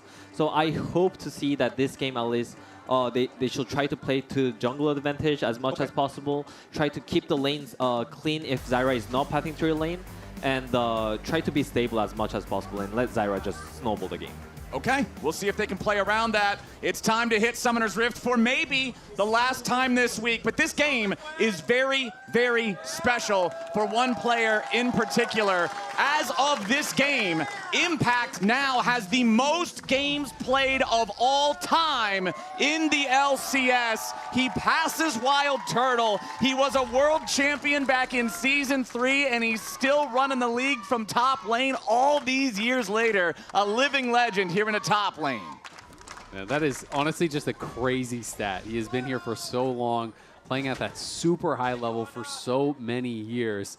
And he's one of the players that unanimously, when you talk to people who have been his teammate, everyone just has positive things to say about him, about his work ethic, about what he brings to the team. Yeah, I don't think I've ever heard anybody have a negative perception of Impact. As Ole gonna get knocked up into the air here. Immortals wanted to go for the early invade, but the problem is they should have stayed home. It's first blood for APA's Lucian. Tactical even has to use his flash, getting over the wall, trying to escape. That is both flashes down for the Immortals bot lane. Remake? Oof! I mean, that's why I want to say yesterday when Israel got 3 kills. But yeah, I didn't really understand that because Zyra is just, like, she will just naturally clear really fast if she just can get her setup.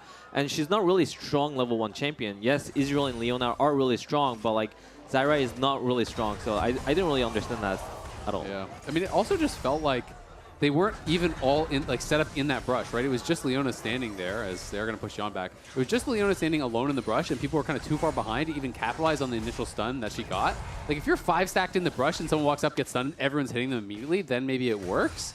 But it just felt like they weren't even expecting to be contested. Yeah. It was definitely a head scratcher, I think we'll call it, as Immortals forced back underneath the Tier 1 turret. I like the fact that Team Liquid is playing so aggressively with these early trades, even being willing to commit CoreJJ's heal just to get everybody's health lower, since they know their opponents have no flashes. Could turn into an easy gank or dive angle once Umpty clears through his camps. And honestly, I don't know how you feel about this, Uhi, but for me, anytime I'm playing against Ezreal, it's night and day whether the Ezreal gets a push or not. Because if Ezreal gets a push, there's not these minions in between him and you, and you're getting poked and prodded. And if you're shoving the Ezreal in constantly, it doesn't feel like he's that threatening at all. And especially in this case where he lost his flash, now he loses what? Like he's going to lose at least a full wave at the tower. Yeah, for sure. And even Leona is a stronger champion. Oh, there's a gank going top. Uh-oh. Castle. Oh, he gets stunned up, so it's not like he can even try to buffer the twisted advance underneath the turret, man. Team Liquid, Impact and Umpty just getting that one done. Textbook execution. Yeah. I mean, like I was mentioning, I think I'm a support player, so I care about like the support matchup a lot. And when I'm playing Leona into Rakan, and I don't have a winning AD carry, it really sucks because Rakan can just push Leona out 1v1. Yeah. Yeah, that does make it tough. Tactical and Yon, Tactical I think has been one of those kind of bright spots for Immortals. It does feel like he gets a lot of criticism because I think some of these in these big moments he does fall flat. But he also does feel like when Immortals is winning, he's usually the reason. Well, 2v2 bottom side, blowing up yet again as CoreJJ dashes away from that last Mystic shot there with the Battle Dance. As you can see, Umpty being taken low in the 1v1 against Armeo, who, it's just like you were talking about, Armeo, he's got more tempo in the jungle. He clears faster, he levels up faster, he's going to beat Maokai in the 1v1, and he forces Umpty out of his own jungle. And the APA got first blood, but he never even based. So he actually forced the flash in the 1v1 against Mask without having a flash of his own. He was down the summoner, hadn't based yet, forces the flash. Now TP's back with the much better buy. He had a good 1,100 gold to spend there. And now Mask is potentially going to be in some trouble because APA is going to have his flash up largely before Mask does. He's already down 10 CS, and APA is going to be bullying him.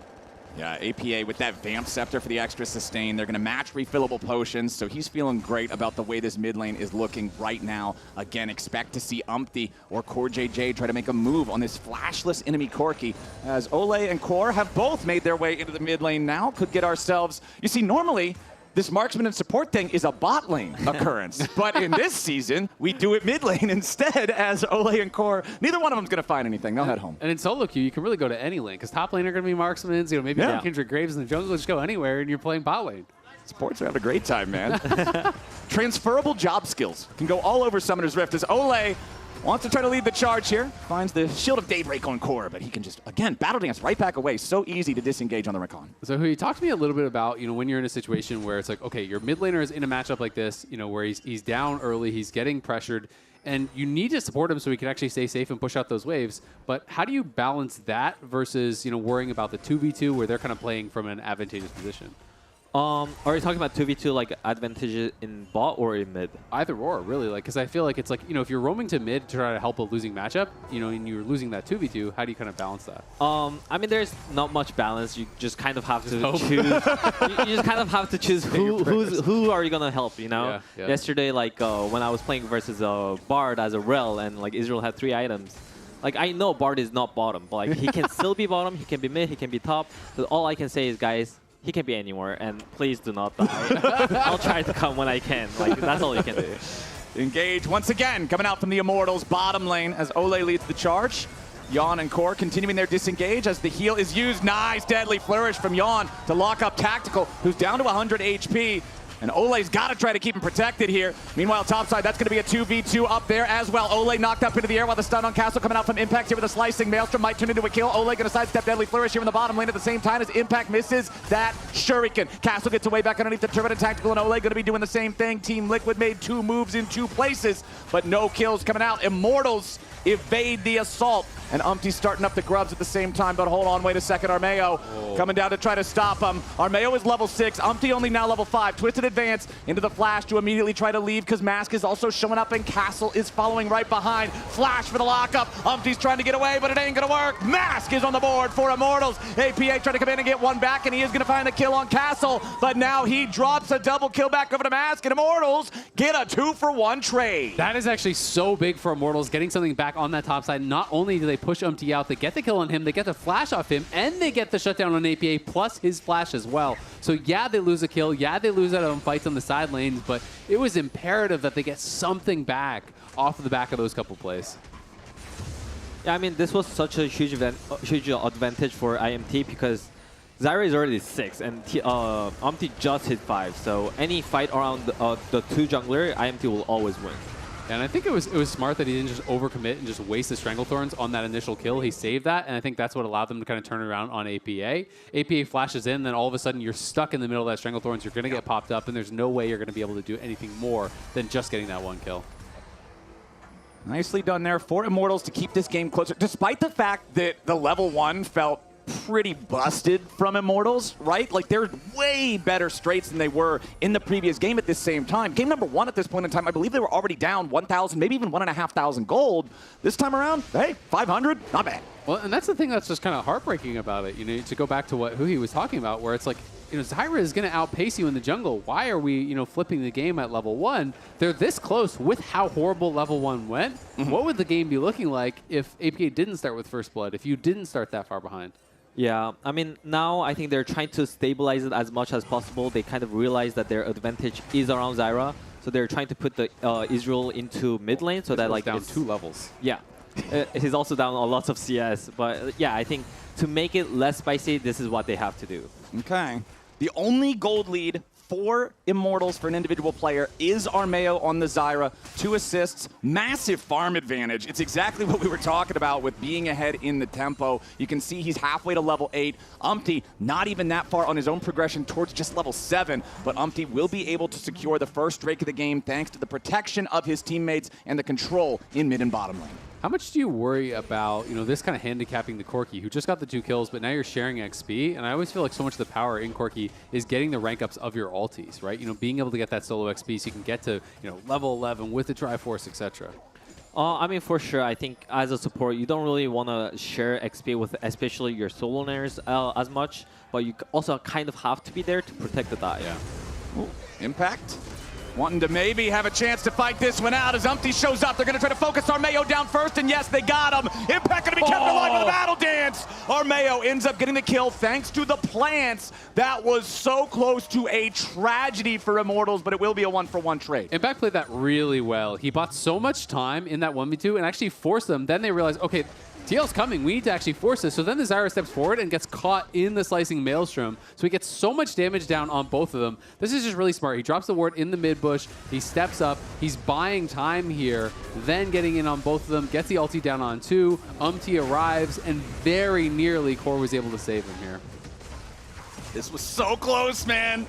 The plants, I actually don't think if they weren't enraged by the Stranglethorns, I don't think they would have had the DPS.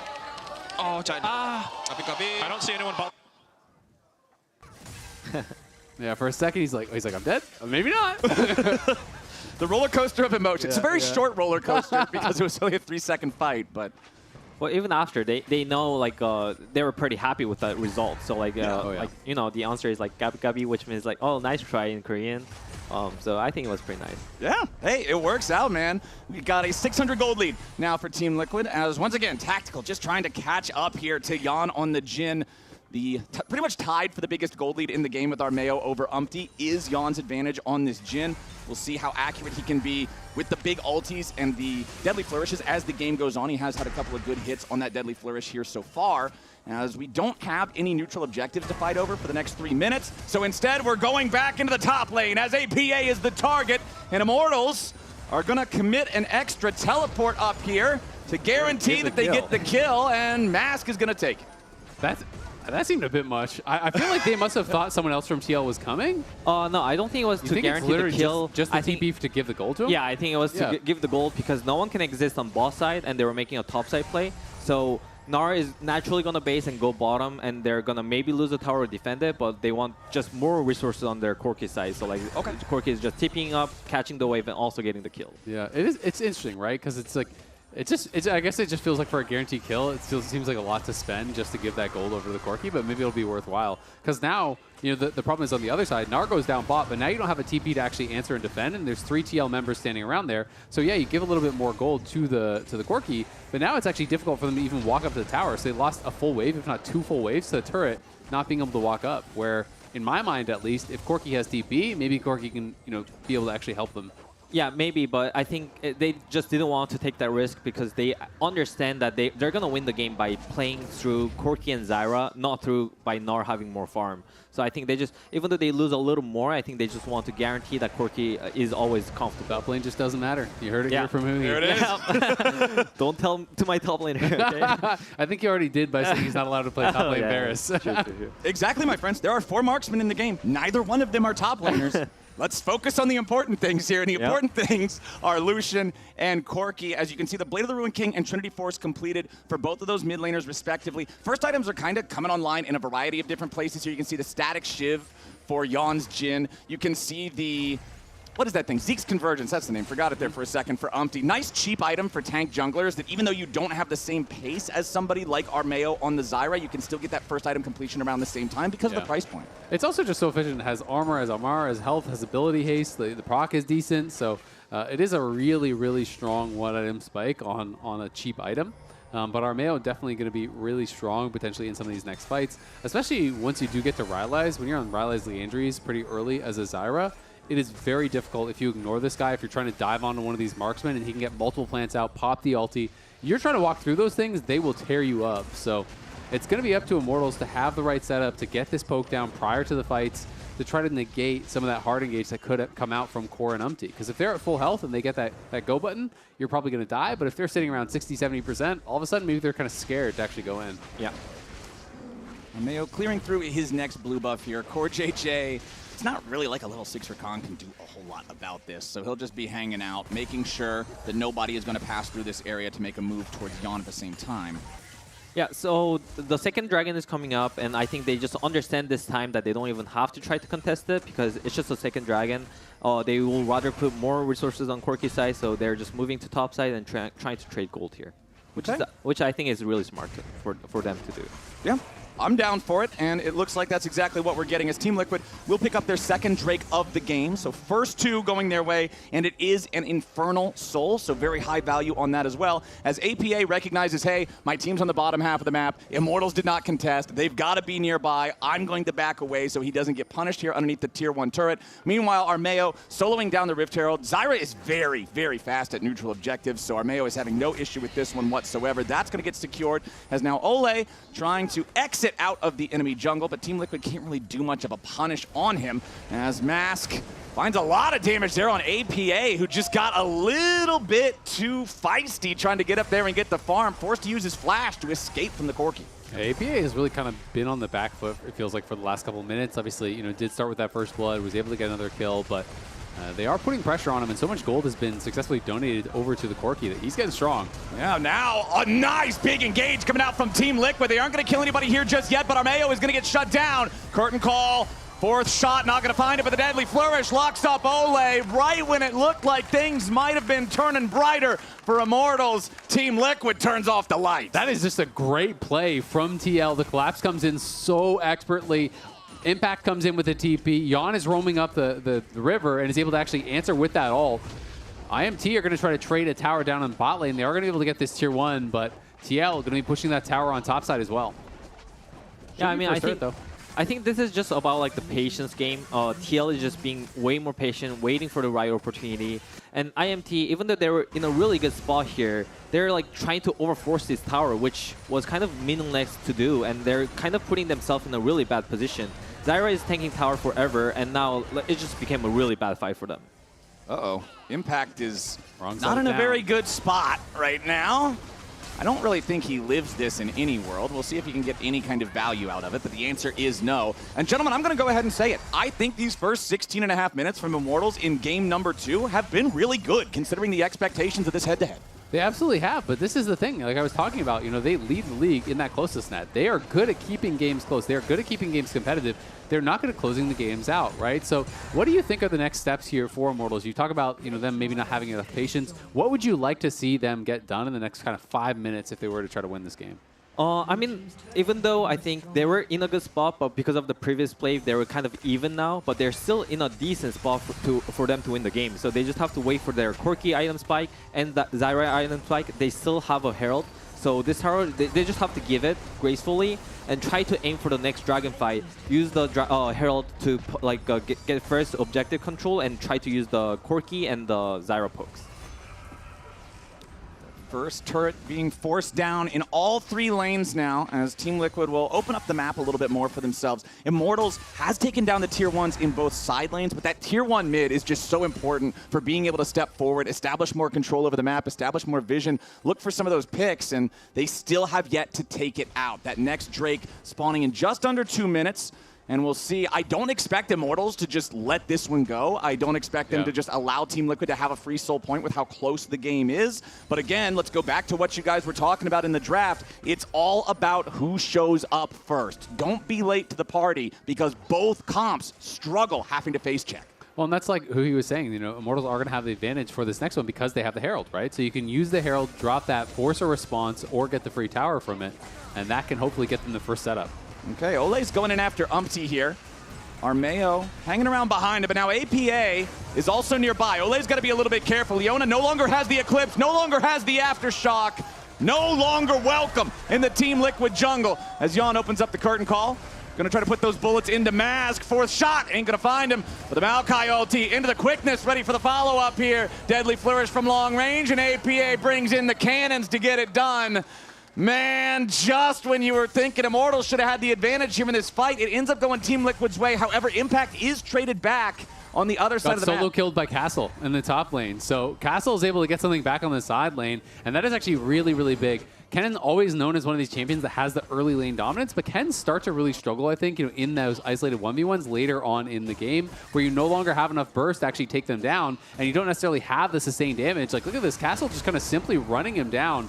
Even with the flash expended there by Impact, Castle doesn't even need to use his own to get the kill. Yeah, easy peasy, man. Doesn't even connect the ulti, but still picking it up. Nice looks for Castle. And that's one of those situations that I'm actually pretty surprised is a rare mistake, I think, from Impact. Normally in those spots, I think he would just die without flashing because the more important fight is this dragon, right? And Kennen without flash is so costly. In a lot of cases, I always see Impact just save his resources, take a death, and then be ready for that next fight. So surprising to see him die and use the flash in top lane. Yeah, for sure. I think this dragon will probably decide IMT's fate.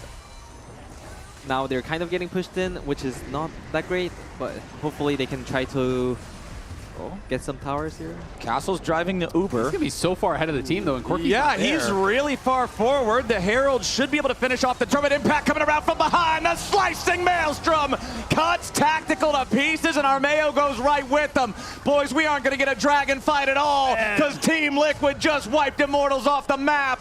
Jan's going firing, kaboom! One shot, one kill. Baron just spawned, and Team Liquid is heading over to the pit. Ah, the wheels fall off for Immortals. Man, we're actually in a good spot to set that up, but Mask is pushing bot. He actually wants to base to be able to buy the Muramana, which is almost fully stacked.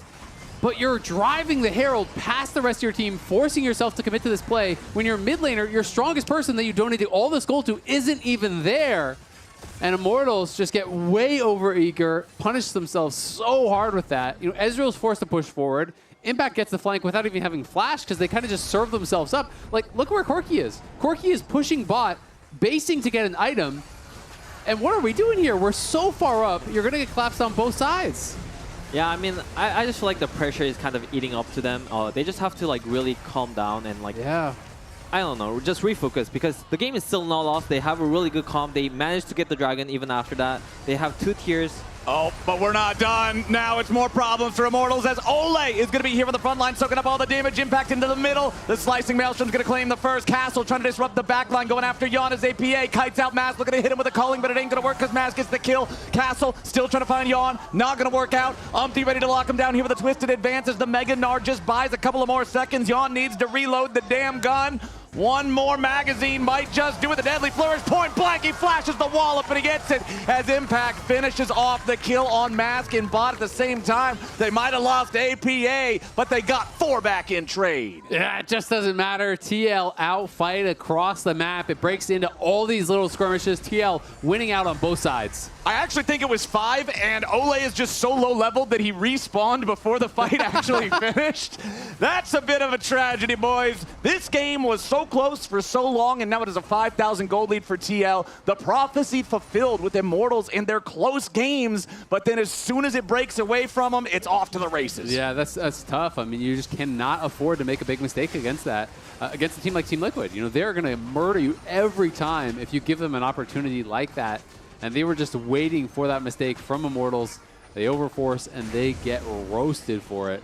And now out back on the map, but just really, really tough to actually play out the game from this spot because they're so far behind now. You can see, you know, the IE is going to be coming in here for Yon relatively soon. That's going to be a massive spike for him. Yeah, I mean, even Maokai is out leveling Zyra at this point. Oh no! It's just really hard for IMT now. I think they just have to kind of beg or like pray that TL makes a huge mistake so that like they get picked or like they somehow come back into the game. I like the image of begging for it. It's like, please, sir, one jungle camp, just one, just one int. Yeah. Please, just one guy. Don't ward and face check a brush. The mid lane of gold. The mid lane tier 2 is gone. The enchanted cannon minion gonna make sure of that. True Shot Barrage, fired down to try to answer the wave here in top. As Umpty walks in front of everybody on Immortals. Needs to be a little bit safer there. Twisted advances back towards the Zyra plant to go for the iframes, keep himself a little bit healthier. But the curtain call is ready to go once more. Ole trying to escape. Where's the 4th shot? Don't even need it here just yet. Impact going in for the engage. He pops the Zonias, staying alive as Armeo is down. A nice deadly flourish. Core JJ with a grand entrance over the wall to finish the job. Impact might have died, but it's still a 2-for-1 trade for TL. Castle trying to get something else back. Oh, if that deadly flourish would have hit, he surely would have fallen. Yeah, there's some low health bars on TL, but it just doesn't matter. They can't chase in past the carries. Yon and APA full health, and at the end of the day, that is what matters. They're taking over their opponent's jungle. They're farming away all these additional camps, and they're just going to continue to extend the gold lead. It becomes so hard to come back in a game when you lose control of your jungle because it's just this multiplicative effect where they're getting further and further and further ahead. It's a tough one, boys. It's a tough one. Upcoming opponents for TL. We've been hyping up next week. That is a huge head-to-head against Cloud9. Likely the 2 undefeated teams, unless Immortals has a water-to-wine type of miracle here. But then after that, buddy, we got another showdown coming up. After that, that's the most important match of the season, guys. I mean, it's going to be a big one. And Energy has been, and previously CLG, one of those blue shell teams, right? Yeah. And, you know, if they are able to actually beat C9, you guys would be the only ones standing in between them and an undefeated season. So yeah, and that would be the opportunity to play spoiler. Yeah, for sure. And even though we lost yesterday versus C9, I think we still feel good about our own improvements. It's not really about like, it is about like getting the W, but like we still, it's pretty important to stay positive and like kind of like be acknowledging your own improvement, and I think we can definitely get there by the playoffs. I agree. I mean, if you get too down on yourselves, it's going to be really hard to actually maintain. And the season is a long grind. And at the end of the day, it's playoffs that is going to dictate what people remember about the split, right? You know, if you have a bad regular season and an incredible playoffs, people remember that. If you have an incredible regular season and a terrible playoffs, people remember that too for the wrong reasons. Like think back to old Immortals. He losing top is still burned into my brain. That was like 8 years ago or something. 2016, man. Yeah. I remember the run because everybody was freaking out. Oh my gosh, this is looking like one of the best teams the LCS has ever seen. But then playoffs came and they crumbled. Right now, Team Liquid is looking to make Immortals crumble again. They're pushing into the base. There is no contest here for the tier 3 turret in mid lane. That inhibitor is going to drop right after 6,500 gold lead. Immortals just trying to defend whatever they can here, but with the inhibitor gone, Mask still recalling. Team Liquid still has control over the push. Going to crash another wave, this time into the bottom lane. However, there is plenty of wave clear on the side of IMT, so I expect Team Liquid to be ready to play for this Baron spawning here in about 25 seconds. They can grab the Drake in the meantime and just continue moving this game forward. All right, Hui, if you could join in and make it a 6v5 for Immortals, do you think you could win from this spot? 6v5. Yeah, 6v5. What, like I'm like an even level as them. You can have the same amount of gold as Core JJ. Yeah, you have Core JJ's economy. For sure? I think so. For sure? Okay. Let's say, because like +1 champion just will bring like so much more tankiness, so much more crowd control. So yeah, well, I hope I can do that. I was gonna say after this, it might just be a 5v5 again because right now, Immortals just lost another man. TP coming in from both sides as Mass makes his entry into the fight first, but now he's got to be careful because Impact and Core are coming to hunt him down. IMT, you can see the Zeke's convergence. He was using the ulti to keep Immortals zoned away as the tier 3 turret falls in the bottom lane. Now the inhibitor is next in Team Liquid's sights. They might not even need the Baron. Looks like they are going to back away from now. They did grab that Infernal Drake in the meantime, so they are at soul point. If somehow Immortals manages to hold on through these next 4 minutes of what we can expect to be a Team Liquid Baron attempt, a Team Liquid Baron push afterwards, they're still going to have to deal with TL going after the soul for the rest of the game. Yeah, that's going to be really, really tough. But honestly, I feel like this is one of those games where it's probably not going to matter about the soul because Immortals is going to be forced to come out of their base, and fight either the Baron or fight for the soul. It's going to be a team fight win, and then likely TL do close it out. If you're Immortals and you're playing out this game, obviously they know they're in a really tough spot. What are the kind of comms that you're trying to look to try to set up something? Like, is it just five-man stack in a brush? Like, what are we trying to do here to maybe look for that miracle play? I mean, it's just like they're gonna be consistently on the timer, like mid and bot in it. Minions are gonna be pushing into your base, so it's gonna be either praying for our Mao, like please can you get a smite still, like somehow, like just get that Baron for us, or they're gonna just try to force something. Here we go. Like just now. All right, we got the TP coming in as Yon has to try to get away, but Castle's right behind him. Yon walked into a trap, but APA has already killed off Mask. Armeo dies right beside him. Nice big ulti coming in from the Gnar. Castle doing everything he can to keep this game going, but it's a double kill for APA before we get shut down. A 3 for 2 favors TL. The Nexus is under pressure, and Impact's getting another kill. Castle is on the run, the only man left standing. The Gnar trying to get away, but I don't think it's gonna work. They got the damage. They'll take him out. A double kill for Impact. The ace for Team Liquid. And there's just not enough time. There's not enough turrets. There's not a way for Immortals to bring it back now. There's still 10 seconds before anybody comes back alive. TL, this second game was a little bit closer than that first one, but it ain't gonna matter anyway. Team Liquid's undefeated match streak continues as they defeat Immortals 2-0. It was a good Hail Mary there from Immortals. That final attempt, the flank was nice, but on the other side of the fight, it just didn't matter. TL pushed forward, a race Mask, a race Tactical, and Castle and Olay not going to be enough to get it done at the end of that fight.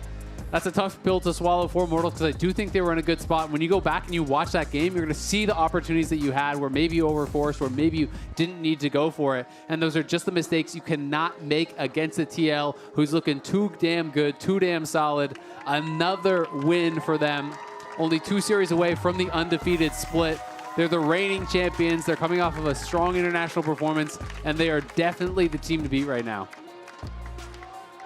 Really, really impressive stuff from this squad who just continues to impress. And now it's time to join Raz and the player with the most games played in the LCS history on stage for an interview. You just heard Flowers. Congratulations on the win, Impact, and congratulations on being a player with the most games played in LCS history, surpassing Wild Turtle. Everyone, congratulations on that. First reactions just to hearing that. Oh, actually, I didn't know that. But good to hear, like kind of crazy about, what I should say. Actually, I didn't think about that. I'm thinking of now game, actually, so I can answer that, but thanks, guys. So let me kind of dig a little bit deeper because we already celebrated earlier on in the split that you had the most wins in LCS history, the fact that you have now the most games in LCS history, the teammates, the former teammates that have always talked positively about you. Just reflecting back on the history and kind of the experience that you've had, what's an immediate feeling and takeaway that you have from this? That's a good question. Let me think. Take all the time. That's hard to answer. I mean, to me, my goal to professional gamer, just be positive as can. That's why I think people say to me nice.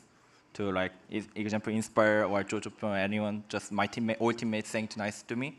So I mean, that's good to hear. But I still not win one day. I not win the world championship. Yeah. So my goal is not done. It's Hell yes.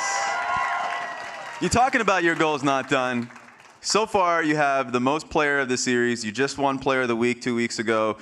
It feels like you are the front runner of winning MVP with how well you have been playing this split. So it always feels like as much as you are the teacher to other players, you're still a student in the game. How do you feel, how do you push yourself to continue to improve for how long you've been playing? I mean, this one is not playing against AI. Always play against like human. Also, League is always patching different, right? Always patching something change. So you have to learn always. So that's why I like it, because you can learn something more. Like, because people 10 years ago meta so different than now. Like, everything always changed. That's why I get motivation more from like game is changed, so I can learn something more. Like example, like people say I play tank only, like something like that. But that's by the way, that's meta. That time tanker is meta. Or now it's kind of like bruiser and like carry meta, so I can play that. So like just up to meta, but I like it. I'm enjoying that about that. Let's talk about your mentality, because I've had a few interviews with you. Anytime I see an interview with you, and someone tries to say anything positively or speak you up, you're always the first one to be like, actually, I messed up in this and this and this. Like, it always feels like you push yourself. That's always been the mentality that you had. Can you talk about your mentality just a little bit more? Because it's something that has defined you as a player, that has made teams like these continue to kind of grow and get better. I mean, it's my logic. It's like human cannot be perfect, but always human should be like perfect, you know? That's my goal, to like, especially like my game knowledge. That's why let me think. I mean, that's why I try that just running or something. I mean, I hard to answer now because my head actually empty now. That's fair. We'll move on to the next topic. The next topic for me, everybody's been talking about it a little bit. It's the two juggernaut teams, Team Liquid versus Cloud9 next week. That's going to be the matchup. You're going to be going up against Thanatos in particular, a bright, new, young talent. Any thoughts about just the team you're facing and the player you're facing? Honestly, I don't care that much. Like, I mean, I care about C9 because I think how they improve from spring season to now summer spring is so different than before. I think now people can say to them like, oh, they looks like team. But people like what they're doing. Like, they're just one by each play different game. But now they play like team. So I respect that. So I'm looking forward against C9 about like team stuff thing, more like team fighting. But against Thanatos, it's okay. It's fine. I mean, to me, I mean, he's not bad. But like, I just play the EWC and like MSI. You know, I'm hungry. So it's not enough to me against, you know. I like that hunger. One last message to the fans out there who've been supporting you throughout your entire career. One more time, guys, and also one last message to those guys. I mean, to me, like surprisingly, so many people be here because before 2 weeks ago, we playing the cage matchup, so no one there. After game is gone, I like,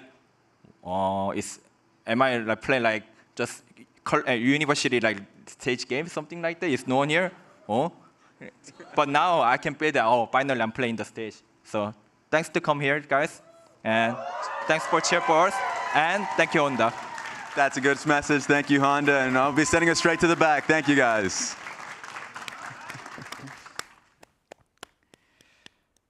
Bless Impact. I did have to look up his champions that he played in the 2013 World Championship, the finals. 3 Jaxes. Yep. 3 in a row. Yeah. I still see Jax today. Nothing's changed. No, I'm kidding. He's been good for so long. Let's check out the players of the series from today's matches. Series 1, Masu. Yep. Series 2, Impact again? Okay, wow. He won again. This guy's unstoppable. He just can't stop winning. I mean, Thoughts?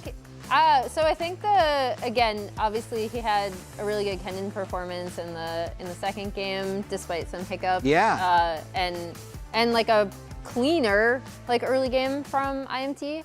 But yeah, he is now leading with 4.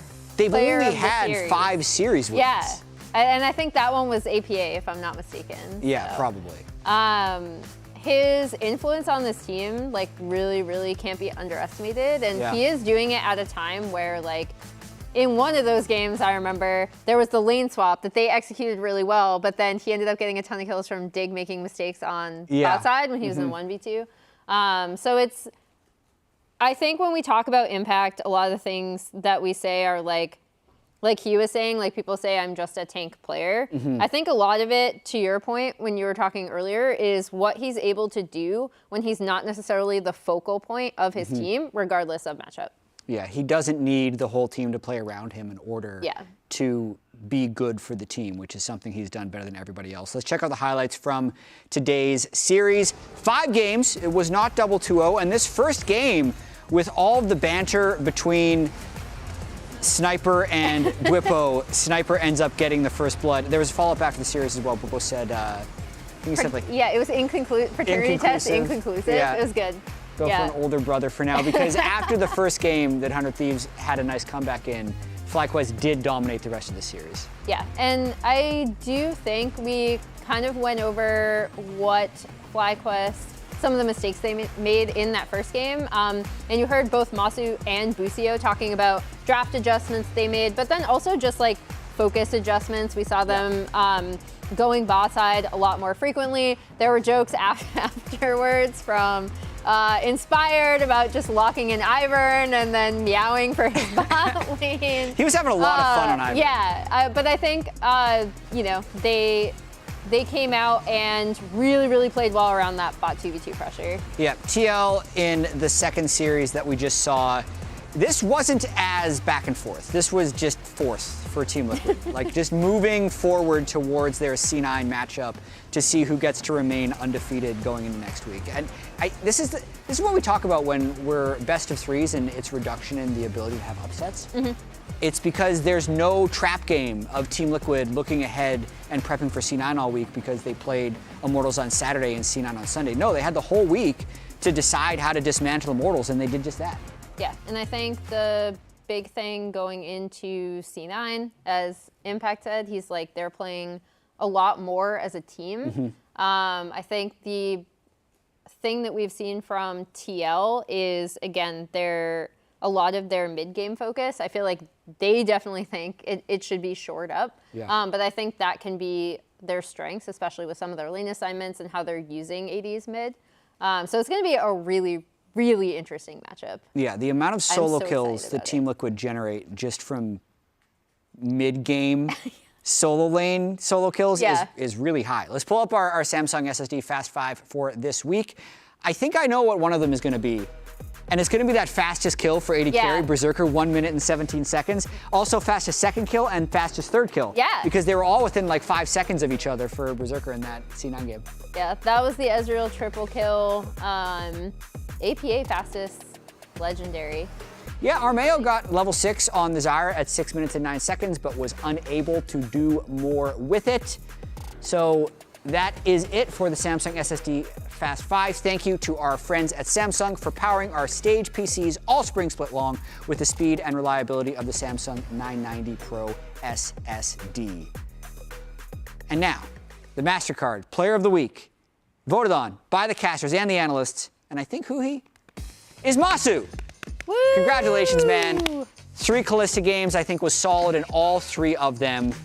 Really some highlight moments in that game 3. And we've been talking about him this whole split and the level of improvement he's shown from spring. I also remember talking to him towards the end of even spring playoffs, and even though they're winning, he couldn't figure out how to show a higher level on stage. It seems like he's finally figured something out for his stage games, and he's playing at a much higher level. Yeah, he and Busio look so much more comfortable as we go through some of those 2v2 kills. So in addition to these, there was a really cool use of Kalista ult topside to dive the top tier one as well that I really liked that comes later in the series. But the big thing with him, we've talked about looking at Sniper's performance, he has really high highs, but then like some other lower lows. Masu, even when he was not performing at the level he is now, was kind of consistent, especially in team fights. And I think the big improvement is just his understanding of lanes and also understanding the relation of his lane to the rest of the map. Has increased a lot. And yeah, it's really impressive. I think he's definitely the forerunner for Rookie of the Year right now. I think absolutely after that performance today. Only 2 series left for him in the summer split. Let's check out the standings because they're pretty interesting now with the still very clear top 3. Yeah. 2-game gap over 4th place, a 3-game gap from Cloud9 and Team Liquid versus 4th. So both those teams would be guaranteed top 3 already. But top 2 is going to be incredibly important. FlyQuest can still sneak in there because they've only lost to Team Liquid. They'll play Cloud9 in week 7. And now that 5th through 8th with the top 6 making playoffs, it's absolutely anyone's game. Yeah, especially with the performances that Shopify put together this week, and then seeing them really, that series against NRG, the NRG managed to grind out last week. Their game record, actually, in addition to the 2-3, is one of the reasons why they are up this high, right? Because they were able to take that game off of FlyQuest as well, I believe, in their series. But this, with Dignitas losing, with Shopify winning, that makes things so much more interesting leading into the finals. Even though Team Liquid versus C9 is obviously my match of the week, the match of Saturday is like this Dignitas NRG game, only because of the hype and the pedigree of both of these teams. The boomer super team of Dignitas not wanting to be 1-5, and NRG trying to make another summer miracle run with an extremely similar roster is going to be awesome. So check that out next Saturday. Also for the NACL, let's look at their schedule. They are going to be still playing, I believe, at the conclusion of our broadcast. It is the 28th today of July. So they're in week 7. Just check, cross-referencing. They didn't take a break. No, they have not taken a break. They're just going to keep grinding. So make sure to check out the NACL. Remember, they have that grand finals live at the end of the split. But that's it for us. We'll be back next Saturday at 4 p.m. Eastern, 1 Pacific, same time as always. And now we're going to be sending it over to Dokla's stream. Make sure you ask him about Dignitas and if he's scared of licorice. I'm sure he's going to have a great response. Greatest chat. Oh, Xante 1 HP. Stay together. Okay, don't troll, don't troll. Yeah. 1 second. Nice. Xante, look, Lucian. Lucian? Lucian. Yeah, kill Lucian. Yes, no E2, no E2. I have Q. Slow. Oh, it's still fine, Lucian no E. Xante here. Right, that. Look, Kalista. Yeah, Kalista 1 HP. Kalista dead. Yeah. Go mid, Jax go mid. Okay. Yeah, I can land. Good fight. Nautilus is ending. Teddy, Norty. I'm going more, okay? Gen no flash. I'm going on him. They're from top side here. Nice. Going more as well. I'm zoning their Nidalee. He's low. QSS. He's dead. Nice job. I'm gonna go. I'm fine. Look. I just blocked Teddy. Come here. Nice. Well played. I'm ending. Coming. Nice, good. You can flash and kill him. Iver, baby! Ignite is ticking down from Ayla. Maybe he can get a trade back. No way! Holy, you guys are smurfing on them. Alan, go under tower. I can ult you, okay? Okay. Daisy is chasing you. I flash Q in 2. I will catch you Vapor. Okay. Someone else tank? I'm tanking. Oh no, yeah, I'm tanking. I'm dropping. Nice. Holy. Team gap. If they go me, watch me. Yeah, watch me. Core. I'm teaming. Okay. I'm Okay. Yeah. I kill Cassandra. Yeah, we can win, guys. Let's go. I'm gonna block the lumber. Yeah. Lily on the flash. Yeah. Xande behind. Lily on the flash. We got Lily. I shoot him. Yeah, let's go. I don't have Mikai. QT. I can save you. Good job. Keep going. Yeah. As Ole gonna get knocked up into the air here. Immortals wanted to go for the early invade, but the problem is they should have stayed home. It's first blood for APA's Lucian. Getting strong. Yeah, now a nice big engage coming out from Team Liquid. They aren't going to kill anybody here just yet, but Armeo is going to get shut down. Curtain call. 4th shot, not going to find it, but the deadly flourish locks up Ole. TL. This second game was a little bit closer than that first one, but it ain't going to matter anyway. Team Liquid's undefeated match streak continues as they defeat Immortals 2-0. Good job. Good job, guys. Bye-bye.